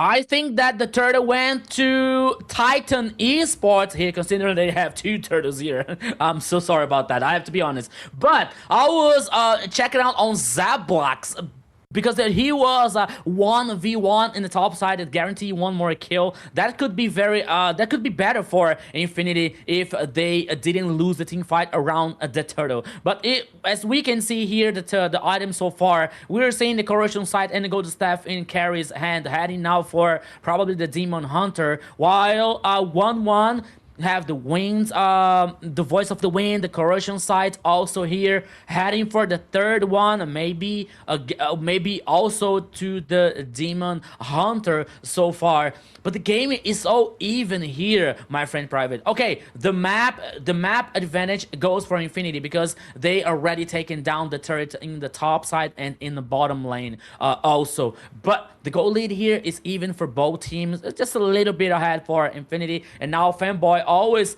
playing aggressive, always trying to fight something, always trying to get this info for Infinity. But oh, Zablox. Yeah, they're going to go in now, trying to put the pressure onto them. Out comes the ultimate for the Zushins. Otun able to find a kill onto Zabloch. The rest of Infinity now trying to back up. Fanboy taking a heap of damage. Out comes the real world manipulation to trap them. Lido in trouble, getting ganked up on as Arctic closes the distance. 2 down for the side of Infinity. 5-7 as Titan Esports Club claim another 2 kills. It is a caster's curse that I always talk about here. I was making a compliment for Infinity's performance, and now here comes Titan Esports with a very well play in the bottom lane, guaranteeing 2 kills. But now the Lord is on the pit. But now both teams are aware of that, and maybe we will have another team fight. Yeah, the difference here is when the Lord's being reset, we've got 2 kills on the side of Titan Esports over Infinity. But when you're looking at the macro, when you're looking at the towers, there's already all of the tier 1 towers have been taken down for the side of Titan Esports. We're going to start putting some pressure up at to the top. So that speaks well for the side of Infinity. They might not be winning all of the fights, but they're doing great when it comes to their rotations, when it comes to putting pressure onto the towers. And we all know that is what wins games. And especially as we start getting a little bit later, I feel like we're gonna have a couple more issues on the side of Infinity that you're gonna have to deal with if you're Titan Esports. The one thing though, is I don't feel like we're really making use of this chip pick just yet. We're not really isolating. We're not really able to make use of those portals to get a big surprise ganks on the side of Titan Esports. So I feel like it's almost kind of being a little bit of a wasted pick. You can see Steph on the side being very patient, waiting for their time to go in on this pickup. I don't even know if anybody there. Finally, Rusi checks that side of the bush to get them some vision. Pop-up actuated by the Lord. Now Zablotch taking a huge amount of damage to fight onto the right side there. You see that the Vengeance activated by Arctic and too low. Lionel finds the kill onto Syndrak, and Hotun finds one onto Rusi. 1 for 1 right now as the ultimate has been activated for Lionel. Gets that repositioning out there, and Infinity continues their damage on to this Lord. You see Hotun lying in wait, waiting for the opportunity to come in. 50% left on this. Hotun, this is too much. You might want to be paying attention to it. 40%, 25%. Is this going to be enough? Hotun finds the retribution on to the Lord, claiming it for Titan Esports Club. Hotun, the 10th of hearts, the 10th on Lords here. Okay, Stefan is going to, okay, now he's able to survive. Will be, that's very, very hard for him. Now guarantee one more kill for Lionel. Okay, once again, there it is. Patrick is on the floor, but it's a worthy sacrifice so far here, Private, because Titan Esports guarantee the Lord that is already marching on the bottom lane. Yeah, it's definitely a good trade there, especially to try to take the team's attention away from trying to punish Titan Esports for getting this Lord. Now you're gonna have a free Lord right now. You're gonna be taking down some towers. Finally, hopefully able to even up the macro on their side. Like I said, they haven't really been doing great when it comes to a lot of the pushes just yet. They've been waiting on this Lord to come in. Oh, that's gonna be a tier 2 possibly for the side of Titan Esports. Now moving their attention to the mid, looking for an opportunity. ZZ comes up at the top. Oh, does not run into Titan side just yet, but still minions starting to crash in. Top is being held at bay just well, and we don't have a fight signaled just yet for either of these teams. Oh, Steffi actually goes in pretty deeply. He is going to get pulled back. 3 members of the side of Infinity looking to try to put the damage on. Steffi in trouble as Lionel finds the kill there. Real world manipulation comes out. Rusi onto the back line, finds himself a stun, and Arctic able to take down Zablotch. A great job by both of these teams trying to find the nails in the coffin. 2 down for each. Rusi and Lionel trying to find themselves an escape. A long way to go. Rusi tried to drag them away, but was unsuccessful. What a massive damage coming from Lionel, but it wasn't enough to survive. It wasn't enough to, it was not enough to guarantee the kill here. 4 players down of Infinity here. Guarantee one more team fight in favor for Titan Esports. That didn't play the macro so well in the early game, but now they're compensating him. They're compensating it. They already taken down the turret in the bottom lane, and now the focus is in the mid lane here. Now Arctic once again with the hard yo-yos here from CC, causing so much damage, and now the focus is at the tower number 2 in the mid lane, but now they decide to head back.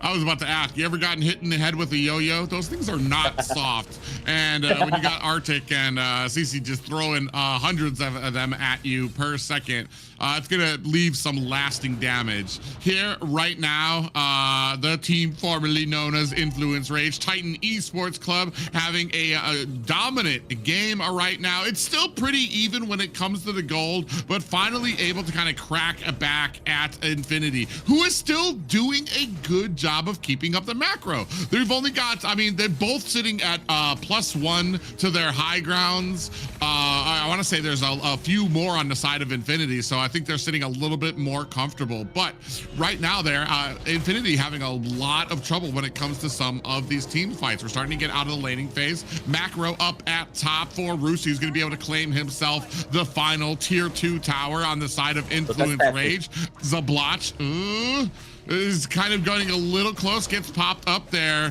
50% left onto this Lord. Arctic is going to be found out by Fanboy. Steffi has the concealed play out. Now trying to put the damage on to Zablotch, who uses the flicker to get out of harm's way. Is it going to be enough? Real world manipulation is out. Rusi goes into the back line, finds the stun onto the mage. Syndrak almost gets caught, uses that flicker to get away, while Arctic now putting on the suppressive fire. Hotun looking to get out of harm's way. Is that going to be enough? It looks like Titan Esports are so low right now, still juggling around as ZZ picks up the Lord, and now able to hopefully find themselves an escape. 3 down for Infinity, but they pick themselves up a Lord. The Lord here goes for Infinity, but what cost? 3 players here down, but now the Lord is heading in the upper side, and I don't think that this is going to do much, because with the last 2 players now, there's no chance to working in the macro. There's no chance to cause pressure in the other lanes here. Fanboy, all he can do is watch their Lord being taken down, being melted so fast, and not even that. They already lost. They also lost the turret number 2 in a top side. Yeah, and right now, like I said, I'm just not seeing the use of the chip. Fanboy has kind of really been held down. I feel like Influence Rage doing a good job making sure that they stick together. In fact, the only times I see the ults come out from Fanboy is usually around a lot of these Lord fights, which, I mean, it's not really repositioning too much when you're throwing down the portals and everybody's already right next to each other. So very interesting use here right now for the side of Titan Esports, doing a good job. 9-15 lead, just over 1K for Titan right now. Yeah, so we're heading out the 17 minutes and a half. 15 kills here for Titan Esports. Both teams here, like, the map situation is almost even, you know. Only the high ground here for Influence Rage, while Infinity still have the tower number 2 in the mid lane here, standing with a half HP. But now both teams now are working on pushing the minion waves on the sides and the mid lane, waiting for the next Lord. But because they know that even with a simple mistake here can be the end of this game.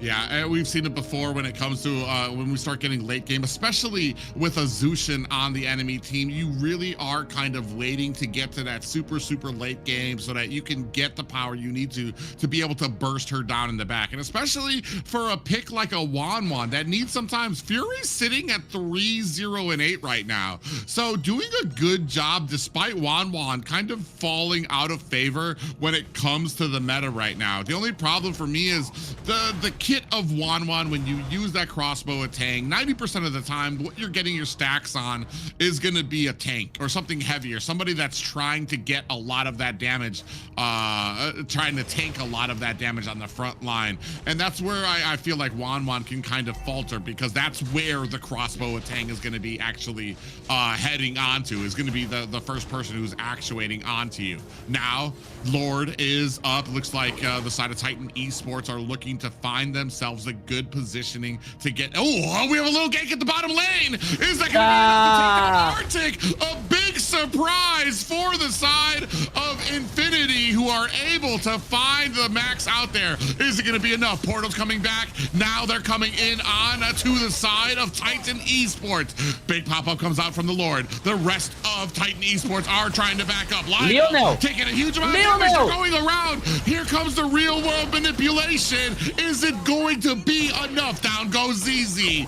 And now Fanboy might be in a little bit of trouble. Fury, a huge amount of damage onto the Zablotch, finds a kill onto Syndrek on the backside. It looks like Steffi might be in a little bit of trouble, getting tank on the front side there. You see Fanboy trying to stalk down onto Steffi. 4 members locked on. Steffi is not long for this. World's gonna get picked off on the back there by Zablotch and Lionel. Do they have enough to be able to pick off this Lord? Fanboy, smartly, a great job by the team to find out Hotun. Fury on the side there. They want to make sure they clear this out. You don't want to oh my God, look at the damage on the Lionel. Fury on the side there. Lionel's gonna have to go back to base, and that is going to end Infinity's squabble at this Lord.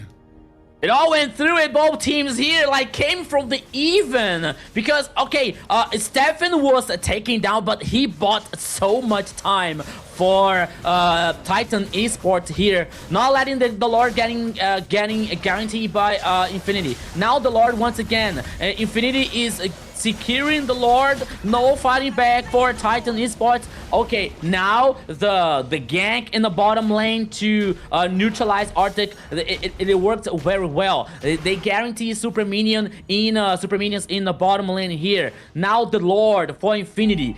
Everything now in the past few minutes was so in favor to Infinity now. The Lord heading in the bottom lane here. Now Infinity has the chance to work in the macro, to work like synchronizing the minion waves in the mid lane, in the top lane here. Meanwhile, the Lord is heading in the bottom lane. Yeah, and we've already got a full build for Fury. No boots on this Wanwan, just bare feet slapping around on the land of Dawn. Hopefully looking for a way to try to defend it. Oh, we missed with the ultimate coming from ZZ. Is that going to be enough? Arctic takes a heap of damage on the backside. Fury trying to get some damage onto them. Lord is starting to meet at the core. Just a sneeze of health left on that top turret. Rusi gets taken out by Arctic. And that is going to be one down for the side of Infinity. Basically, no towers left on the side of Titan Esports. That top tower, a strong gust of wind is going to knock that thing over. Yeah, is that like a whistle in the tower in the top side here? That can be taken down. But now here comes Titan Esports once again. The chase continues. Ooh, out comes the real world manipulation. They thought they had Lionel under control. And this is what I talk about. You've got the flicker, you've got the ultimate, you've got so many avenues of escape, and it's so hard. I feel like the only time they're actually able to get down onto Lionel on the Zushin is when he himself puts himself into harm's way. I think 2 fights ago, you saw him dive a little too deep with his positioning and run right into the rest of Titan Esports and underneath a real world manipulation. So it's very tricky for them right now, but I feel like we're getting later and later. I feel like Titan Esports is getting a little bit more successful, but it's coming down to Fanboy. Is he going to be able to make use of a lot of these portals? We saw it already. As soon as he was able to take down Arctic, it immediately shifted the pace of this game. I think that is definitely terrorizing Infinity so much. Did you see Zablotch's build? He bought in Immortality and the Winter Crown. He wants to be very safe in the possible team fights here. To the Lord, you know, to the victory. So he is really concerned about that. What Steffi and Baxia, for example, of Hotun can do it in the back line or in the flank. So once again, the Lord in the pit, in the bottom side of the river, Steffi is the most aggressive one here for Titan Esports. Look at Fanboy. Look where Fanboy is here, trying to do something. Now Lord is getting reset, is getting started, so Infinity is trying to bait Titan Esports to the possible lasting fight. Yeah, they're trying their best here, down to about 50%. Here comes Hotun from the side. He sees the Lord is low. Oh, he might be going to mid. It looks like they're going to have a little bit of a clash at mid. Is this going to be the opening that Infinity needs to be able to pick down this Lord? Lionel still creating that distance, is not getting picked off yet. Big big pop-up lands for the Lord. ZZ takes it. You're gonna use that ultimate to try to get in there. Scoops up the enemy jungler. Is that gonna be enough time to get off this retribution? ZZ in the middle, looking for an angle. Can he find it? Looking for the retribution. ZZ gets the retribution in the midst of a Titan Esports fray. 3 members there, and ZZ still manages to get the retribution, and now Titan Esports on the run. In the battle of retribution here, ZZ was the best, was even better here than Hotun, guaranteeing another Lord. Both teams have one player less, but the Lord is heading in the mid lane here. The question is Infinity will be able to finish this game now? Yeah, right now you can see a huge gank that's going to be landed onto Steffi. I'm wondering if Steffi can try to get away. Oh, that's an entire Steffi. team there chasing him down. And, actually lasting a little longer than you think. Steffi just taking him for a little bit of a ride. Now Lord crashing down at mid, taking down to 25% health. That last and final tower, you can see ZZ just walks up and bashes down. Now we're looking for the rest of the team members from Infinity to come in here onto Titan Esports. Now spit out. Hotun in trouble against the wall, getting taken down. Immortality has been procced. Another one coming in from Arctic. Lionel finds the kill onto Hotun, and that is going to be a first game for Infinity. The first intense, chaotic game here in the best of 5 goes for Infinity. 1-0, Zena.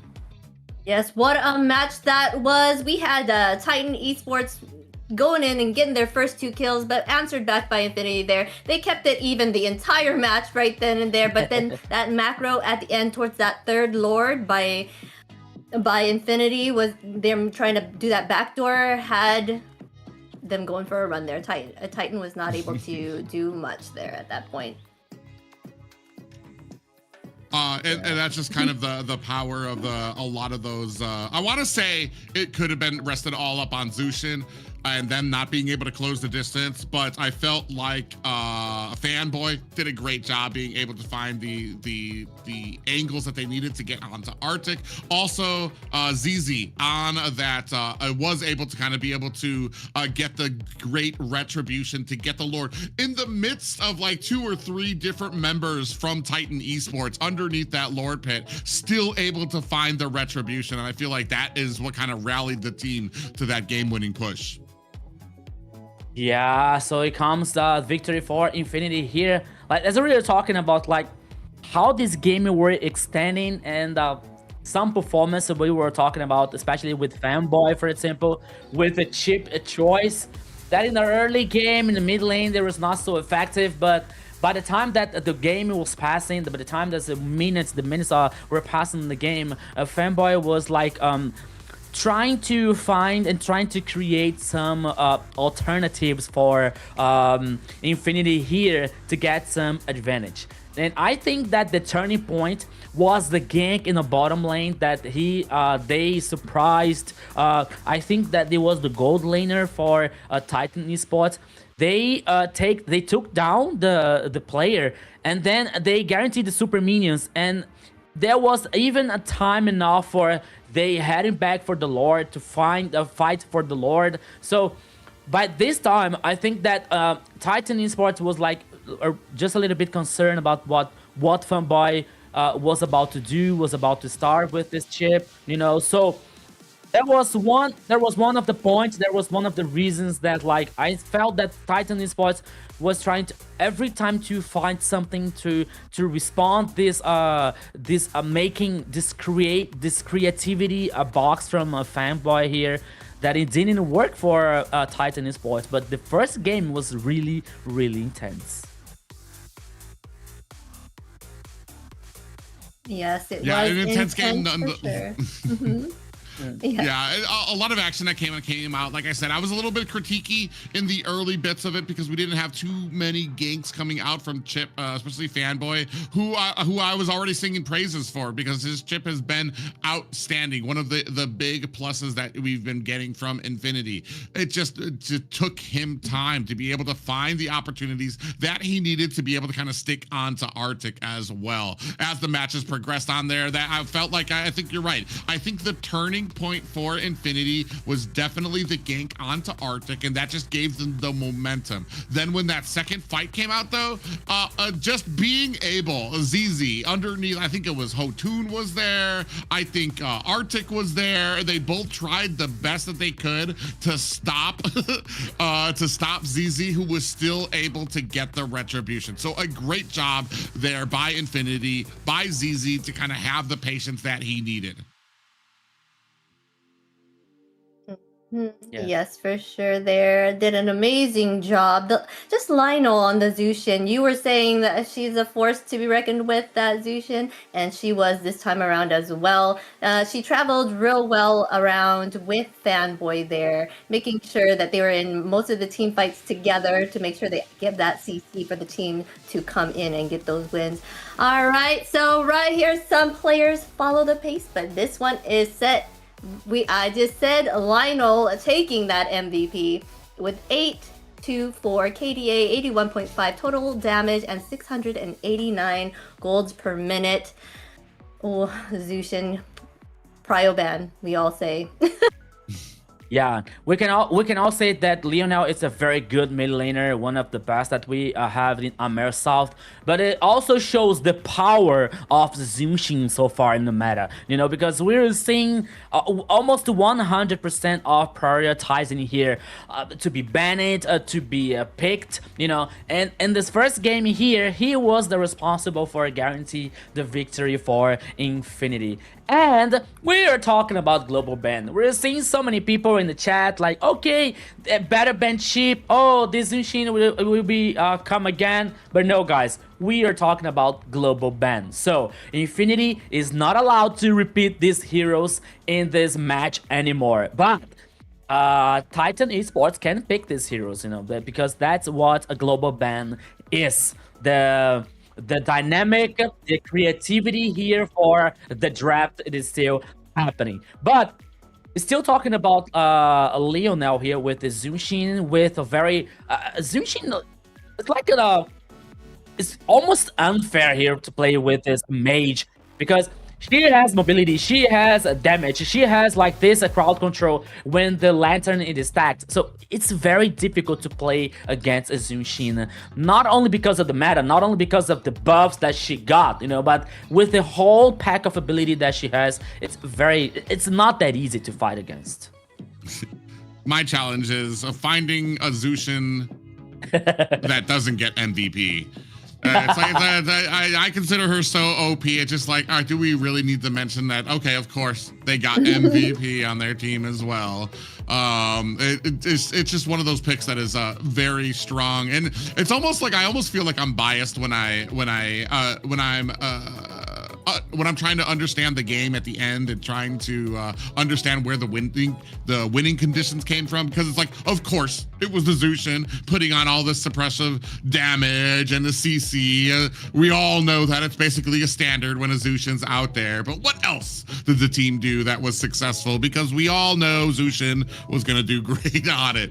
But I mean, it just kind of speaks. It's so hard to deal with. I did see a few opportunities coming out from Titan Esports in the early game. It felt like they were better in the early game than as the game went on dealing with the Zushin. They were able to surprise her. They were able to get those the CC onto her, get the kills very early, and then as the game went on, they found it harder and harder to close the distance, to get over there, and ultimately that was, I want to say, one of the bigger downfalls for them. Yeah, I was thinking it's the fact that they learned from their mistakes, right? So they know how they were doing in the beginning of the game, able to catch her off guard. But towards the end, she had her full front with her, right? So she was able to kind of counteract that. They were able to protect her more often than not because they had more control of that map. And I think that it was kind of what kind of helped them later on there. So we go ahead and ban that Zushin because they already know she was a beast. And of course the Freya ban. Yeah, and always reminding you to the people who are watching us and who is not used to get familiarized with the global ban. These gray choices here means the heroes that the team is not allowed to pick anymore in this best of 5, you know, so they are here. So Titan Esports are not allowed to pick 1-1 anymore, CC anymore, and Infinity is not allowed to repeat the Zunshin, the Barretts, and it goes on, you know. So and now we're seeing the draft from the second game with the bans happening here. Parrot, Guinevere, and Zunshin for Infinity, while we have Marcel once again, Freya, and now let's see the third ban, and I believe it's gonna be Baxia.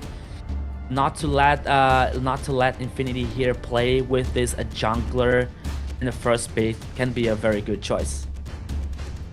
Oh, then you're gonna have open. I believe you're still gonna have the Sora open. Valentina will be out there as well. For one side, so we're gonna go ahead and leave that Baxia open, and I believe that's gonna be scooped up very quickly by Infinity if they. I mean, we've seen some pretty dominant Baxia games here today as well for both of these teams. And then answered back as well. So seeing where both of these teams, I think they're kind of. I don't think they were expecting the Harith ban, so they're kind of like, wait, or the Harley ban, so they're like, wait a minute. We go box here, right? So that's very interesting to see how it comes out. Yes, they're trying to figure out what they want to choose here.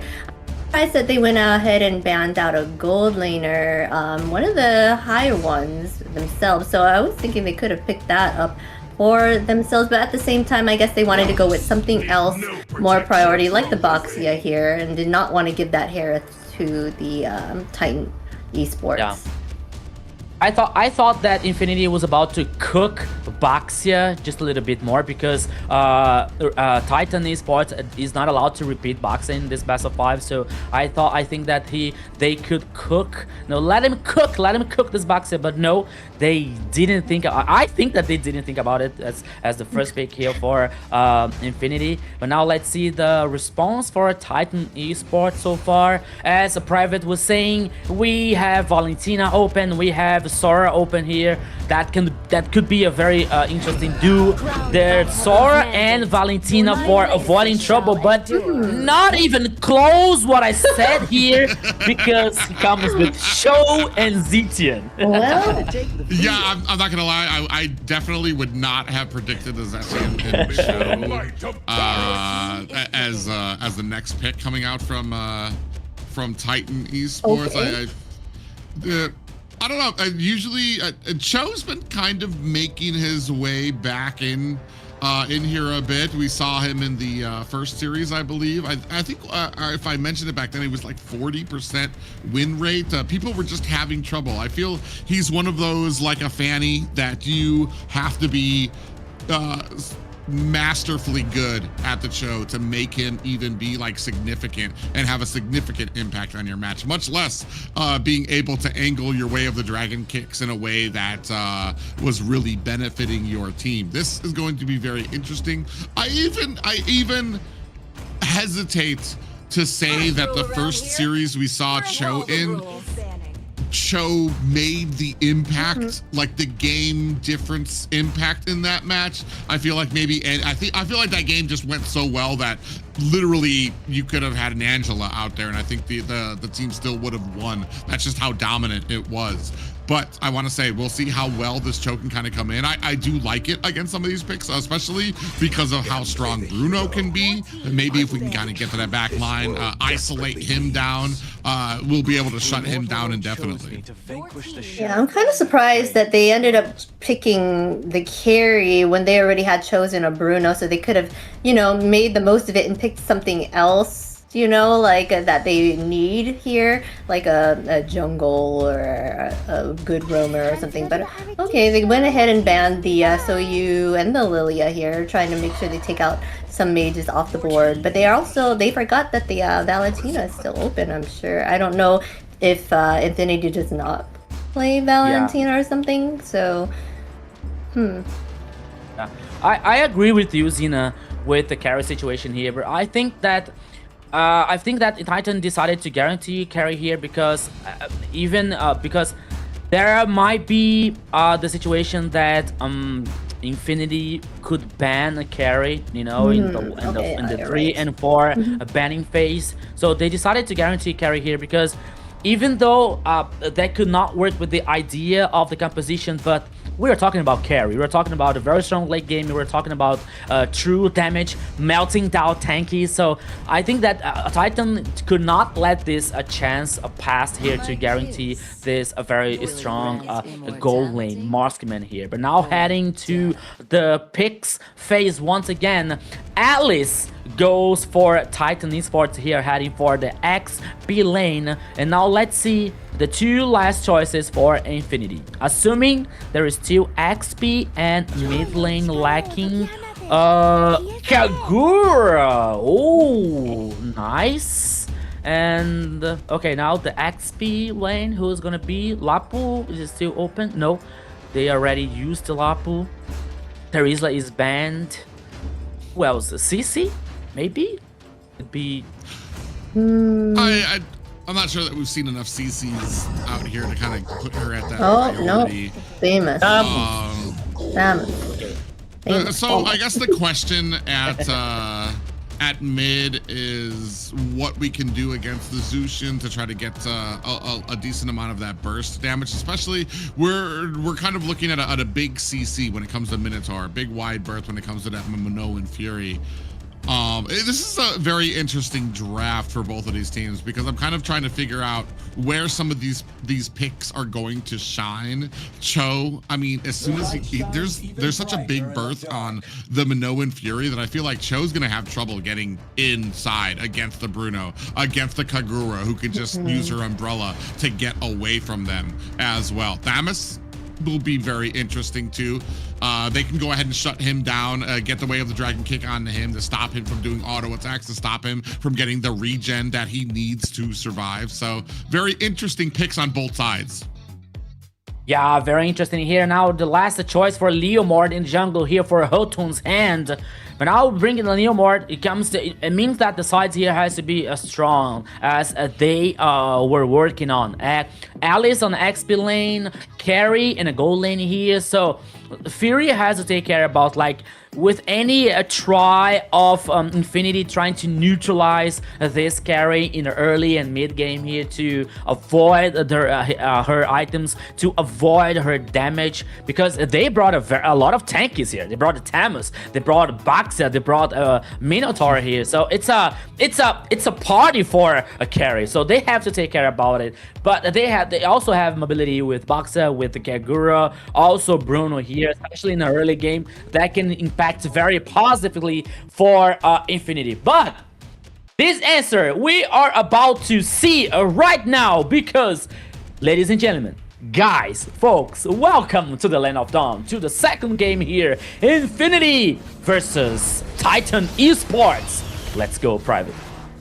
Yeah, both of these teams, I want to say Titan Esports, looking to reply in kind from the loss they just took in that first game from the side of Infinity. And I'm trying to figure out the early game here. I mean, you've got a decent amount from ZZ and when it comes to, I don't know about Lionel. I feel like the early games can definitely be going to be going over to Titan Esports. There are a lot of damage, a big scuffle there just for the Litho Wanderer. It's very important for both of these teams. It does get you a little bit of, I want to say a little bit of a speed boost for your team to be able to kind of to get back and forth in a map. Steffi just being a nuisance back and forth, getting those Jeet Kune Do kicks and raises in. Oh, Rusi does not decide to go in against him as Steffi now looking to be a nuisance here at the bottom lane. ZZ sees it now. Oh, Steffi actually might be in a little bit of trouble. Oh, Fanboy and Lionel right there to get some damage on. Steffi's going to be able to leap over that ledge to safety, down to 25%. But as we said, just being that nuisance that he needs to be. Steffi laughs in the face of a danger here. Here is like walking through the jungle. Zaplats. Oh my goodness. Yeah, carry. Okay, there was Hotun's hand here, like help for trying to get this advantage on the top lane here, the gold lane. But even though we cannot underestimate carry with a very strong late game, but the true damage can come with very strong in the early game also. But now the first turtle here in the downside of the river, both teams are fighting. Yeah, Rusi actually comes in, activates that Cauterit Inferno, trying to lie into Tune. It's going to allow ZZ the time he needs to be able to scoop up that first turtle. So great positioning there coming out from Rusi to be able to kind of be that one-man wrecking crew. ZZ actually in a little bit of trouble here, getting pounced on. Arctic on the side there as well, joined up by Rusi to help provide for that escape. Yeah, Steffi here is just a little bit behind even from Fanboy here. He didn't get the level of number 4, but now he's going to get. Ooh, he might be in trouble there. Lionel gonna scoop up that kill with that Yin Yang Overture. A great catch there coming out from Infinity. And oh, another big damage coming out. Rusi finds a kill onto Hotun. Arctic in trouble. Rusi dusting, putting off the dust from his shoulder as he scoops himself up a double. My goodness, Rusi, take my energy once again with a very strong Thanos here. 2-0-0 so far. There another once again another very interesting early game for Infinity here so far. Now here comes a 2v2 in the top side here. Maybe because Kagura was heading up, but now Fanboy is roaming for the mid lane as Steffi is doing the same thing here. Oh damn, like 3 minutes here, almost 4. Here comes the very interesting advantage for Infinity game. Ooh, well, the Yin Yang Overture coming in from Lionel is going to go in. Then you do have the Phantom Steed coming out. Steffi comes in, finds a pop-up on to ZZ, but both teams creating some distance, no worse for wear. Yeah, let's see now, Lionel here with the Kagura, another strong million. Oh! Rusi finds another kill unanswered at the bottom lane, bringing it to a 4-0 game. Steffi actually in a little bit of trouble here, taking a heap of damage. Is going to have to Jeet Kune Do his way back underneath the tower of Titan Esports. Yeah, and that's the result here from Rusi's strong so far. He guarantees the kill, he guarantees the gold energy in the turret in the bottom lane, and the most important, guarantee the turtle, the second one for Infinity. Oh, he comes! Yeah, you can see a nice little, ultimate coming out from Hotun with the Phantom Steed. Is it going to be enough? Lionel going to use that flicker to get himself out of harm's way. Fanboy taking a heap of damage, comes in with a pop-up onto 2 members. Hotun finishes him off as ZZ finds a kill of his own onto Arctic Fury. Not able to find the kill in a stun underneath the tower issued onto Syndric as he's going to have to step back. A great play there by Infinity to protect their towers.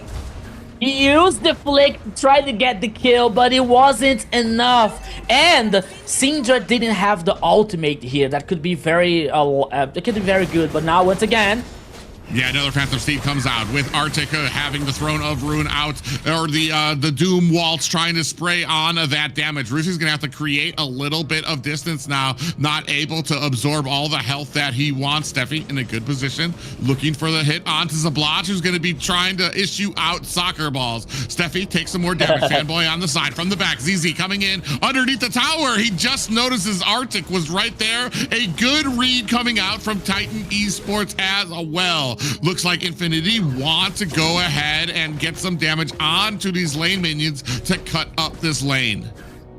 Yeah, but now Infinity here is trying to work with a high tempo, doing the proxy, but I don't think that is going to be possible. But though, they still continue the pressure. Yeah, they're going to go in. Flown of Ruin lands on the three members. We do have the Rage of the Phoenix coming on as well. Underneath the tower, Lionel able to find a kill onto Steffi. Fanboy on the backside. ZZ able to find a kill onto Fury. And down goes Arctic as well. 8-1 in favor of Infinity. Fanboy, you are insane! What a beautiful knockout from Minotaur here, heading up 3 players of Titan Esports. Infinity goes forward, goes aggressive, goes far, and gets more advantage. Gets the tower in the top lane, gets 1 more turret, one kill for Titan Esports versus 8 for Infinity. The goal lead here heading for almost 5K, my friend Private. Everything is working well for Infinity Sports. Yeah, Infinity are just a well-oiled machine here. Even underneath the tower, Minnow and Fury goes in. Fanboy knows he's got the tankiest chance of being able to go underneath that tower. Does it while the rest of Infinity go in with the cleanup to find the kill. Now we are finally starting to make our way through a lot of these towers. Still a mid tower that they're going to need to get for the side of Titan Esports to really cinch in this game. As we all know, that mid tower is so important to opening up the map for your team to make sure that the enemy has a shorter distance that they can run back to and be safe. Zablach finds himself another tier 2 tower up at the top, while Fury finds a tower of their own. I believe that is going to be the second for the side of Titan Esports. Yeah, Titan Esports here is doing the cross map to trying to turn the game even, but Yeah, you saw the way the dragon come out, but it came onto Fanboy, who's going to be able to use that Minoan Fury immediately under the team. Now the rest of Titan Esports on the run from this team. They don't, Infinity does not have the minions at mid to really make a stand at mid or try to take down that tower, and that is unfortunate for them. Still an 8-1 game, about a 5K gold lead for the side of Infinity.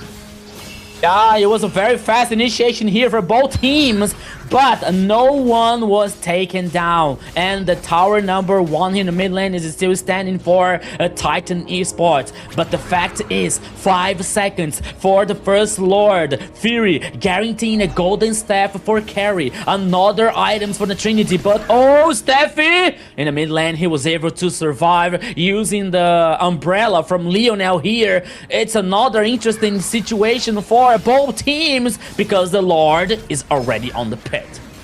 Ooh, Hotu goes in underneath the tower onto Lionel, trying to use that umbrella escape, is able to juke him out, and Hotu walks away empty-handed. Thought he had that kill synced in, and this is going to open it up a little bit for Infinity to start up and get positioning onto this turtle. You can see Rusi locking on to Steffi. He's going to look, it doesn't have that Cauterant Inferno activated just yet. Steffi on the back end, looking for an angle to get in there. Now, Rusi latches on to Arctic.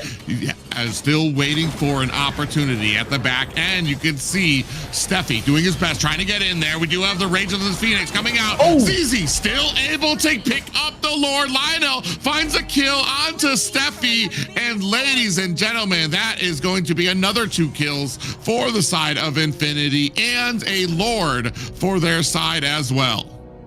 The Lord goes for Infinity. Another kill goes for Infinity. The advantage goes for Infinity so far. Once again, the items has Gloss, Berserker Fury for Bruno. Wire Carry here has the Golden Staff, Corrosion Sight. Both marksmen here are heading for the Trinity core items. But even though Infinity has so large advantage so far, now they're heading for the tower number 1 in the mid lane. The focus continue, the pressures continue. Infinity goes forward, goes aggressive. The horizon is not the limit. Yeah, right now, Rusi now looking for a way he can kind of get into. I feel like these fights don't exactly fit. Ooh, Arctic actually came in with the Doom Waltz, still continually trying to get that life drain up. Now, big focus coming up onto the top and bottom lanes. It looks like Titan Esports is, they are split up. Out comes the Phantom Steed. Is that going to be enough? They immediately burst down the Lord. Only the high grounds left for the side of Titan Esports. In come the minions, and a big Minoan Fury lands onto 3 members of the side of Titan Esports. Now taking some damage underneath the tower. Minions from the side as well, and it does look like Infinity going to have to turn away. Yeah, now here Rusi is forced to head back because his life was so low. Now he's regenerating here while farming the jungle. Now forcing the Infinity heads back. They don't want to take any risks because they know that Titan Esports is a very strong team. The Trinity here for carry. Malefic Gun for Bruno to get a high range. Stefan, you have to take care. You are a show. Okay. You have mobility. Okay. You have dash. Okay. But you are not a god. You are not immortal. And now, at this point of the game, with Leo now here, with Kagura so strong, they can burst almost everyone in Titan Esports composition.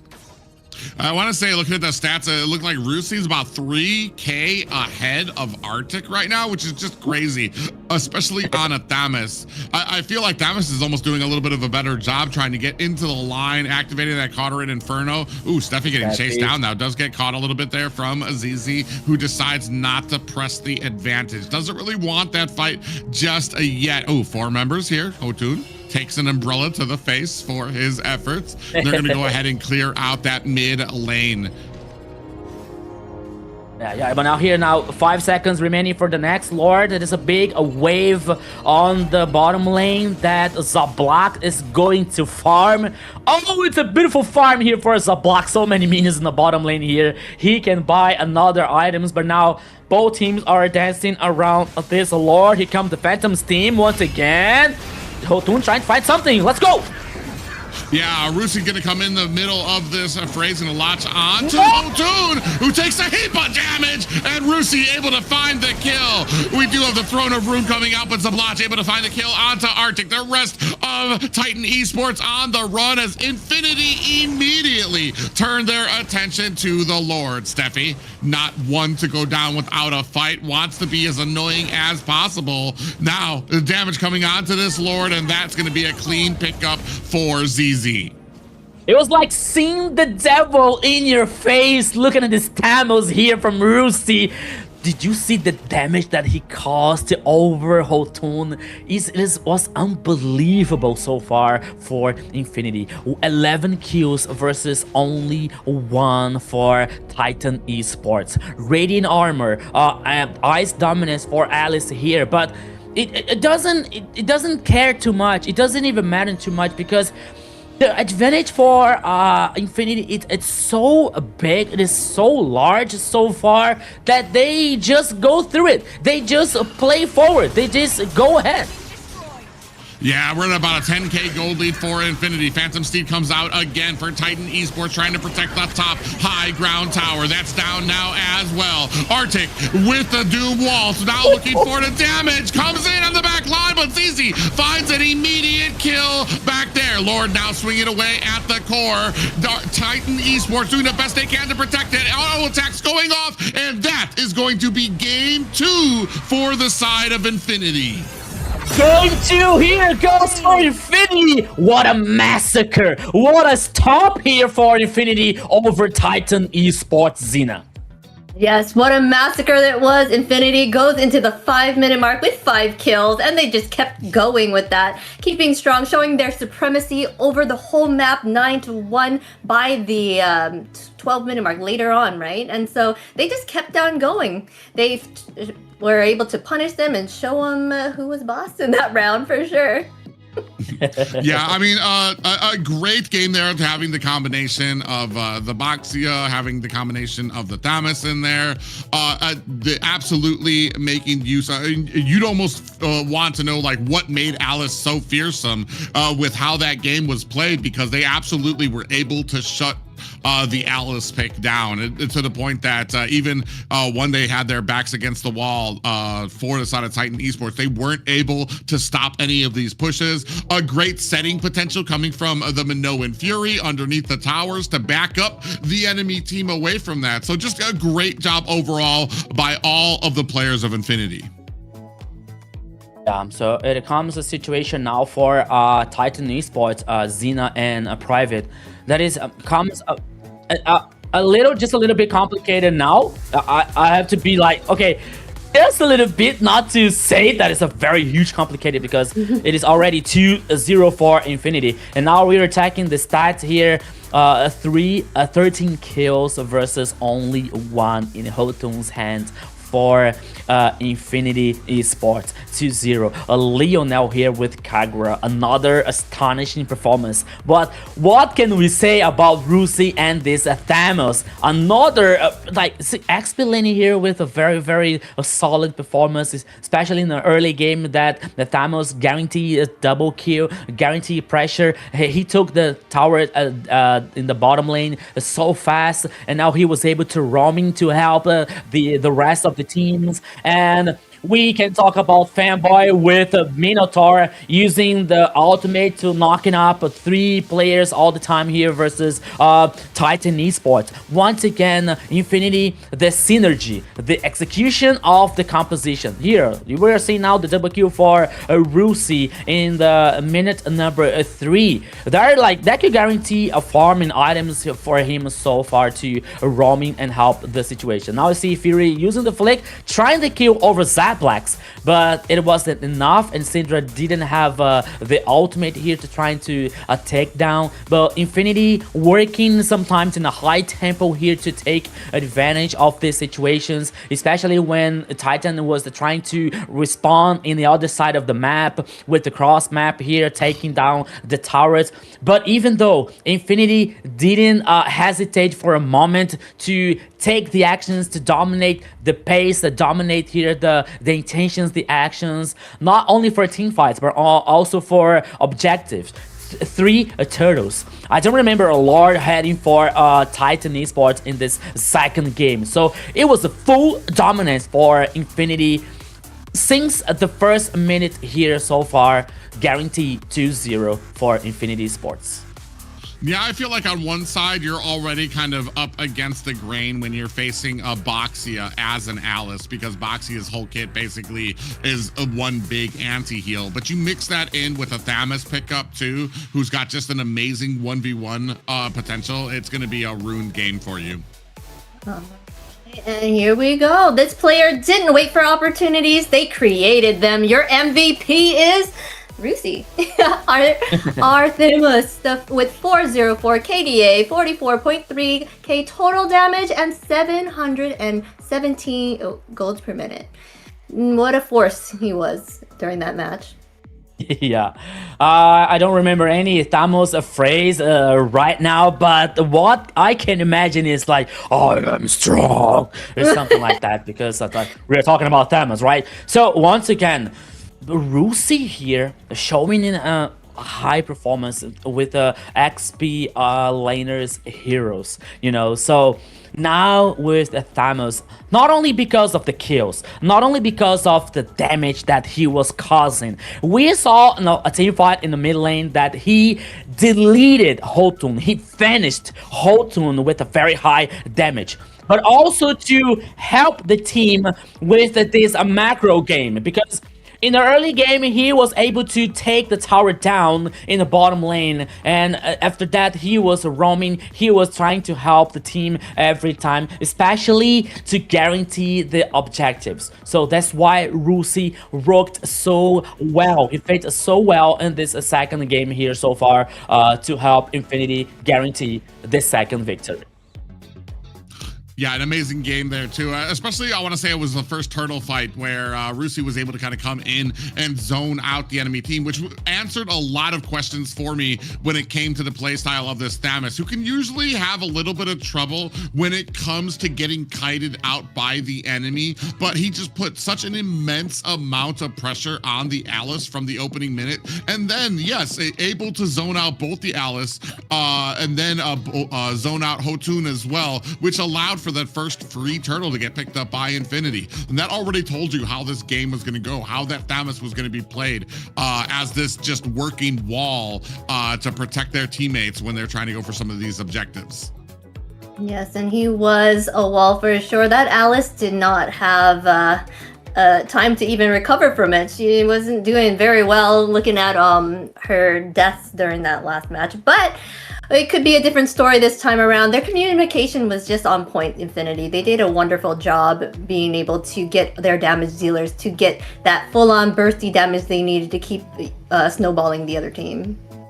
Yeah, and you know what, guys? That's the beauty of MLBB. That's the beauty of AMER South, because this team, they were in the finals in the last season, MPL Latam season 4, and now they're just one game to say goodbye to AMER South. At least this split, you know. So the things that changes are so fast. They're so dynamic here that one day you're in the top, another day you were like in the bottom, you know. So you have to manage the success, you have to manage the experience and the performance so far. So now the question is, Titan Esports, they have substitutes. They have a Rochi, that was a former champion for the Old Black Sentence last season, which plays in the XP lane. They have Chan, that is another mid lane. So the question is it time, like, will Titan give the chance for these players play now, for example, in the last game, or will they continue with the lineup to trying to reverse that situation? So, guys, what do you think about it? I mean, I don't see a reason not to make any changes now to just, if you're trying to look for an experimentation. I usually am a very big stickler for sticking it out. One of the biggest things that I feel like a lot of teams underestimate is synergy with your team. You can have all the skill in the world, you can have the best coaches, but if you are just not syncing with your team, it's going to be one of the biggest deficits that you're going to have to overcome. And you can't build that by consistently changing people out, losing faith, going to different teams and things like that. You just have to stick it out and hope and build from there. Have the confidence to continue on with that same thing and just try the different drafts, try to learn from each other.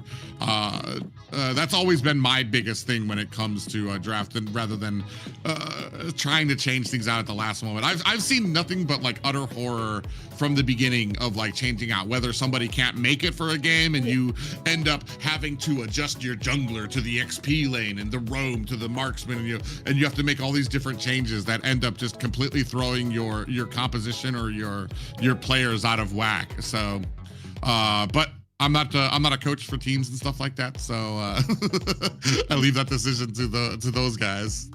I don't know. I agree with you though on that front. The fact that more teams, I feel like, do better if they keep going at it with each other, and then they learn from it, and then, like, they gain that synergy that they can keep going on with the communication that they start to have and all that stuff. But if you keep changing people out and even changing roles within the team, it kind of stunts your growth there, right? So like someone that used to be a roamer turning into the jungle, and it just changes everything.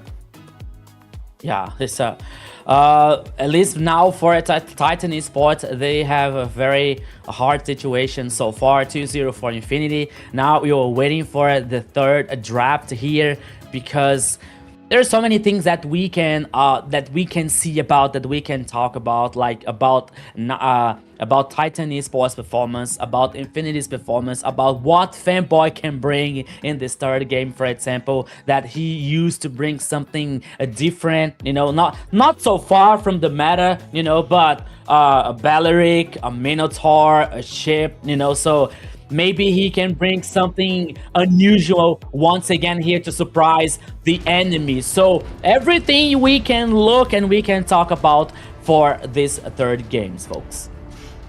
I mean, he's been, I want to say, in the South, I feel like he's been the most successful with not S-tier picks. I don't want to say that they're off the meta because they're not terribly too wide from the meta. Chip has his place. Minotaur has his place. Lolita, we might go ahead and put that back on the shelf. Let it sit there for. But I feel like, I mean, I feel like he's not on the verge of like what we've seen from like in the North Nighthorn, where they have all of these. You don't even know what to ban from them because they have all these different picks that they've made work. Here, I feel like it's almost not worth it to say that he's stepping outside the box. It's just that he's not sticking to the engraved meta that we've been seeing, and that's keeping his roaming positions pretty fluid. Not just fluid, but they've had their strengths that they've been able to go with. Minotaur being able to go underneath towers to get that Minoan Fury, so that now you're zoning out the entire enemy. Chip being able to go on those side lanes to find the pickoff that are needed before returning immediately back to the objective for them. So I mean, he's done a great job of being able to kind of balance that, not being confined by the meta, but still respecting it and understanding what things would work best for a composition that might not be the Khalid or the Hilda or the Grok Aaliyah. or something like that. Yeah, Ikalea as well. Yeah, I feel like the fact that he is choosing these random heroes that are not meta might be throwing off these teams, right? Because the fact that they're not used to training against it, or they wouldn't expect it to be chosen, and he has that comfortability with them. So it makes it even more harder for the other teams to kind of gauge and kind of do something about it, because they're just not used to fighting against teams that actually play these heroes in the tournaments. Yeah, that's a good point, Zina. And plus, they're not able to, like, I think that Infinity says something like, okay, we have these heroes, we have this like roaming choices here, you know, so maybe we can think just a little bit outside of the box, but not changing too much, you know, not trying to difficult to trying hard the execution, you know what I mean? For example, Marcel, they think, okay, we don't want to play with Marcel because even though he is very strong, he's in the meta, maybe the composition, maybe the idea could not be the best for us, you know. So they think about some heroes out of the box, but not that difficult, you know. The execution are clean, the composition, the wombo combo are fast and clean for them, so it helps them to guarantee a strong mentality and an easier play style during the game, you know. So as we see now, Harley, the first pick for a Titan Esports, and I was thinking about that Yuzong and Rusi's hand here, because he used Lapu Lapu in the first game. Now he used Thamos, so maybe for him now Yuzong here could be a very good choice for him. That now he's confident, now he plays powerful in the XP lane here for Infinity. So Harit and Yuzong for Infinity. The response for Titan Esports comes with Uranus and Valentin. The Uranus is an interesting pick for me, just because I'm not sure what it's kind of where its benefit is coming from. You're absolutely right when it comes to Rusi on the Yuzong. We saw him with the Lapu, and in a lot of those fights, I wish I could have encapsulate everything that was going on, but I did notice while a lot of those team fights were going on that immediately as the real world manipulation came down, Rusi immediately closed the distance to be able to dish out the damage from the still target. Nolan has been he's been on the teeter-totter. I feel like it goes into the skill, it fits very well into the skill level of the person that's playing it. You really need to have the trust in you and your teammates to kind of get that advantage, keep that advantage, so that you're not getting overwhelmed here, to be able to kind of go in, get that damage, or even be able to split push once you start to fall behind. He's I want to say he's a high risk, high reward type of hero, because I honestly, sometimes I'm just not a fan, because I just hate coin flips. I hate is this game gonna go well, or is it just not? Because if it's not, there's nothing I can do about it as a Nolan.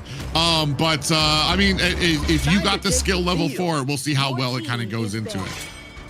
Yeah, it seems like they're target banning the roams right now, and they just banned out Eudora and Bruno here. I guess they're trying to make sure they're not going to pick up any mages on the side of Infinity. That could be good. What do they have, or who can they choose? I know Lilia is still probably open for them.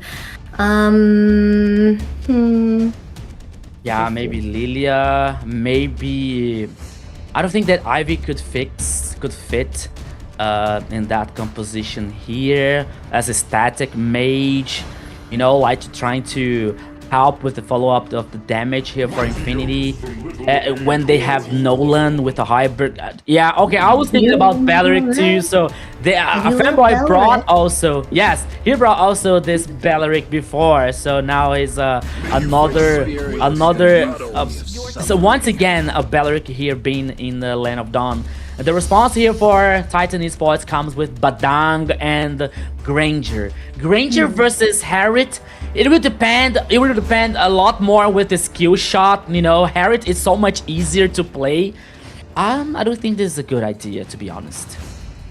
I'm not gonna lie, before the Belleric pick, I was kind of wondering how Nolan's gonna go into some of these heroes. You got a lot of dashing abilities, so Nolan, if he's gonna try to get the fracture, you've got it takes a little bit of hesitation. Harley's going to be able to jump out of the way. Valentina's going to be able to jump out of the way. But if you combine that with the taunt that Belleric has and his ability to kind of draw people close, I feel like you have the ability. Oh, and you have a Zetzian who's going to be able to get that Rage of the Phoenix out there as well. So you've got a good amount of CC to hold down a lot of these players on the side of Titan Esports. Yeah, and one thing here that can help Infinity again, and a plus, it's a plus here for Infinity.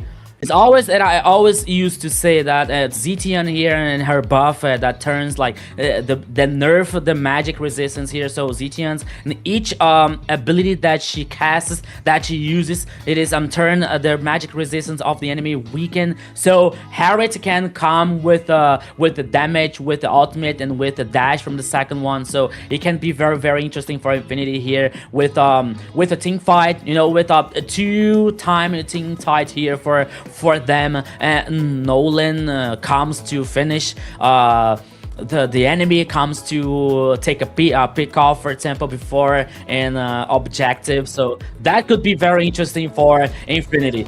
I don't think that Irana's doing so much here, Private, to be honest, for a Titan Esports, but let's see what he can do. Yeah, ladies and gentlemen, possibly the game point here for Infinity, as they are looking for a 3-0 sweep, and the Titan Esports Club looking to reply in kind for our last series of the night.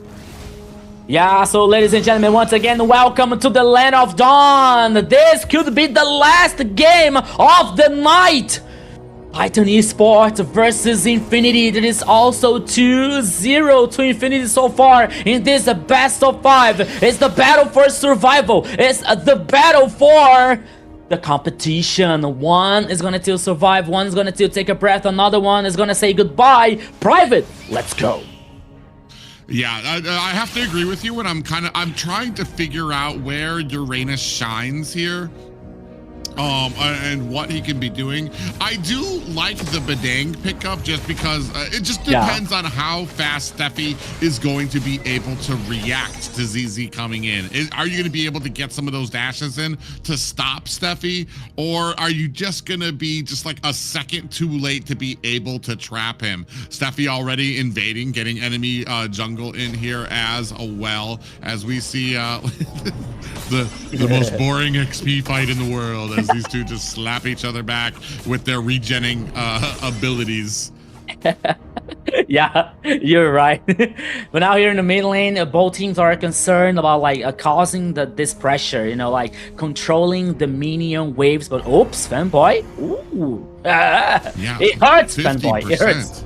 Yeah. Yeah, 50% health already taken down there. Hotun looking for an angle to get in there. Oh, he's gonna go ahead immediately. Oh, I thought there was somebody over on that side on that turtle. He just used his teleport for no reason onto the turtle. Trying to get the surprise damage on the turtle. Turtle shocked and he goes down. So that's gonna be a first pickup there for the side of Titan Esports Club. Yeah, and that was a good thing here for Titan Esports, but now they're focusing here, causing pressure with Rusi, doing a proxy here, but now Rusi!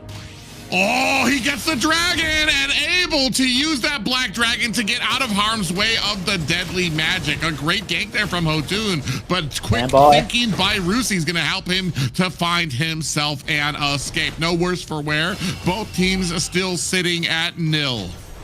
Yeah, now Titan Esports with a different playstyle here in the third game, playing aggressive, playing forward, guaranteeing the first turtle. Now doing the proxy once again here with Arctic. It's with a different mentality here, but now ZZ was able to guarantee the orange buff so far, but now in the bottom lane, first blood for Titan Esports. Yeah, Syndra came down there for a surprise onto Zablach, who gets taken out right now. A pretty firm beginning here for the side of Titan Esports. This is one that's a lot different than we've been seeing from them. Infinity usually able to kind of juggle in the beginning, and you see already a 400 gold lead there coming out for Fury. Yeah, they still they have to keep this dominance. You know, they have to keep taking the actions, playing aggressive, because even though we are having an interesting composition from Infinity here with a very interesting scale up with the Zetian, Rusi, even Zablax here with Harriet. You know, so. Okay, they have Fury with the Granger, which has an interesting scale so far, but they have to take care about that situation, you know. So for Infinity here, just like exist and let the time pass by to be strong, to become strong, to get the items, to get the farm here to fight as even. But Titan Esports doesn't want to allow this happen. All the time they're trying to find something. Yeah, you can see already. I mean, there's just not really a target for ZZ, especially up at the top. I mean, you're not going to go. You're not going to be able to burst down the Uranus here. He's going to go ahead and pick up. Ooh, Steffi in a good position to surprise ZZ. Oh, ZZ. Good, a nice little dodge from ZZ. Reads that like a book. Fanboy on the side there. ZZ's getting stopped. He's not able to get in to maybe get this lord. Black Dragon is out. Fanboy in the midst of this. Out comes the Rage of the Phoenix. And ZZ, just as I said, he wasn't able to get in there. Down goes Steffi. A turtle is down as well for Infinity. Zablach able to find a kill onto Zindrak, and now it Arctic does look like Titan Esports on the run. Arctic looking for an escape. Lionel takes some damage coming out from Hotun with that deadly magic, but ZZ comes in with the fracture to take down another kill. 1-0-1 for ZZ. ZZ, the player with more than the 3,000 IQ. Boy, he was like sleeping in and sleeping out every time the jungler. In the end, he guaranteed his total, actually, the turtle for Infinity. Plus, 3 more kills for Infinity Esports here. We were talking about how aggressive the early game for Titan Esports was. But now, Infinity gets back in the game. Actually, he passes the goal lead. Almost 1K for Infinity Esports. Yeah, my friend Private here, Titan Esports has to rearrange the things once again. Yeah, a big little clamor there at mid lane, but they do disperse right away. I feel like even when it comes to having a Uranus in your lane, I feel like Roosie's doing a great job keeping his gold up and his levels to kind of keep it competitive in that XP lane. A little bit of pressure kind of mounting at the mid lane. 33 seconds left on the next turtle. Yeah, the next turtle here now, 26 seconds for the next one. Radiant armor now in Hirusi's hand to get more resistant here. Oh, Harley was trying to defend the tower number 1 in the top lane here, but it goes to Infinity. It's a very good macro for Infinity Esports so far. Not only in this game, but also in all the 3 games. Even they're playing aggressive, you know, even though they're playing aggressive, guarantee the towers, guarantee the objective. Infinity Esports playing so well so far. Yeah, and that's kind of my question too. Like, why are we sending Harley to try to clear lanes and stuff, especially up at the top where he's not going to be as much useful up there? Fanboy takes a little bit of a tower there from Steffi, who's trying to keep the zone out. Black Dragon is out. Hotun running for the hills. He wants no part of this Black Dragon. And now you can see Arctic now getting locked onto there by Rusi. Do have a Wrath of the Dryad coming out from Fanboy. Steffi in trouble. Fistcrack is out as well. Fanboy gonna use that flicker to get himself out of harm's way as Rusi takes the bulk of a deadly magic as well. And the turtle kind of wondering why nobody wants to go after him anymore as all the team completely disperses from both sides for that engagement. Yeah, in this team fight here, the winner was the turtle. He won everything here. But now we're seeing Arctic once again doing the proxy between the tower number 1 and number 2. He tries to do this all the time, but now the turtle became the Lord. Now no turtles anymore. Now there's the Lord. Our Fanboy here trying to defend the orange buff for ZZ that he could guarantee once again. Arctic. Ooh, who has to take care? Okay, he's a Uranus. He has a very high regeneration, has a very high sustainability here, but he has to pay attention. He has to take care about that. But now both teams are concerned to defend the mid lane here, especially managing the minion waves. But now the Lord heading is on the pit in the upper side, while we are watching Zablox versus Arctic here in the bottom lane. Yeah, I mean, Arctic, like I said, I just don't feel his impact on the match right now. Not having to do anything with his skill level, but just as a Uranus right now, he's just not. I'm not feeling his force in a lot of these fights just yet. Lord is up. We have some split pushing going on at the bottom. That's going to be another tower for the side of, or actually not another tower for a cleanup job coming down from ZZ at the bottom to keep that tower safe. Only one tower gotten so far. Yeah, ZZ's gonna be able to find himself and escape. I thought so. Otun comes in with the deadly magic. That's gonna be. Oh, ZZ has the last minute health pop there to be able to get that health back and does not go down to the deadly magic. He doesn't die anymore. I swear to you that he doesn't die anymore in this game here. But now the Lord is on the pitch once again. Both teams are dancing around this goal, a very important one. ZZ is once again in the game here. He's on the pitch, but now Arctic is trying to do this face check. Everything is possible here in this game. Now the Lord was started by Titan Esports. Hotun, okay, he has back. Fanboy here trying to find an angle. Everything is possible here, Private. Sorry. Yeah, I mean, both teams, Hotun just the only one missing his ultimate. He'll be getting that back very shortly here. But otherwise, both teams have full spells, have full ultimates here now. Black Dragon is out. Pop-up lands onto Zabloch as well. Fistcrack on the ZZ. Oh, and down goes Steffi. Zabloch lays down to Zaman Force. Arctic running for the hills, trying to keep that momentum up there. Zigzagging around, and Hotun finds a kill onto Rusi while Lionel scoops up that kill on to Arctic. Zabloch gets taken down as well. Zindrak right there. The Black Dragon is out. I believe that's the IMU Black Dragon that's coming out from Zindrak to help her get back to mid lane. That's going to be 2 down for the side of Infinity, 1 down for the side of Titan Esports Club. Gosh, There was a painful bullet coming out from Granger's hand here, Fury. We're seeing the items here so far, Hunter Strike, Sky Pierce, and the Malefic Roar for Granger, while having the Heaven's Feather Starling Sight for Harriet. It's not even the power spike that Harriet can cause that massive damage, but even though it's very important for Infinity here. But now, Rusi. Rusi goes in, gets that little combo there onto Steffi to start leaking a lot of that health back over to him. And it just unfortunate for the side of Titan Esports. Like, there's so much going on around the map. They start the Lord and then they realize, I don't think we're going to be able to take this just yet. And they have a lot of engagement tools there too. ZZ is allowed to kind of just sit in the bush and wait for it. As I say that, he goes up and immediately hits the Lord. But you've got a lot of these engagement tools where you've got Zablotch who can come in with that Zaman Force. You've got the Black Dragon that can come out. Fanboy can come in. Ooh, as I say that, I believe Hotun was able to find a kill onto Lionel. That means that's going to be a big stun that is down for the side of Infinity. The rest of Titan Esports Club going to go ahead, focus on to this Lord, looking for an opportunity to hopefully turn the heels of this game into their favor. ZZ.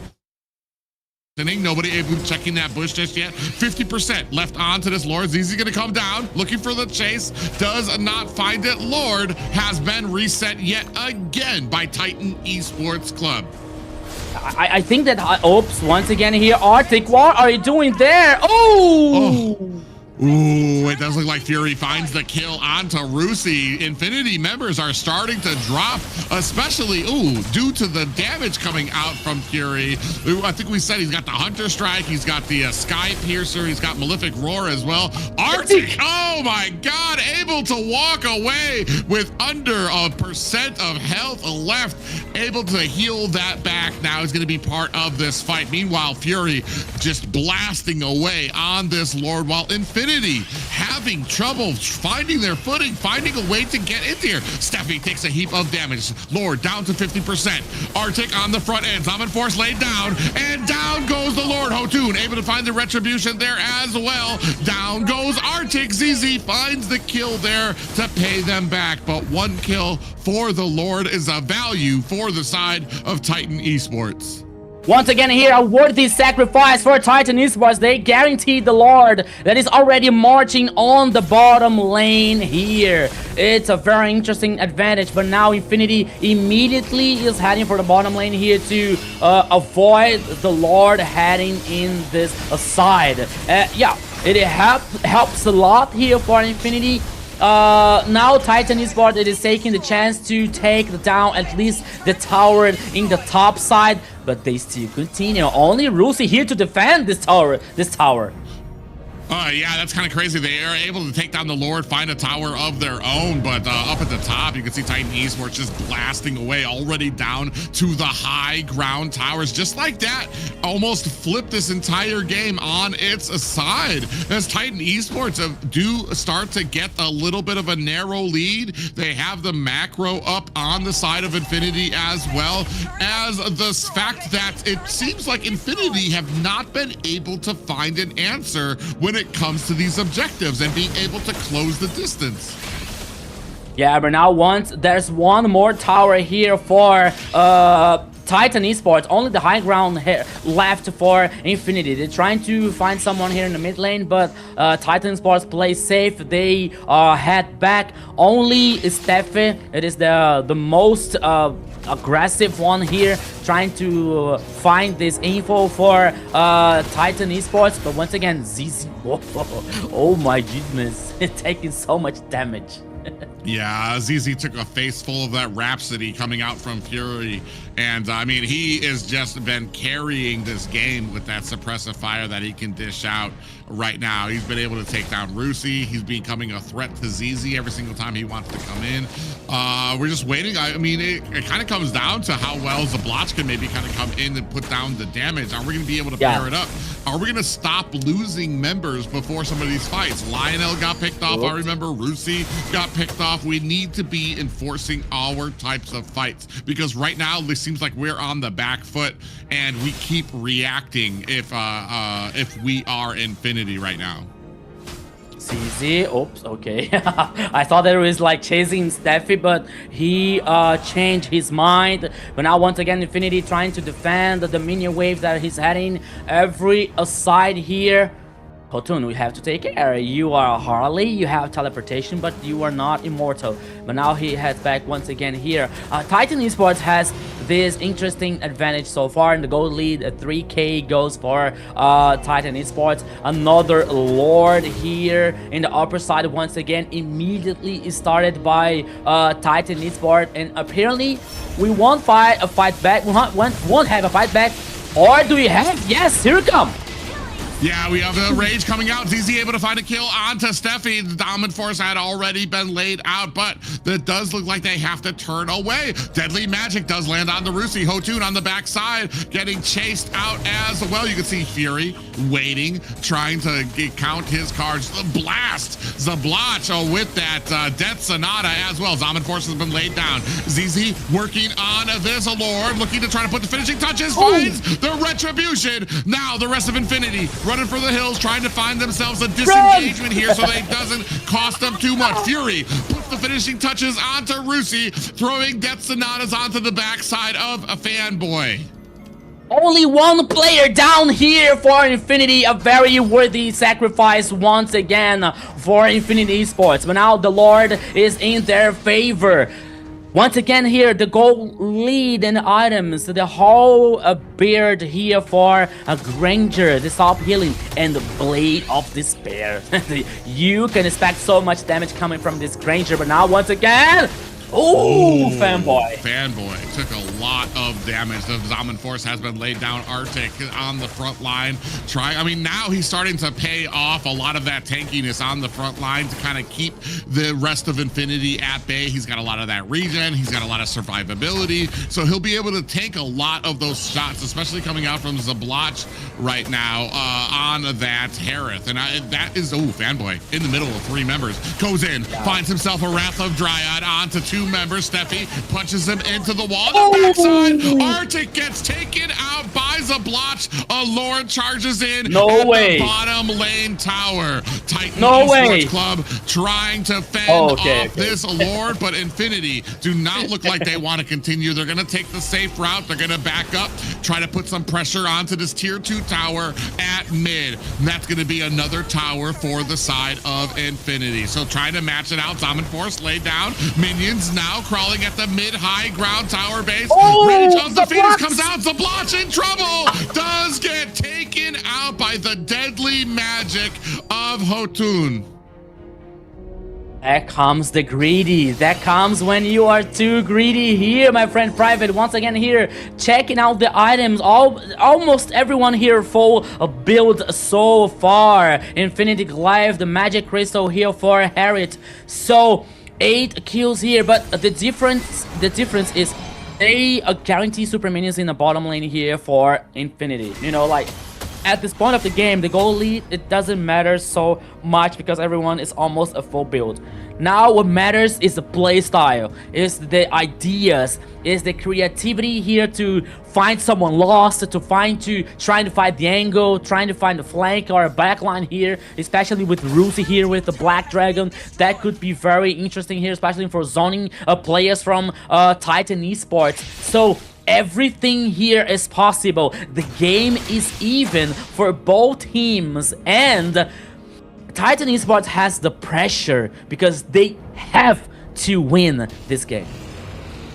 Yeah, there's a huge amount of pressure on a Titan Esports here, and unfortunately we're at a point where the Black Dragon just is not as strong. You're going to be able to get kited by Fury, who's already putting on a huge amount of damage with that Rhapsody. ZZ is going to go ahead, start on this Turtle. He does back off there. You see Arctic going ahead, being that wall for the side of Titan Esports right now. Ooh, still waiting. Zablach, we do have the Rage of the Phoenix comes down, but it does not connect on the backside. Ooh, you you see that Hotun trying his best. Minions at the bottom. Oh, I was about to say at the bottom, they almost looked like they had a clear route into the base. The longer this fight goes on, I feel like they're going to be able to find themselves an avenue to attack at the bottom, and it's red. Fury has to return to the base. Does Infinity know that Fury's not part of this fight? If they do, they need to go ahead and actuate and jump on this. Look out, Hotun. Lord down to 50%. They're going to go ahead and go 110% up at this. Lord, Black Dragon is out. 10% is on the Lord. Are they going to be able to find the retribution? Onto it. Finds the Lord for the side of Titan Esports, who are still in this series. Rusi able to find a kill onto Hotun. The rest of Infinity pushing themselves. You'd think that they were the ones who got the Lord. Now 5v4, looking to enforce their will, trying to come down through the mid lane. Arctic in the front line. Zaman Force has been laid down as well. Consecration activated by Arctic to get that big boost of healing, and the rest of Infinity backs off. Yeah, so here Titan Esports guaranteed the Lord, but what a cost here.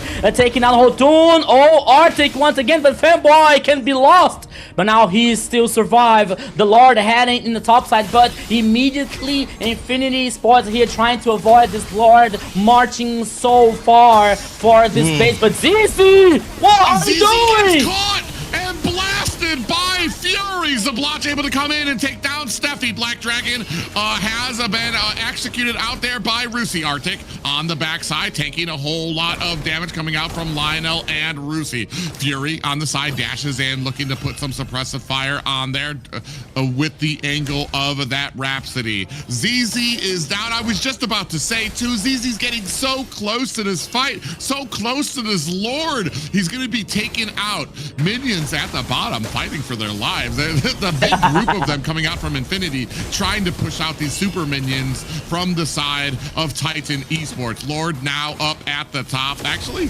taken down to about 1/3 health. The Zaman Force has been laid out, and Lord takes down the high ground tower at the top lane of Infinity as well. And it does look like the rest of Titan Esports are going to disperse from this fight. Yeah, they're heading back now, trying to respond, to defend the minion waves heading for the bottom lane so far.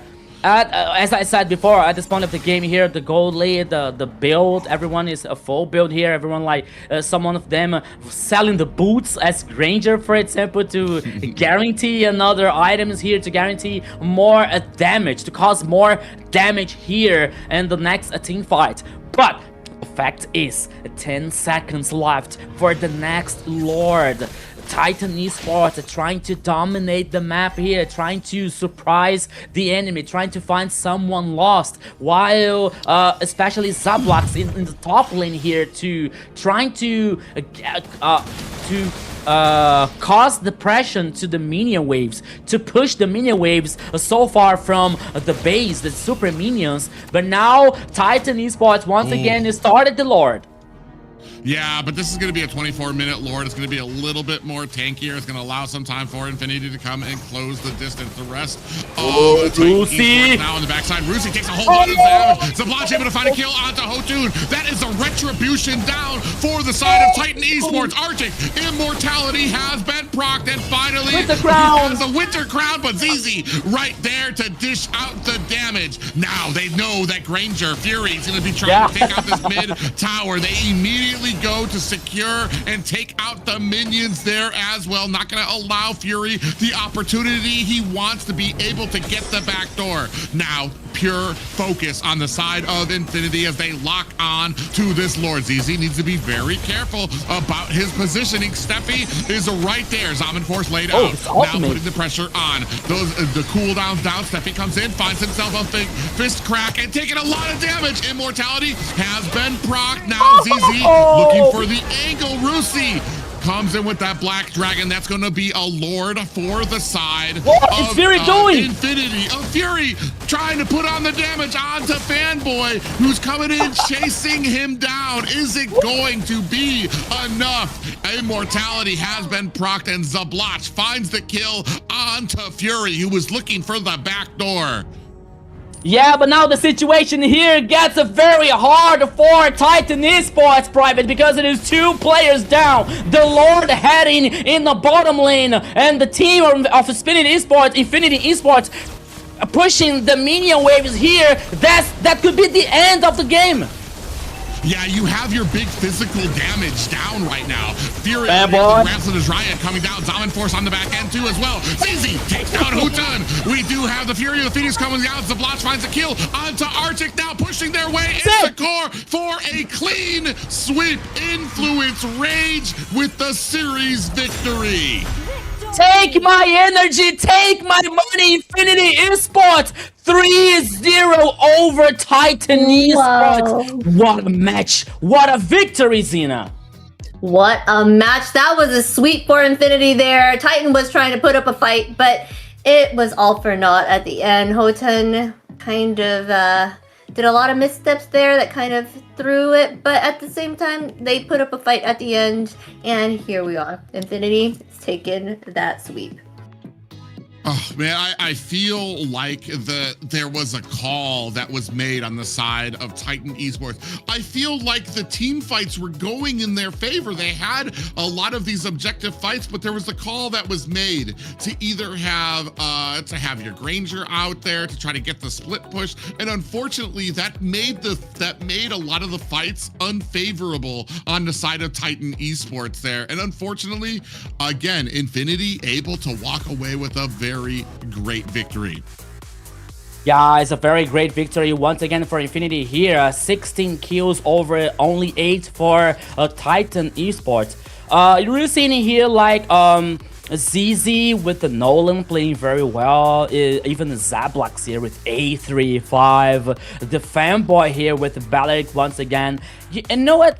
For me, the idea for Infinity here that everyone know exactly what they have to do. Everyone know exactly what each one have to do, sorry, to guarantee the victory for Infinity. You know, so Rusi, okay, I think maybe.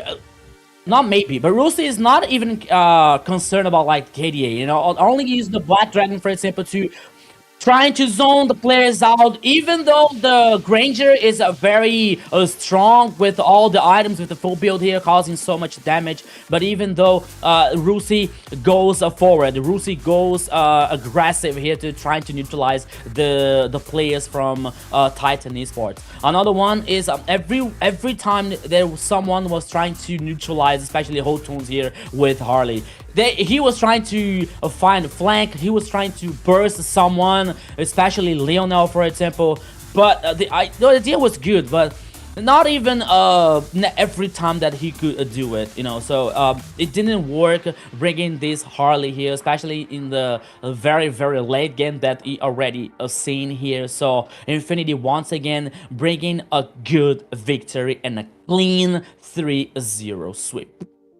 Yeah, I mean, a lot of these lords, especially toward the late game, definitely going in favor of Titan Esports Club, to the point that Infinity was having trouble trying to get some of these fights under. You see there, Fury just doing a great job keeping the zoning, keeping in range, putting on that damage to who he needed to.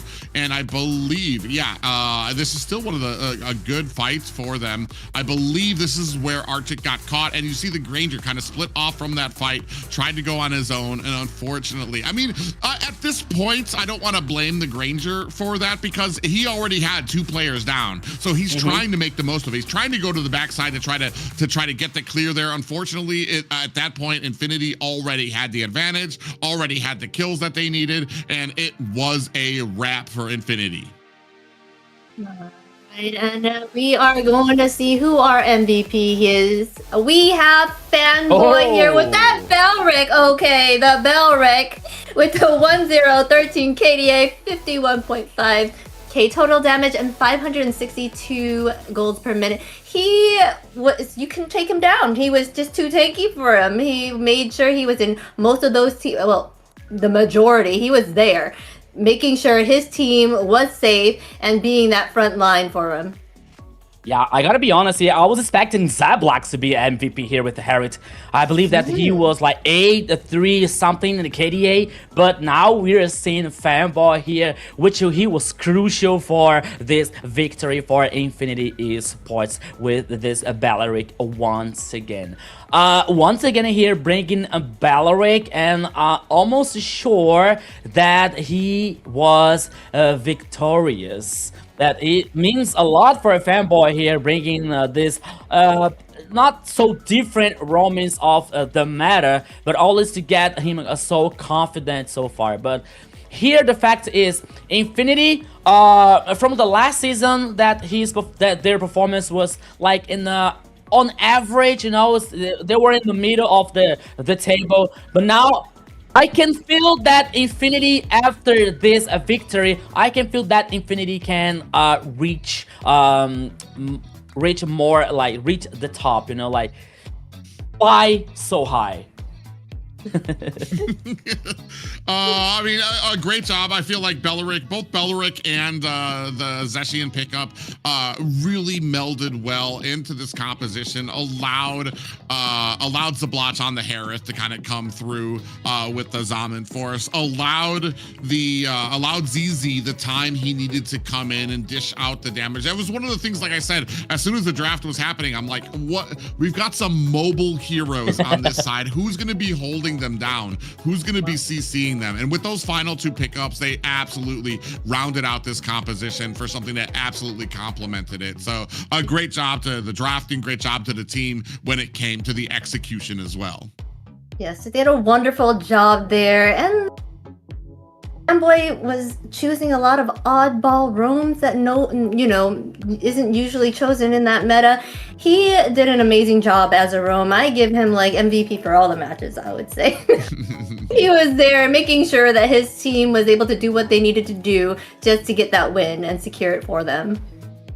Yeah, you know, it is another surprise for me here.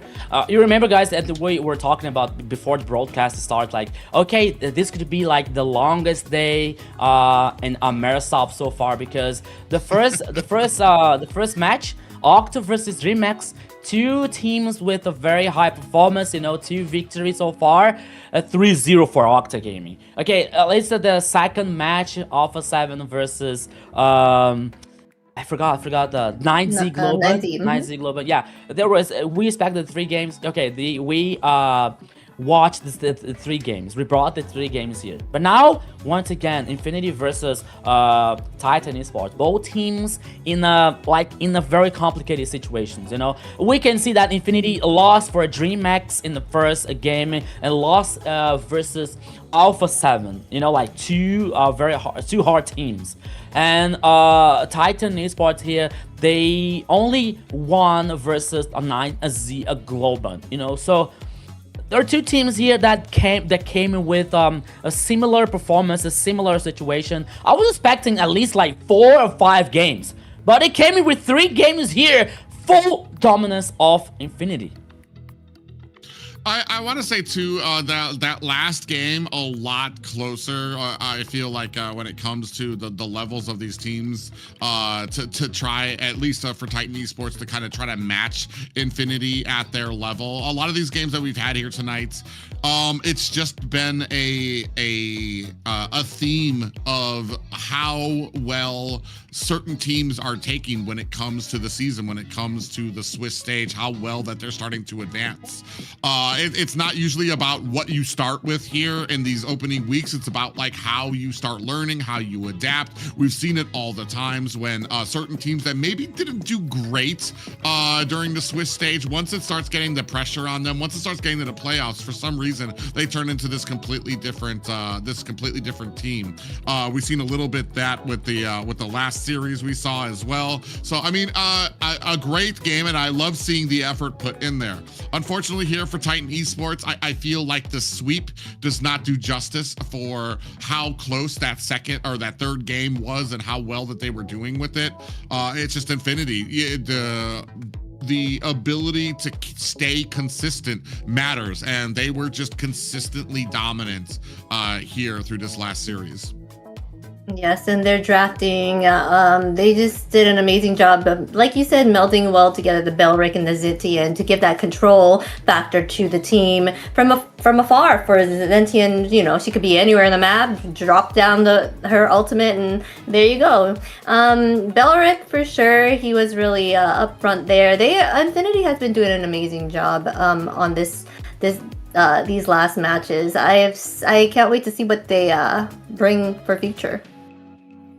Yeah, Infinity here surprising once again with the 3-0 versus Titan Esports. And as I told you guys before, it comes to the beauty for AMER South, because we're talking about a team that went through the finals in the last season, and now it comes with the seed number 7, so there's no chance for playoffs, there's no chance for a title anymore for Titan Esports. But as we were talking about, like, maybe they need like more time to get the synergy, and now with new branding, maybe they can come, and I hope that they can come stronger in the next on the next split here for AMER South and the MLBB scenario. But even though Infinity did a great job here versus Titan Esports, with a 3-0, with another high performance on ZZ,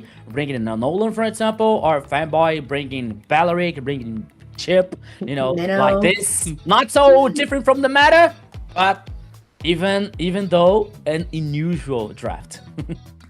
Yeah, I'm a big fan of Fanboy. He's been since his first game playing on Infinity. I know they didn't win their first series, but I've been a fan of his play style and being able to kind of reach around.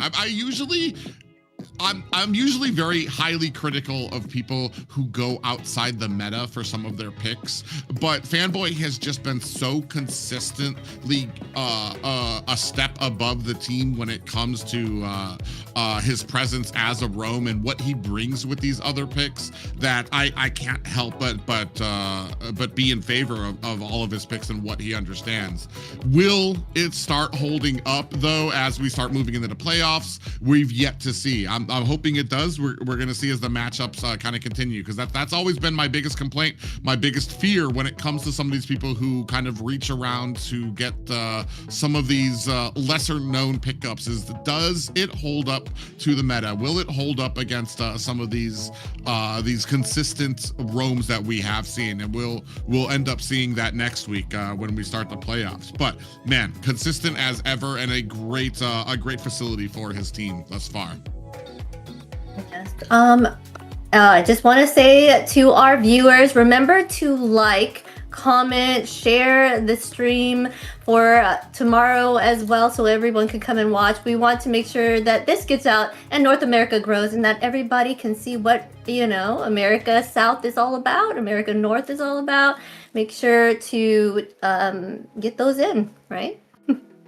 Yeah, you're totally right, Zenas. You in the chat, you are the main star of the show. Everything here is for you guys. So please send a like, share the live, so call your friends, call everyone to watch the MLBB scenario once again.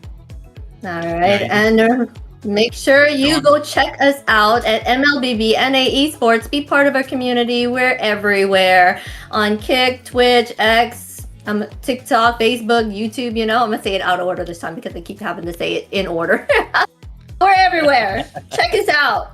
You want some tips? Sometimes they're on there. You want to see what's coming up, what's new? They're on there. Everything. Check out these channels of ours. Yeah, if you guys have missed any type of action that happened on the week or during the weekends as well, you can find it there at MLBB Esports as well. And real-time data, remember, check out Runestone. We got runestone.gg. Now light up your esports, up your game, get better, analyze your plays. It's all there. Runestone will help you out. Yeah, when it comes to passion for the gaming scene and intelligence and commitment, nobody can match runestone.gg. So it's a chance to level your game up with Runestone. Thank you, Runestone, to make this things possible here. AMER North, AMER South, AMER everything here on MLBB scenario.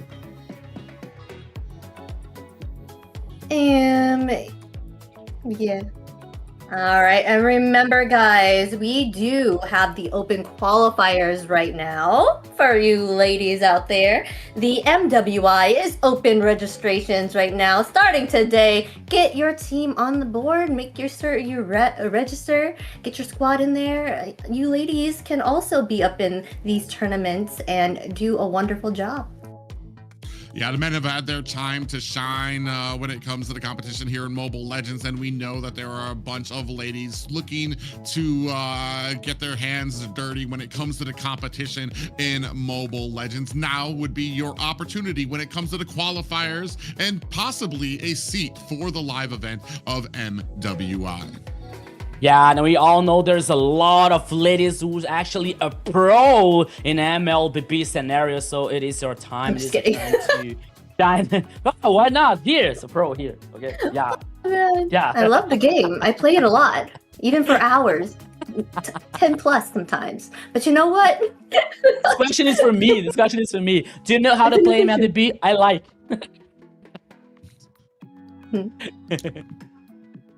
I think this But about Zena, the you can schedule go ahead now. and take us into the schedule for tomorrow. Yes, let us check out the schedule for tomorrow. What do we have lined up for you all? We have Infinity versus Dreammax. Don't miss out. It's the best of 5 for those teams. We are going to see what they're all about and what they'll bring to the table, what chaos will be happening. Yeah, like I said, impressive matches by both of these teams here today. I'm definitely looking forward to seeing what they can bring out with a best of 5 for both of these teams. Yeah, it's another battle for survival here. Both teams here with 2 wins and 2 losses. Tomorrow is gonna be definite one for one who's still being in the competition, who's gonna heading for the possible playoffs, and one is going to end in the seed number 6 here. So we expect a lot of things tomorrow. All the actions, all the unusual drafts coming both the teams here. So stay tuned, and we are waiting for you tomorrow with this match: Infinity Esports versus Dreammax. Exciting. We can't wait to see how they will go about, what drafts they're going to pick out, what lineup they're going to pick. That global band is going to help with that, right? We're going to see a whole bunch of different things showing up. I am excited. Yeah, an intense match. Maybe not a long day, but it could be the most intense match that we have here for AMER South. Before, like I said, this is going to round us out before we start the playoffs next week. Yeah, so tomorrow, don't miss it up at the same channel, the same place, with the same casters, not the same clothes, but here we are waiting for you. Yes, be sure you come by and see what colors we decide to choose next. See, you're imagining here like gray, white, white, gray, white, gray, gray. Hey, what? Black? Why private? Silver. It's okay, I got my black necklace, right? It kind of fits. Oh, okay. Yeah, fair enough. Okay.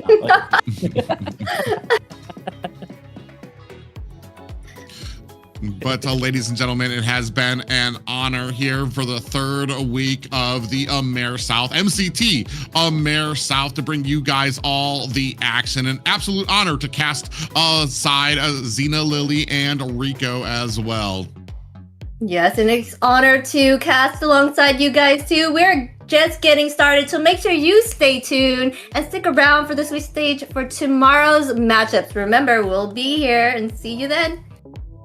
All right, guys, so we are waiting for you tomorrow, so drink water and stay tuned. Ah.